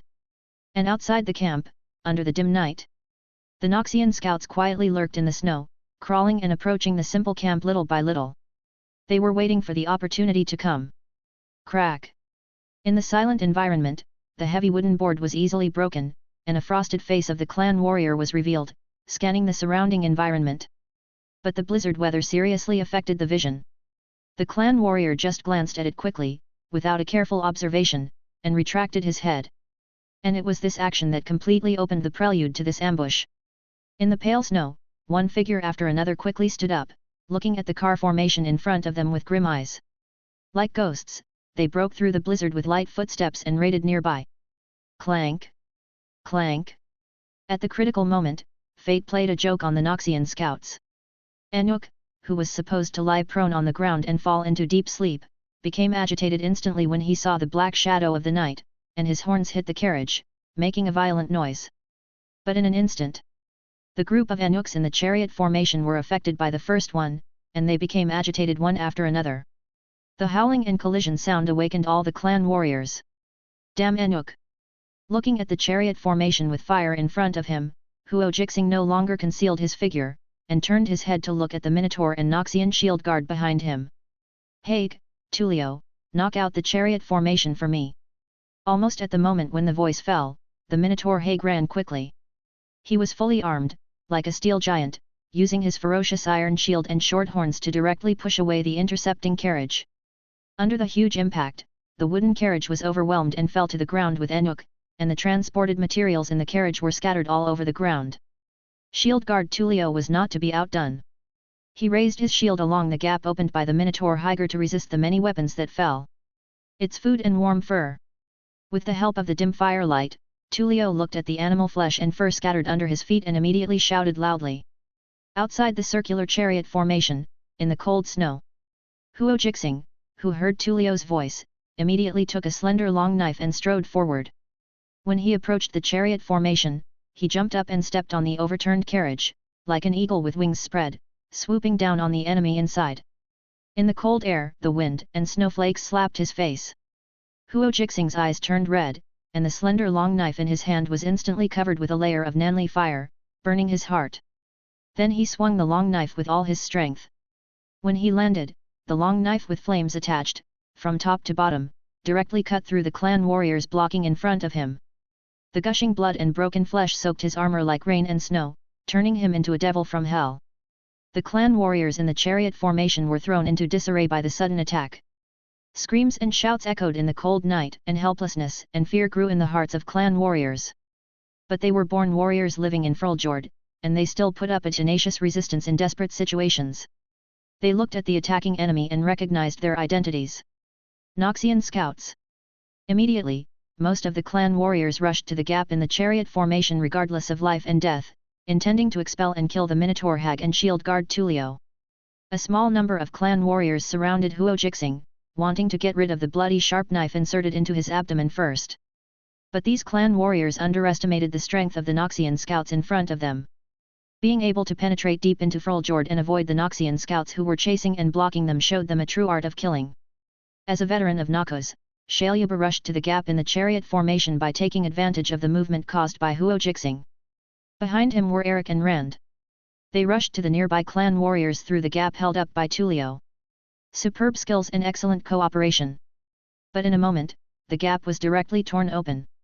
Bueno, Corda, and others also entered the battlefield one after another, using Hager and Tulio as fulcrums, like beasts with huge mouths, swallowing the clan warriors running on.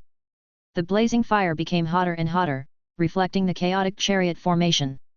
Under Anuk's horrified eyes and curled-up body, large patches of bright red blood flowed and painted the ground. One by one, the cold bodies of clan warriors fell completely and were covered by snowflakes. Faced with the powerful Noxian scouts, the clan warriors guarding the material transport team tried every means to reverse the situation. But all this seemed to be of no avail. The sneak attackers were so powerful and determined that they almost thought of any means to stop their counterattack, or even cut off their retreat. In the end, this silver-covered car formation fell to the enemy. All the clan warriors were executed one by one and lay in the cold snow. The facilities of the convoy were also destroyed and burned. The orange fire illuminated the night, like a layer of glorious armor, draped on the Noxian scouts. Body. Pooh. Huo Jixing spat out blood and wiped the blood on his composite armor while looking at the scouts who were handling the end of the war in an orderly manner. How to deal with these things? He looked at Oaks beside him, pointed at the overturned carriage, and asked. Replenish our own supplies first, and destroy the excess directly. Oaks replied without thinking. This is their mission. This operation not only successfully destroyed Winter's Claw's supplies, but also brought great panic and uncertainty to their rear. Huo Jixing nodded slightly and ordered Hainai, the sword boy who had been following him, go and talk to Zyluba and the others. After collecting the supplies, destroy all the vehicles on the spot. As for these Enuks, Huo Jixing rubbed his chin with a beard and said with a smile, let them go and let them leave here. After the sword boy Hainai heard this, he ran directly to the direction of Shalyuba without asking why. It's a very good idea. This can disrupt the Toothed Crow clan that is pursuing them. Oaks walked up to Huo Jixing, half a step behind, and said in appreciation. Okay, don't flatter me. Huo Jixing did not let the praise go to his head. He looked up at the increasingly dark night and the violent falling snow, and continued to speak. It's time to leave, the late nights in the Fjord are very tiring. After a while, all the Noxian scouts gathered together with their harvests high. They turned to look at the burning carriage and the flesh and blood mixed with some seasoning, and laughed softly. The glory of this victory and the heavy loot eliminated the dull atmosphere in the team recently. Looking at the group of Anuk running in the distance, bringing up snowflakes. Huo Jixing and his group walked in the opposite direction without making any sound, leaving the battlefield with minimal movement, as if they had never appeared. Only behind them. The burning bloody battlefield gently revealed traces of their existence. Chapter 53. Puff. Puff. In the thick snow, a panic-stricken clan warrior wearing a blood-stained robe, stepped deep and shallow on the mountain road, and ran blindly. Noxians. Why are there damn Noxians here? The clan warrior accidentally stumbled and fell in the snow. Then he quickly got up, turned his head and looked behind him. Seeing that there was no crimson figure, he gasped. He couldn't remember how far he had run, but he was thinking about getting away from the bloody battlefield. The clan warrior looked down and saw that he was covered in blood. He didn't know whether it was his own or his partner's. In short, it was not those Noxians. They are devils, the evil spirits of the howling abyss. The Noxians who surrounded and killed them were elites wearing crimson armor. They were buried in the snow and suddenly attacked when the material transport convoy passed by. The most important thing is that they are very familiar with the whereabouts of the convoy. It seems that they have been watching it for a long time, and they have set up a net in the places they passed by, which directly caught the convoy off guard. Flame, evil spirits covered with flames. The clan warriors looked horrified, and hurriedly picked up the cold snowflakes and wiped their faces. No, not here. The clan warriors looked back and saw bloody traces following the footprints, and there was a rustling sound of snowflakes falling in the distance. I have to continue to run away. I can't let them catch me. I must tell the clan elders. The clan warriors panted and ran again. Puff. A grey shadow broke through the snow curtain, with a terrifying force, directly pierced through the clan warrior, and nailed him firmly to the snow. It's an arrow. The clan warrior looked at the arrow that pierced his chest with despair, and recognized that it was his partner's weapon. Then a middle-aged man wearing crimson armor and leather boots appeared in the field of vision. On that cold face, there was a scar across the left eye, but it could not hide the killing intent in the pupil and the hatred for him. You ran away quickly. Rand stretched out his left foot and stepped on the head of the clan warrior, then pulled out a sharp dagger from his waist, ready to torture him.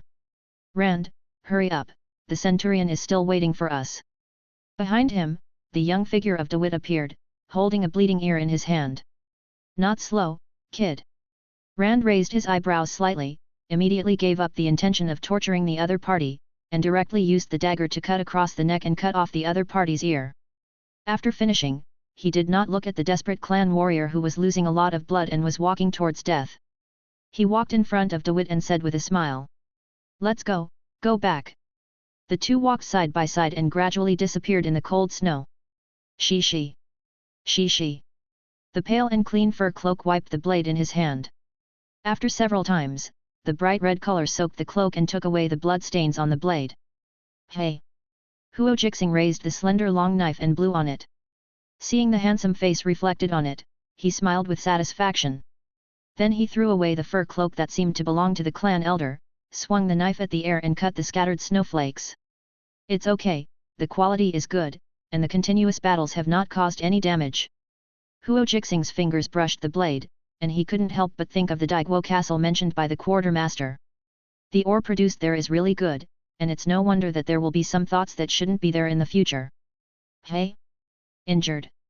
Huo Jixing was surprised when he saw Eric walking over. His eyes fell on the car formation with fire behind him. The figures inside were shaking, and the screams gradually disappeared. There is a tough guy. Eric ignored the knife marks on his cheek and sat down beside Huo Jixing. But I won in the end, adding another honor to my war record. Eric patted the blood-stained leather bag on his waist. Judging from the degree of bulging, there were a lot of spoils inside. Look, Rand and DeWitt are back too. Huo Jixing looked over and saw Rand and DeWitt returning not far away. At the same time, the battle in the circular car formation also came to an end. Blood is a symbol of glory, and the final victory still belongs to Noxus. Not far away, the burning car formation ignited bursts of flames, and the orange light reflected the people in the snow. Huo Jixing looked at the Noxus scouts who had assembled in front of him one by one. After many consecutive battles, they could not hide their fatigue, and they had more or less scars on their bodies. But they still remained excited, like a pack of wolves that aroused the desire to kill, and couldn't wait to start the next battle. During this period, under the leadership of Oaks, things began to go more and more smoothly. If we count them carefully, we have successfully intercepted 3 material transport convoys in succession. Except for the water and food that we had prepared, all other materials were burned. Let's go. Huo Jixing licked his lips soaked in water, wearing a fur cloak, staring straight at the people in front of him, and slowly walked towards the dark snow curtain. Eric and others behind him also calmed down and followed Huo Jixing, disappearing into the vast night. About half a day's work. This burning convoy was not completely covered by snowflakes before it ushered in a black shadow. Wow wow wow! The crows circling in the sky made a miserable cry and fell into the convoy, looking for charred flesh and blood. In the distance, the Tooth Crow clan warriors were rushing over. They were wearing black feather cloaks, looking at the tragic and shocking burning scene. Their expressions seemed extremely gloomy. The remaining flames were melting snowflakes and some animal furs, producing grey mist that filled the sky above the battlefield. The smell of blood that had not yet dissipated was still extremely strong under the blowing of the cold wind. Mixed with the smell of burning, it made the air turbid and unapproachable for ordinary people. The crows were not affected, and they searched. The charred bodies of clan warriors appeared in the grey mist, which looked particularly tragic. Their skin was burned black and their faces were distorted, as if telling the pain they had experienced. War Mason. The corners of Baloric's mouth were stained with blood, which was the blood that overflowed after biting his lips. As the leader of the Tooth Crow clan, he had been eating dust for 7 or 8 days after this Noxian scout team. Every time, he rushed to the scene after the battle. Looking at the burning scene left in the distance, he hated it in his heart, but he could do nothing about it. I, Baloric, swear here that I will never let you go. Baloric said with gritted teeth, holding the blue scimitar tightly. Wait until Baloric finished venting. A Tooth Crow warrior came out from behind and said carefully, the War Mother Lady Sejuani sent a message. Ask us when we can take the head of the Noxian scout. Puff. Black blood gushed in the air, covering the face of the Tooth Crow warrior, and the panic eyes and trembling legs silently told his inner fear. Then he immediately realized that the blood was not his, but came from Baloric's hands. A black crow that was directly crushed. Hoo-hoo! Baloric gasped, his eyes red. He could imagine Sejuani's anger. The Winter Claw tribe, which was already short of food and supplies, must have been in even worse trouble after his successive failures. Tell Lady Sejuani, 5 days. No, I will return with the head of the Noxian scout within 3 days. Yes, Lord Chief. The Tooth Crow warrior knelt on one knee and answered respectfully. In fact, we may change the way we do things. This kind of tracking will always be one step slower than the War Mason. Hearing the words ringing in his ears, Baloric suppressed his anger and turned to look at the Tooth Crow warrior in front of him. Tell me, what suggestions do you have? The Tooth Crow warrior looked at Baloric's blood-red eyes, swallowed his saliva, and said softly, we have seen the power of the War Masons. Since we can't catch up with them, why do we find a material transport team as bait to lure them into the trap? After all, their goal is to destroy the supply line. Interesting, interesting. After pondering for a while, Baloric understood what his subordinates meant, his eyes flickered, and he immediately said in a concentrated voice. Very good suggestions. If the plan succeeds, I will ask for credit for you from Lady Sejuani. When the Tooth Crow warrior heard it, he suddenly looked fanatical, prostrated on the ground and thank you, Lord Chief. Haha. Baloric laughed softly, rode Anuk, came to the edge of the burned convoy, and his eyes became colder. This time, let's see how you escape. Chapter 54. Ironthorn Mountains, Frozen Rivers. In the sparse snow, a convoy filled with supplies and fully armed moved forward slowly, leaving a series of deep marks along the way. These vehicles dragged by Anuk were like brave men who were not afraid of the severe cold, resolutely crossing the frozen river. Some clan warriors looked down at the solid ice and could occasionally see some pale bones and broken weapons. It is a souvenir left by the deceased. From a distance, it can be seen that each carriage is wrapped in thick animal skins, and seems to be stuffed with items, with fine pieces of ice and snow accumulated on the raised parts. The rolling wheels also left deep marks on the snow. Perhaps it was carrying too many vehicles, and the hard ice made a slight sound in the ears of many clan warriors. But they don't care, they realize that it is the test of winter and the rhythm of progress. Among the messy trees, on the mountain road covered with snowflakes and rocks, there are clan warriors who came first to conduct reconnaissance and are cleaning the road. They heard some rumors. Recently, in this vast Pale Mountain range, a team of Noxian scouts has been intercepting and killing material transport teams without restraint. Many teams have been brutally killed. It is for this reason that the leader of the clan warriors guarding the convoy in the rear sent many scouts to patrol the surrounding areas. However, the slightly immature reconnaissance methods of the clan warriors were too easy to avoid in front of veterans like Sharuba. Under a thick layer of snow, Huo Jixing and his party were covered with thick fur cloaks and waited silently with concentration. An old trick, but simple and effective. Huo Jixing, who happened to be idle, listened to the conversations of the clan warriors on the mountain road, and occasionally mentioned the rumors about him and his scouts. Many clan warriors call them evil spirits from the howling abyss. The methods are quite cruel and tyrannical, and will not leave any survivors alive for all enemies.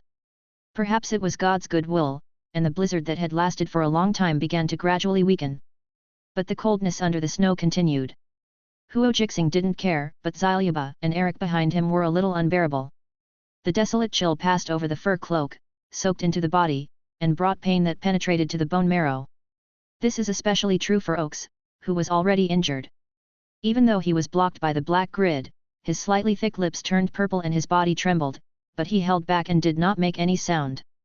Huo Jixing could not take care of Oaks, so he could only lie silently in the snow and continue to wait. Until the heavy carriage pressed against the icy mountain road and made a creaking sound. Beyond that, more sounds penetrated the snow as the distance approached. There were the breathing sounds of Enuk, the chatter and laughter of clan warriors, and some subtle sounds, similar to the chirping of birds. While waiting, Huo Jixing noticed that his clothes were being pulled, and when he turned around, he saw the pale oaks pointing to the top of his head. He understood immediately, no longer tried to hide it, and jumped up directly. The thick fur cloak fell to the snow, and dancing snowflakes scattered in the air. Kill! Muffled thunderous shouts broke the atmosphere in the snow and echoed over the material transport team. Huo Jixing was like a sharp blade cutting through the snow curtain. The slender long knife dragged on the snow, drawing a straight trace, and rushed towards the middle of the convoy. And Huo Jixing's roar, heralding the start of the attack, was the call to action. Behind him, Sharuba, Eric and others, like black wolves who had been waiting for a long time, roared one after another, followed Huo Jixing, and rushed towards the slightly chaotic clan warriors. Their eyes were as cold as ice, each locked on their target. Under the blooming red-gold flames, they turned into silent shadows of death, accurately and fiercely harvesting the lives of clan warriors. In the chaotic convoy, shouts and commands sounded one after another. But under the bloody killings of the Noxian scouts, it has become insignificant. They broke through the defenses and tore apart the blocking clan warriors. The blades in their hands were already stained red, and they exuded a ruthless aura. After just one impact, the clan warriors began to flee in panic. Unfortunately, what greeted them was only more death. The battle lasted only a few minutes and was over. The snow was covered with cold corpses. Huo Jixing, standing in the bloody center, frowned. These clan warriors seem a little weaker than the previous convoy. He looked at the scouts who were releasing Enuk and left, and then looked at the two carriages beside him. There was a little lack of food and supplies. But he didn't say much. After many consecutive victories, Huo Jixing had lost the vigilance he should have. After the battle this time, he did not rush to activate Sozaku Red Eyes of Fire, but walked in the direction of Oaks, where the sword boy Hainai was taking care of him. What's wrong? When Oaks saw him approaching, he thought something was wrong and asked. Nothing, just to see how your injury is. Huo Jixing didn't prompt Oaks when he saw him, and immediately relaxed and started to care about the other person's injury. It's nothing serious. It's just affected by the weather. It will probably take a long time to recover. Oaks laughed softly and touched Henny's head. With the care of the sword boy Hainai and the protection of the shield guard Higer, he basically did not encounter any decent attacks in the recent battles. Huo Jixing nodded gently, then turned back to the vicinity of the vehicle and prepared to search for items. The recent successful interceptions have brought a lot to the scout team. But Huo Jixing himself did not get any rune items, which made him a little anxious, and even suspected that the rune items he got before were the favor of the god of luck. Suddenly, When he used his spirit to sense whether there were rune items in the vehicle, he saw a black crow hovering over the battlefield, making hoarse cries from time to time, as if celebrating something. Birds are chirping. Crows, something is wrong. Huo Jixing looked at the black crow above his head, suddenly awakened, and a red light appeared in his eyes. He looked around and saw many clouds rising. Not in front, but from far to near, approaching this battlefield at a rapid speed. Looking from a distance, there were quite a few clouds, about 50 or so. Most of them were grey-black, but among the many clouds, there was a fist-thick blue cloud, like a cold current blowing in the face, bringing bone-chilling coldness. Not only the enemies emerging in the distance. Under the red eyes, there were also many black clouds rising in the scout team near him, grey and black mixed, swaying.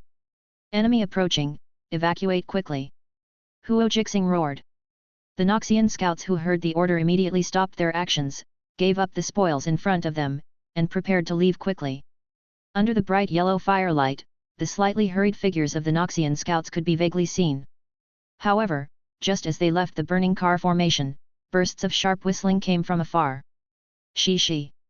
Shi-shi. Shi-shi. The snow curtain opened, and the black shadow fell. It's an arrow. Shalyuba turned around and saw the sharp arrow falling from the sky. His expression suddenly changed. Hij, Tulio. The Minotaur Hij and shield guard Tulio, who had not yet left the chariot formation, turned around and appeared behind the team, holding up thick and solid shields. Bang! Bang! Bang! The dull sound continued to ring. The Minotaur Hij relied on his sturdy body, stepped on the snow with his feet, and stood still. Shield guard Tulio's steps staggered a little, and he stepped back continuously to remove the huge force from the shield. In the corner of his eyes, he saw a dark cloud in the distance, rushing over. There were also a large number of crows hovering in the sky, with their beaks open, and hoarse voices sounded, as if the whisper of the god of death, surrounding their ears, causing everyone's hearts to be restless. Chapter 55. Can't leave. Huo Jixing looked past the grey-white mist produced by the burning, to the arrows covering the snow, and to the black clouds surging in the distance. At the same time, he realized that this interception of the material transport convoy was a trap specially set by someone. The purpose is to hunt them. Ready to fight. Huo Jixing licked the corner of his mouth, looked around at the Noxian scouts beside him, took a deep breath, took out the slender knife from his waist, and held it in his hand. With the approach of black clouds, he saw behind the black clouds a heavily armed clan warrior. Different from the clan warriors I had seen earlier, these people in front of me wore cloaks made of black feathers, with hard leather armor underneath. The weapon he holds is also more sophisticated, a sharp blade made of a mixture of steel and bone. There are also black marks smeared on their faces, which seem to be the beaks of some kind of birds. Crow. Huo Jixing's expression changed, and his eyes fell on the crow wandering in the sky, connecting the two together. It's the crow's beak. The black mark painted on the face of the clan warrior outlines a slightly abstract crow's beak. Warrior of the Teeth Crow clan. Oaks walked to Huo Jixing's side and said in a solemn tone, he is also the dirty guy who has been chasing behind us. Ta-ta. Boom. Balorik the Tooth Crow rode Anuk and walked to the burned-out material transport convoy, then looked at the Noxian scouts who were waiting for him, with a cruel look on his face. Suddenly, he seemed to remember something, took out some black things from Anuk's back, and threw them towards the opposite side. Boom! Boom! Boom! The black thing fell to the ground, stained with some snowflakes, and then the lineup appeared under the firelight. It's a severed head. Those black things that landed on the ground were clearly the heads of Noxian scouts who had penetrated deep into the Fjord.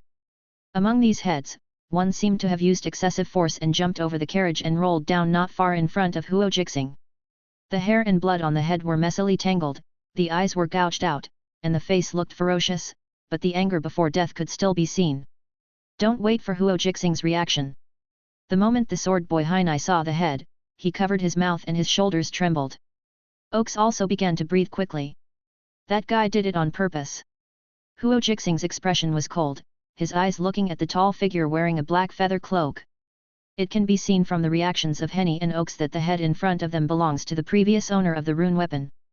Whoops! Whoops! Whoops! The biting cold wind blew, swaying the orange flames burning the vehicle. The Crow clan warriors and the Noxian scouts looked at each other across the flames, falling into a strange silence. Wow wow wow! Suddenly, the black crows lingering in the sky seemed to be frightened by the imminent killing, and kept chirping. Click! With the neighing of crows, the battle of life and death began in an instant. The warriors of the Crow clan who surrounded them from all sides crushed the vehicles, ignored the rising flames, roared, and rushed towards the Noxian scouts who were waiting for them. Sonorous! The ferocious bone blade swung and struck the erected shield hard, causing a few sparks to fly. But this was just the beginning. Under the cold wind, densely packed sharp blades chopped at the shields, playing a high-pitched song of war. The expressions of the shield-wielding Torunhaga and the shield guard Tulio darkened, and huge force came from their arms, which seemed to be a continuous wave, hitting the rock, making their bodies shake uncontrollably. In addition to the Tooth Crow clan warriors coming from the front, there were also many Tooth Crow clan warriors coming from the left and right of the remaining vehicle formation. They turned into dark clouds, eroding the living space of the Noxian scouts. Sonorous! The giant sword struck, splitting open the cowhide helmet, and chopped into pieces the head of the Crow clan warrior before his eyes, and the blood sprayed stained the snow red. I saw the thick and sharp sword, under Eric's swing, turned into a whirring steel sword wind, resisting attacks all over the body. An occasional counterattack will definitely kill a Tooth Crow warrior who is close to him. Poof! The bone blade mixed with steel, with its terrifying power, penetrated the sword wind and left a terrifying bloodstain on Eric's strong body. Ahoy! Eric groaned, and a look of pain appeared on his face. Before he could react, several black figures took advantage of the attack to stop and came closer. Under the firelight, those faces with black marks showed cruelty and hunger. Sonorous! Get away! Sheriba roared angrily, holding a heavy knife, and drove away the Tooth Crow clan warriors approaching Eric, but more and more clan warriors joined the battlefield one after another.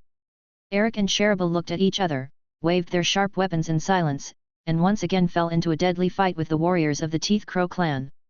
The black crows lingering in the sky stared down to fight, ready to move. The crimson color belonging to the Noxian array is gradually shrinking the area, while the black clouds of the warriors of the Teeth Crow clan are becoming more and more restless. Faced with warriors from the Tooth Crow clan that were several times their own, many Noxian scouts were in trouble. To put it into detail, the skills of these clan warriors active in Fruljord are not weak, and they are almost as different as the Noxian scouts. But the gap in numbers is difficult to make up. The special steel armor of the Minotaur Heg was full of cracks, with many deep scars that could be seen to the bone, and many internal organs were stained on his stubby horns. Compared with Heg, who had extraordinary physical fitness, Tulio's situation was much more serious. Bloodstains crossed his round face, and blood flowed. The honest smile had long disappeared, leaving only a cold look. The black shield in his hand was almost broken after being chopped many times. Fortunately, Bueno took over in time and cooperated with Tulio to resist the surging black clouds with difficulty. The other Noxian scouts were similar, their physical strength was rapidly consumed, and their bodies were gradually covered with bloodstains. But at this moment, they heard the gradually extinguished flames, making a joyful sound. Then the fire became brighter, pulling the orange fireworks, illuminating the dim sky. It was Huo Jixing. In the corner of Eric's eyes, he saw Huo Jixing holding a slender long sword, with the red-gold Nanli fire covering his whole body, like a noble and proud fire god, descending on the battlefield. Boom!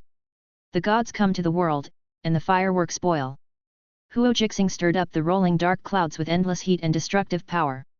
Every step he took would ignite a brilliant fire on the snow, every time he swung the red flame blade, he would kill a black crow rushing forward.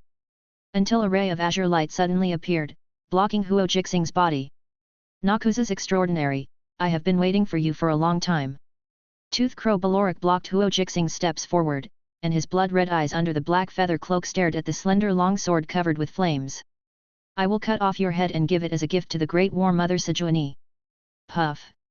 The azure scimitar cut through the cold air, like a ray of bright moonlight, slashing towards Huo Jixing at a very fast attack speed. Huo Jixing reacted quickly, turning his wrist, and the slender long sword wrapped in the Nanli fire turned into a boiling sea of fire, covering the tall figure of Baloric. Clang! Clang! Clang! In an instant, the sharp sound of weapons clashing suppressed the hoarse crows. The azure light and the red-gold flame light melted into each other, and the terrifying energy fluctuations set off waves of white air waves, raging on the snow. under the snowflakes all over the sky. Huo Jixing retreated continuously, leaving deep footprints on the snow. His slightly trembling hands tightly grasped the slender long sword, and a little frost spread on the blade, which was driven away by the Nanli fire in an instant. Zhenbing weapon.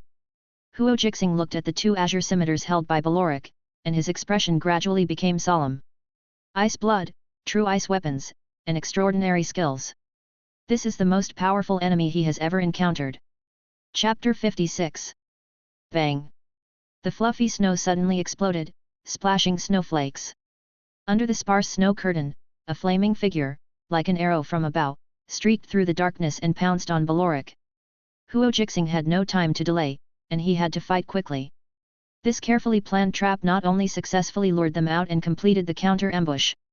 In addition, the increasingly restless dark clouds not far away were slowly eroding the crimson area belonging to the Noxian scouts. There was also Balorik, known as the Tooth Crow, who was close at hand. He was a dangerous enemy that Oaks had specifically warned about, and now he could be 100% confirmed to be an ice descendant. In the previous fight, Huo Jixing discovered the strength of Balorik. With ice blood, holding a scimitar made of pure ice, and extraordinary skills, he almost completely suppressed himself. However, under the observation of Suzaku red eyes and fire pupils, the clouds emerging from Balorik were grey and black, each accounting for half. This means that Huo Jixing still has a good chance of winning. This is also the reason why he did not choose to break out, but stayed to fight to the death. The battle broke out in an instant. The slender long sword wrapped in the fire of Nanli, swung out a fiery trajectory and collided with Balorik's azure scimitar, making a series of harsh metal cutting sounds. The two looked at each other, and their cruelty was beyond words. Clang! Clang! Clang! In an instant, the blue and red halo was diffused. Every time the blades collided, the fire of Nanli and the frost-cold air seemed to be two ancient beasts revived, entangled together, and bit each other desperately. Looking from a distance, in the center of the white airwave of the fierce confrontation, the blue and red brilliant light reflected the sky, driving away the drowsy black. The terrifying energy fluctuations generated by the two distorted the snow curtain and the air, and only two figures could be seen faintly intersecting frequently. The surrounding Tooth Crow clan warriors and Noxian scouts all avoided, looking at the red and blue intertwined battle area with fear. The dancing snowflakes just fell above the battle, and were shredded by the invisible airflow, making a subtle sound. What a terrifying talent! Eric looked at the hazy figure in the center of the battlefield with his peripheral vision, and his heart was full of amazement. How long has it been since he awakened, and he can fight against the Iceborn of Winter Claw, and he is also a long-established clan leader. But now he has to consider surviving the attack of the Tooth Crow clan warriors. Only after continuing to fight, he found that not only himself, but also the Tooth Crow clan warriors in front of him were also attracted by the battle in the distance. Yes, in this frozen land, in this battlefield, it is not us who decide the victory.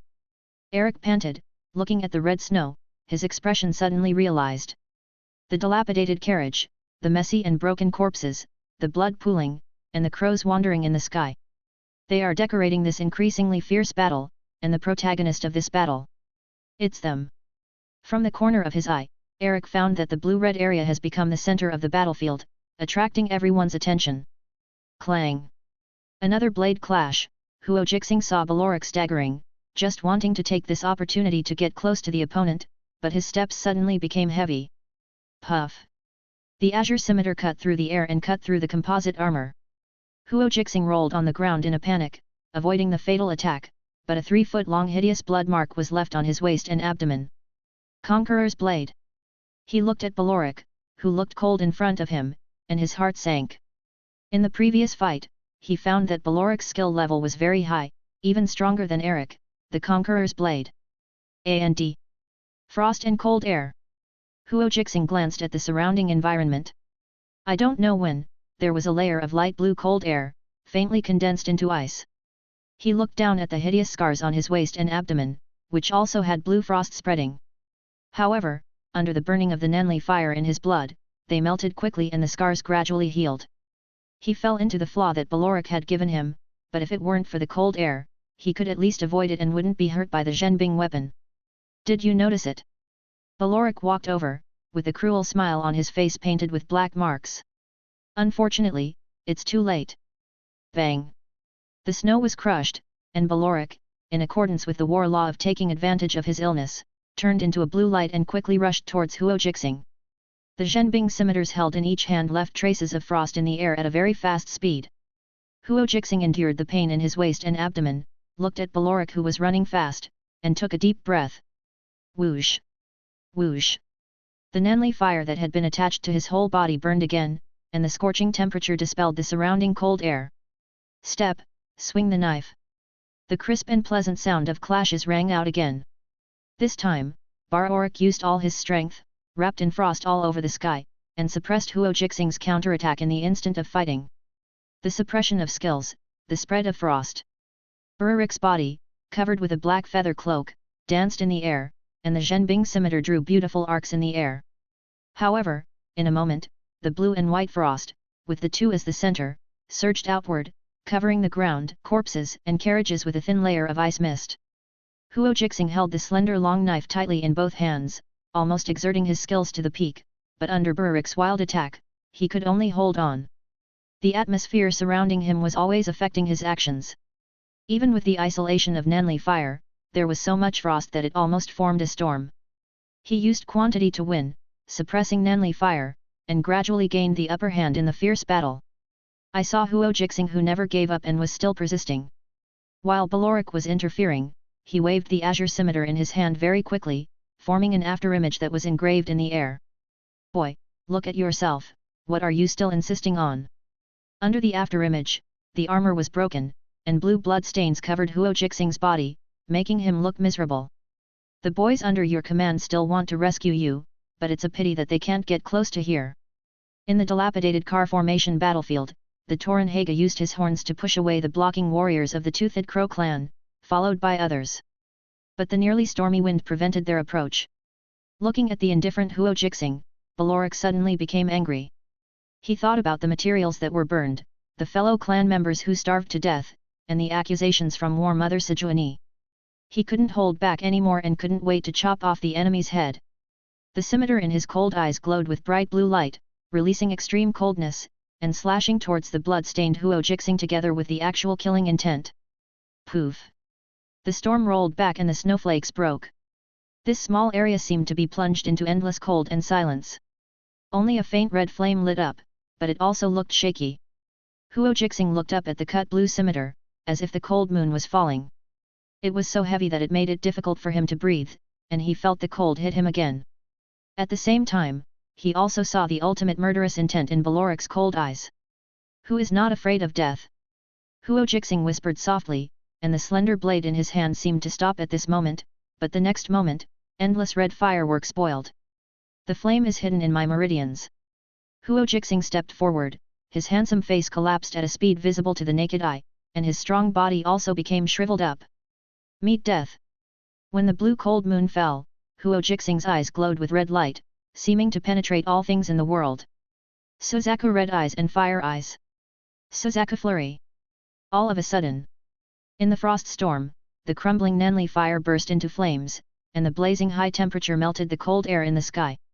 The slender long knife turned into thousands of phantoms under the guidance of Huo Jixing's wrist, making bursts of sound that broke through the air, and finally gathered together. On the pale snow, in the frost storm, a crimson phantom of the Suzaku formed, its wings folded, covering the tall figure of Balorik falling. Click! The blue cold moon shattered, and the frost storm receded. A flash of red gold fireworks burned with violent force, firmly occupying everyone's field of vision. At the center of the flame was Huo Jixing, who was still swinging his sword. Chapter 57. The center of Suzaku's shadow disappears like a bubble. The scorching flames looked like fiery red maple leaves, covering the pale snow. Balorik stood stiffly on the spot, staring at Huo Jixing who was close at hand with a black mark on his face, a look of fear filling his cold eyes. You! Click! Click! Before the words could even be finished, Balorik quickly cracked like porcelain. Thin fiery red knife marks spread all over the body from top to bottom, and together with the black feather cloak and armor, turned into fragments of flesh and blood. The bright red blood had just been spilled and was being dried by the scorching heat before it even hit the ground. Poof! The slender long knife was inserted upside down into the ground, and Huo Jixing gasped violently. His withered body was like a sapling, swaying with the rolling heat wave. Using Nanli fire once again beyond the threshold. Through the blade of the blade, Huo Jixing saw his face with almost no skin remaining. His eyes were bulging, his cheeks were sunken, and his cheekbones and nose bones could be clearly seen. Fortunately, he successfully killed Balorik the Toothed Crow and won this victory. Huo Jixing rested for a while, then walked towards Balorik with his weak body, and picked up 2 perfect ice weapons from the broken flesh and blood. Suddenly, he felt a biting chill in his palms. There are rumors in the Freljord that only iceborn warriors can endure the bone-breaking cold and use it on the battlefield. But for Huo Jixing, the chill in Zhenbing was still manageable. I saw the fire of Nanli filling the palm of my hand, suppressing the bone-chilling cold, revealing the carefully crafted blue scimitar. The blade is sharp and looks like blue crystal, very beautiful. The handle of the knife is carefully crafted and feels comfortable to hold, while the end is engraved with exquisite patterns. It's a crow with its wings spread.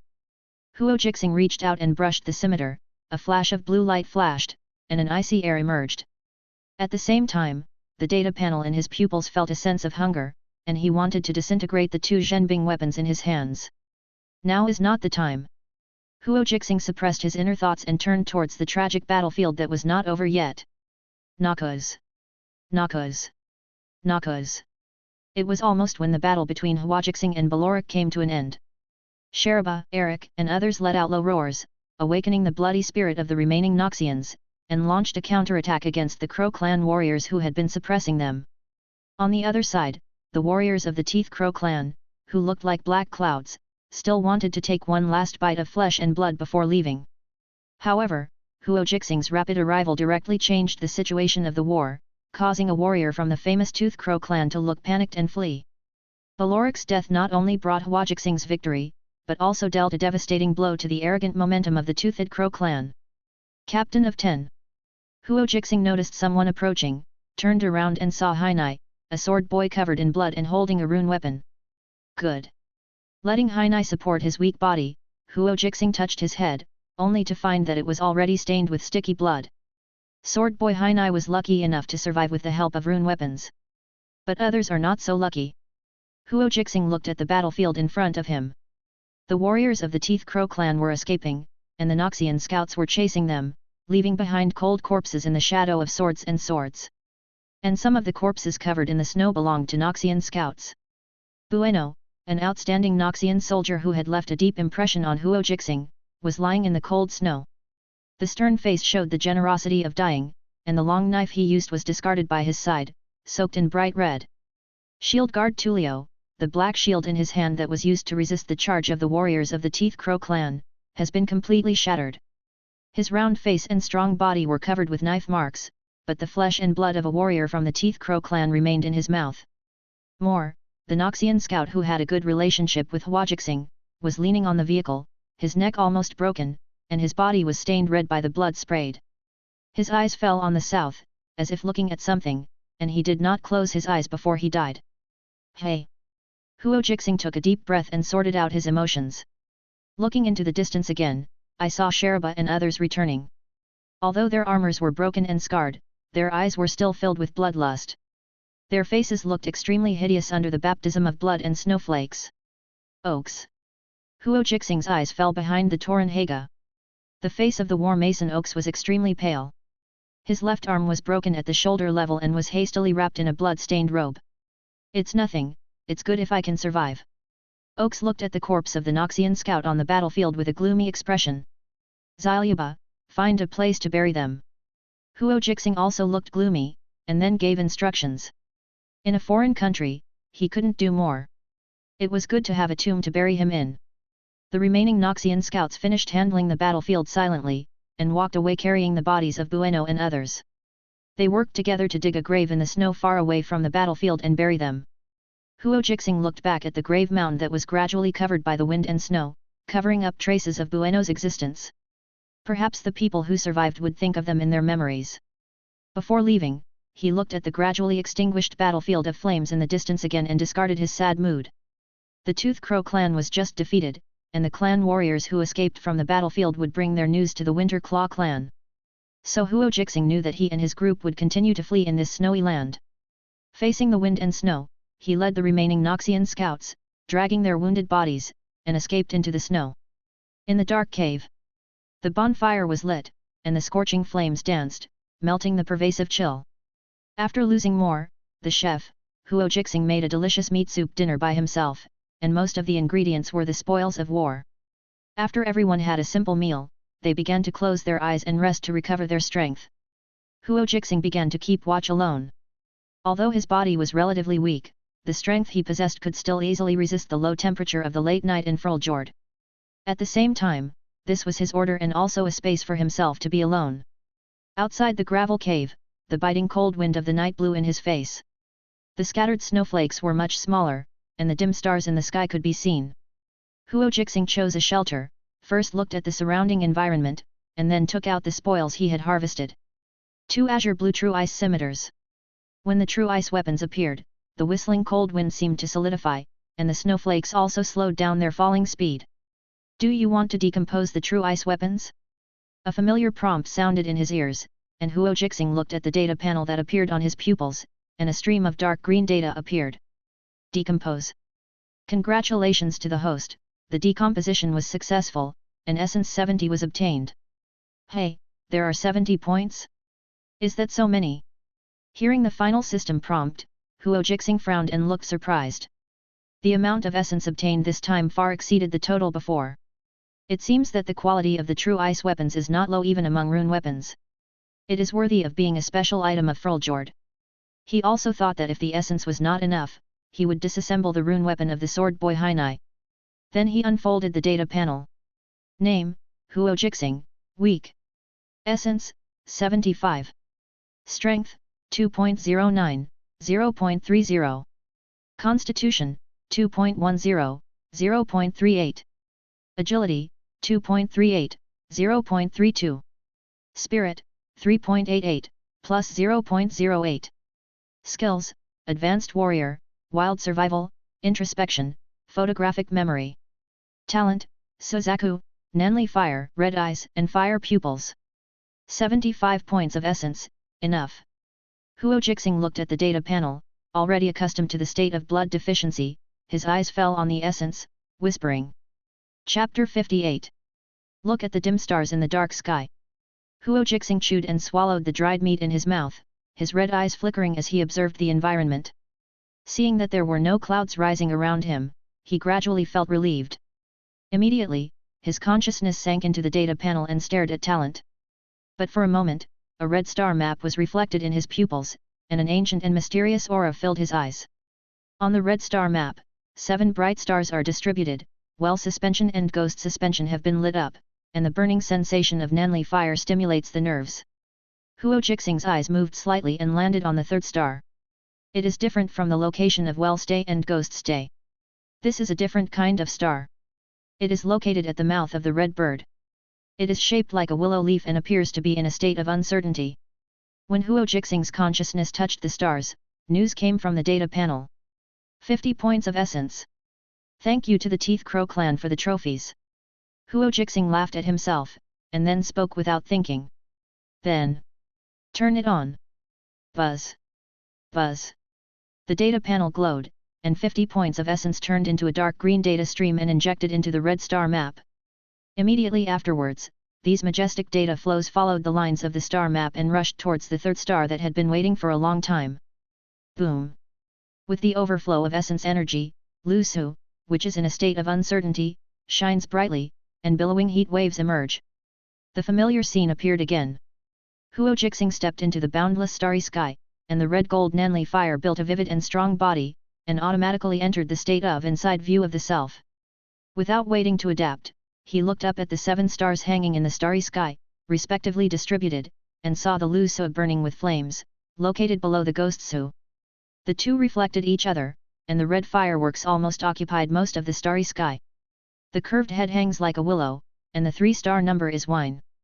As the Lusu star lights up, golden red characters imprinted deep in his consciousness emerge. Huo Jixing looks at them carefully, thinking deeply. The mouth of the red bird is shaped like a willow leaf. This is easy to understand. So what is wine? Phew! Before he could continue thinking, Huo Jixing suddenly heard a cry. Looking from a distance, I saw the mouth of the red bird open, and many flames suddenly emerged from the Liaso star, falling straight towards the Hwaji star standing in the starry sky. The flames reached his body, but he didn't react yet, and his consciousness suddenly boiled. Regarding the fire of Nanli and the skill of swordsmanship, many lightning-like inspirations and images collide, disappear, blend and separate. These memories, or their own power, are like the stars in the sky, shining brightly and blooming with brilliance. Waiting for Huo Jixing to regain consciousness again. He has returned to the Fruljord, standing on the snow, and the biting cold wind brings back his chaotic thoughts. Finally. What happened? He was a little absent-minded. It was really the experience in the last moments that was too much. Wonderful. At that moment, Huo Jixing seemed to have completely opened his mind. Many strange and wonderful thoughts came to his mind, countless inspirations were colliding and intertwined, and countless insights were dancing. It's a pity that in just a moment, he exited the star map. Hey! Huo Jixing calmed down his inner emotions and opened the data panel again. Hey! He found that the weakness state behind his name just now was looming and was almost disappearing. Then he immediately felt the changes in his body carefully, and his body, which was originally depleted of energy and blood, actually improved a lot. A flash of blood appeared on the withered face, and the skeletal body regained its vigor, and the powerful momentum was displayed in every move. Is this the feedback after lighting up Lu So this time? Wait. Something's wrong. Huo Jixing frowned. When he just moved his body, he noticed something strange. Looking at the falling snowflakes in front of him, he stretched out his arm and swung it like a long knife, cutting through the air with ease and chopping up the snowflakes. This is not physical relaxation, but the use of knife skills. It seems that every move and style has a lot more details, and he has begun to adapt to the changes in his body, and even the use of Nanli fire has become much more sophisticated. Really? Huo Jixing looked at the data panel again and saw different changes in the skills. Originally a skill of advanced warrior, it has become Blade of Conquest, even darker in color, much more obvious than other skills. This. Huo Jixing was speechless and choked, not knowing what to say. As Lu So lit up, he felt his talent for swordsmanship and the hard work he had put in the past. At this moment, something is not worth mentioning. When Huo Jixing walked back to the cave through the wind and snow, he saw a dazed figure alone in front of the campfire. It was the young scout DeWitt. He stared at the flames in front of him in trance, holding a blood-stained suicide note in his hand. It's Morse. Hearing the footsteps, DeWitt looked towards the entrance of the cave and said with a wry smile when he saw Huo Jixing. I found it from his arms and put it in the middle of his chest. Before the start of this mission, he once told me that if he accidentally died in Fruljord, he would take this suicide note back and send it to the slums outside the capital. Ghetto. Huo Jixing walked over and sat next to DeWitt, his expression suddenly enlightened. He remembered clearly that DeWitt once said that he came from the slums of the Noxus capital. Yes, Moore and I know each other because we are from the same place. DeWitt looked down at the blood-stained suicide note and spoke in a low voice. Seeing this, Huo Jixing fell silent. Yesterday's ambush was caused by his own fault. But he couldn't show it now, not only because of his talent, but also because the team's morale was at a low point. Why did you give it to me? Huo Jixing looked at the blood-stained suicide note in front of him and looked at DeWitt inquiringly. Compared to me, you, the Centurion, have a better chance of returning to the capital. DeWitt spoke softly, with a smile on his young face. It is the best honor for us to fight for Noxus. And the Empire has already prepared a pension for us, and it will be handed over to our families after we die. Huo Jixing solemnly took the blood-stained suicide note and put it into his breastplate. We agreed to return to the capital together and visit the Immortal Fortress together. Haha. DeWitt remembered the previous agreement with Huo Jixing, looked at the leaping flames in front of him, and chuckled. Yes, we will return to the capital safely together. The dark snowy night passed, and the dawn of the morning came, painting patches of mottled light and shadows on the pale mountains. Huo Jixing and the awakened Noxian scouts finished breakfast. Facing everyone's gaze, Huo Jixing held the long sword on his waist with his left hand, his body straight, and spoke in a concentrated voice. The mission continues. We cannot give up the mission because of a temporary setback. The most important thing is that their achievements have affected the Winter Claw tribe, otherwise the Tooth Crow clan would not have pursued them so relentlessly. Behind him, every surviving Noxian scout filed out of the cave, and their momentum began to change, becoming more indifferent and ruthless.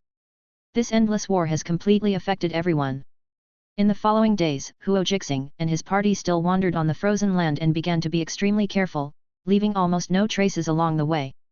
But even so, after a battle, Huo Jixing noticed that someone was chasing him.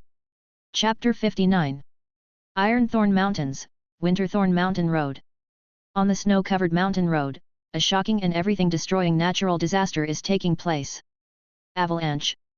On the cliffs on both sides, white ghost-like waves of snow poured down from the high mountains, destroying the trees in the mountains and burying the winding mountain roads.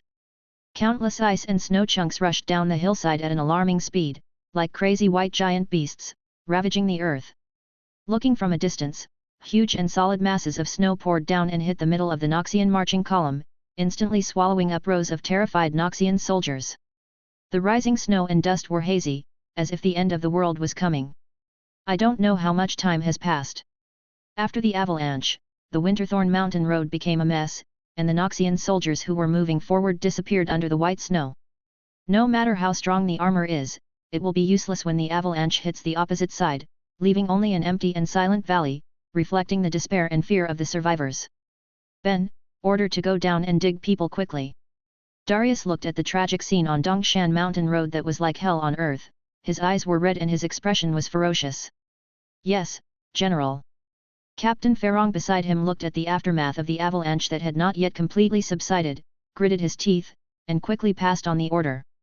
Within a moment, densely packed Noxian soldiers appeared on the avalanche ruins.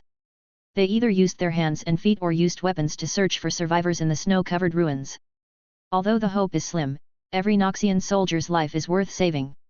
Darius himself joined in with his soldiers. They must race against time to complete the rescue work in front of them. This avalanche is definitely not a natural occurrence, but is the work of the Winter Claw tribe. General, the enemy has been spotted. Captain Ferrong was covered in heavy armor and walked effortlessly on the snow, pointing to the hillside in the distance. Darius followed the direction pointed by Captain Ferrong and saw numerous figures on the top of the slope in the distance. Winter's Claw warriors were picking through the scattered corpses of the Noxians, collecting trophies and executing the survivors. Go back to the ice we just crossed and station ourselves there. Darius surveyed the battered Noxian troops in front of him, his face twisted with suppressed rage. Go there immediately. If you can't walk, crawl over. In the dim sky, the pale sun was already low on the horizon. On the messy snowy mountain road, the clan warriors of the Winter's Claw tribe followed the column of the Noxian Legion to the frozen river, constantly harassing them with barbed arrows. However, under the command of Darius, the well-trained Noxian warband moved forward and began to prepare on the other side of the river. The frozen river is wide and flat, and can accommodate several Anuk carriages. And this distance is enough to make the clan warriors of the Winter's Claw tribe feel wary and not dare to rush over directly. Darius looked at the Winter's Claw warrior not far away who was still holding cold arrows with a cold expression.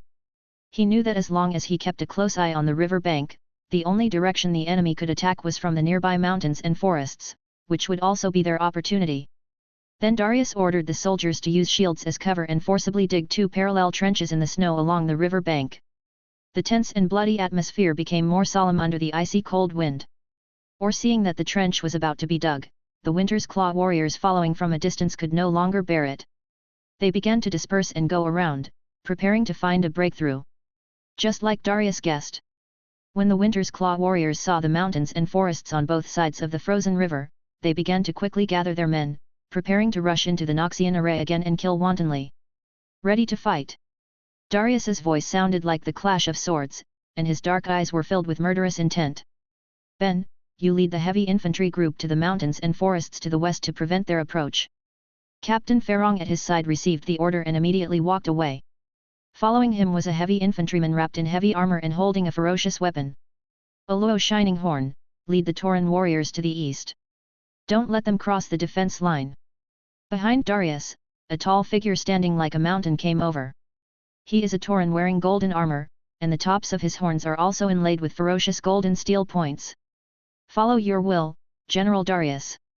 Following Oluo Shininghorn was also a well-formed Noxian soldier, but compared to other war groups, he led mostly Tauren warriors. In the mountain forest with complex terrain, the Winter's Claw warriors ignored the gravel and trees on the ground and quickly crossed the complex terrain with sharp blades in hand. For them, no matter how rugged the mountains and forests are, they have climbed over them. After drinking some tea, they saw crimson flags fluttering in the wind. It is the double-edged axe flag of the Noxus Empire. However, just as they were walking through the mountains and forests, they saw the heavy infantry who had been waiting for them. Dark grey solid armor covers the body, holding a sharp blade with a cold light. At the front is Captain Farong wearing silver grey armor, with a ferocious chain hammer wrapped around his hands. Noxus. With a dull roar, the heavy infantry charged. They surged like a dark grey wave, gradually submerging every inch of the forest until they rushed to the enemy. The Winter Claw warriors on the other side were equally unwilling to be outdone. The pursuit just now had already aroused their desire to kill. At this moment, facing these surging heavy infantry, they rushed forward fearlessly. In a flash, the battle broke out. The sound of metal collision, the sound of weapons crossing, and the shouts of soldiers intertwined together, playing the song of death together. The burning blood sprayed, dyeing the mountains, rocks, and trees red. The two sides of the war had no more words, and their communication was the most direct fight of life and death. In this battle, both the Winter Claw warriors and the Noxian heavy infantry were defending their glory with their lives and blood. Hwalala! Captain Farron rushed into the center of the Winter Claw warriors with a strong attitude, and the heavy armor he was wearing protected him from attacks from all sides. Then he swung the chain hammer in his hand, instantly destroying all the Winter Claw warriors in front of him.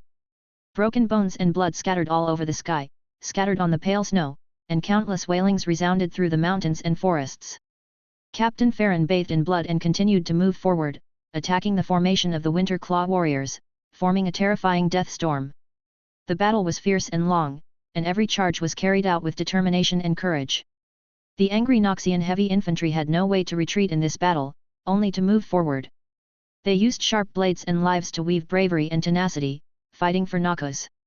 Another mountain forest battlefield was also staging a tragic battle.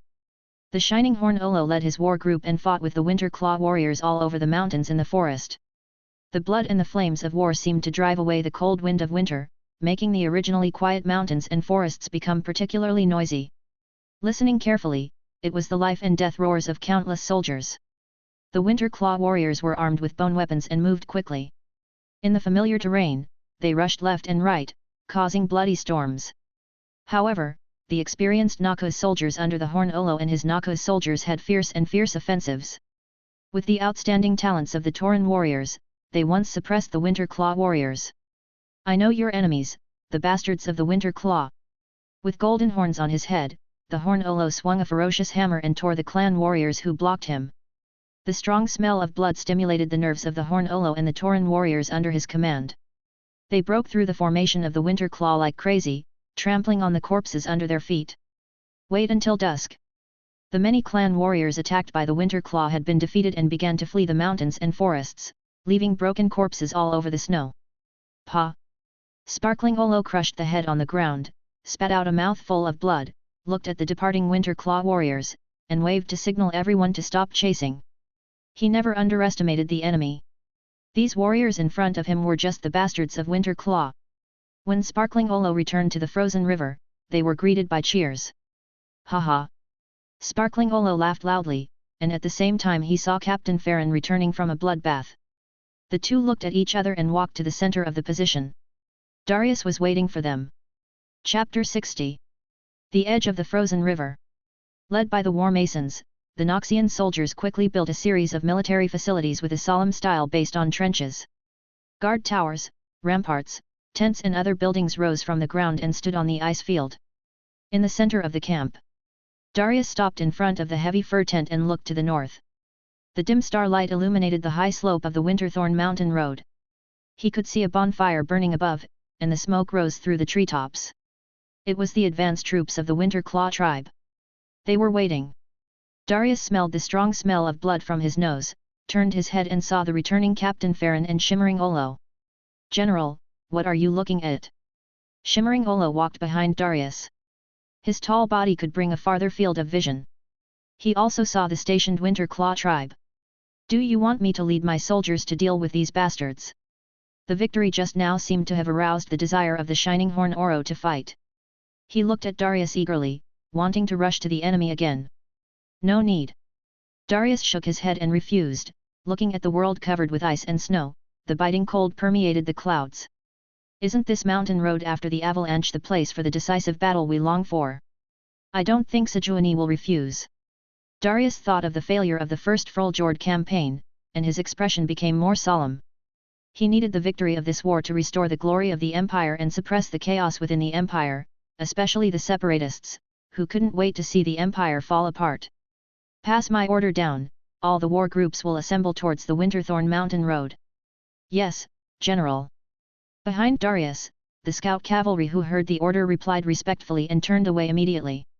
Soon, the neighing of war horses gradually faded into the snowy mountain road as the winter night wore on. The leaves of the pine trees high above were all the color of blood, forming a sharp contrast with the pale snow around them. Udur watched a scarlet leaf fall and realized how much he had misunderstood the color red. In his hometown, this color would only splash on the white snow. But in Fruljord, red symbolizes violence and death is approaching. But in fact, red symbolizes life. Anyone or any animal, as long as they are still alive, has red in their bodies. Udur opened his eyes. The candle used for meditation burned a red spot in his sight, and the rain made a hissing sound on the dying campfire. The strong wind shook the loose leather wall tent of the hut, as if it was going to blow it down before dawn. The cold rain seeped through the gaps between the fur carpets inside the tent. Udur realized that he was not sitting cross-legged with the monks on the top of a distant Ionian mountain, but here was a corner of Sejuani's camp. This is my home. Udur felt a bitter pride. It had been weeks since Udur managed to meditate again, but he couldn't be happy now. He had just begun to see clearly what was around him, and the voices were back. The thoughts of the nearby Anuk, Juvisk boars and horses overwhelmed his self-awareness, filling his mind with foreign sensations. A thunderous sound that only he and the most powerful beast walkers could hear, and it was impossible to quiet it. It was followed by human emotions, 1,000 fragmented thoughts mixed together, anger, fear, resentment, coldness, and so on. Udur thrust the silverthorn into his palm again and again, and the impact of the metal amplified the pain thousands of times, but he was willing to pay any price to drive away the voices. Any price. Shaman, the War Mother invites you to come. The voice outside the tent brought Udur back to his mind. He looked down at his bloody palm, wiped it hastily, and stood up to go out. Following the blood warriors in front of him, Udur came to Sejuani. Compared with the relaxed atmosphere before, the Winter Claw Warmother looked solemn, sitting on the steel-bride saddle. Perhaps sensing something, the huge Juvisk boar snorted nervously, the ice around its claws shattered, and its huge eyes stared into the darkness. There, in front of the burning bonfire, the bear spirit's acolyte waved the bear paw map across his chest, and the many oath singers around him began to respond. Countless voices overlapped each other, singing different tones at the same time, creating an unnatural human elegy that resonated harmoniously with the roar of the flames. This sound made Udur feel spiritually lost again. As time passed, Sejuani formed a horn along the woods along the river bank. Everyone prepared their weapons and waited for the arrival of the bear tribe. The blood warriors, who were veterans, beat their shields and beat the drums. This is the custom in the Fruljord, you must prove yourself a friend before you lay down your weapons. Tiny sparks of static electricity began to appear on the warriors' armor, swords, and axes. Udur saw the warriors were at a loss for what to do with this strange phenomenon. The arcs continued to jump and wander between their weapons.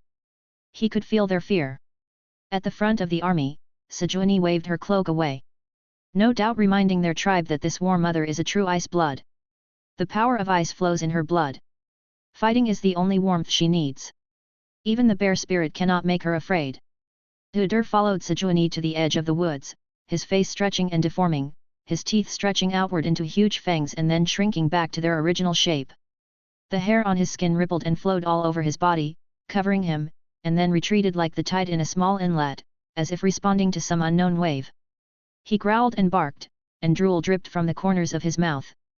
Suddenly, Udur's eyes widened and he spoke in a concentrated voice, "They are coming." Silence swept everything. The first bears flashed silently from the shadows between the trees, the wildlings. Their skin was brown with blood. Their hair was matted with dirt. Some were naked, while others were covered in bear skins or rags. Next came the beasts, mostly bears, of various sizes and fur colors. Some of the species Udur recognized, and some he had never seen before. They were all once spirit walkers, now trapped in the form of ruthless giant bears. They had long forgotten that they were once human. Then came the monsters. They were all strange hybrids of bears and other creatures, things from legends, nightmares, and folk tales. And they were all human once. But now they have been completely devoured by the true beast spirit, and no longer have the appearance of normal animals. The bears stood in a messy row opposite Sejuani's army. They did not pose for attack, did not make any sound, just waiting. Hooder's rapid breathing gradually slowed down, and his trembling turned into a drowsy sway. He recognized many souls from the opposite line, students, masters, and former oath singers. There were clan shamans he met while drinking, and warriors he met on the battlefield.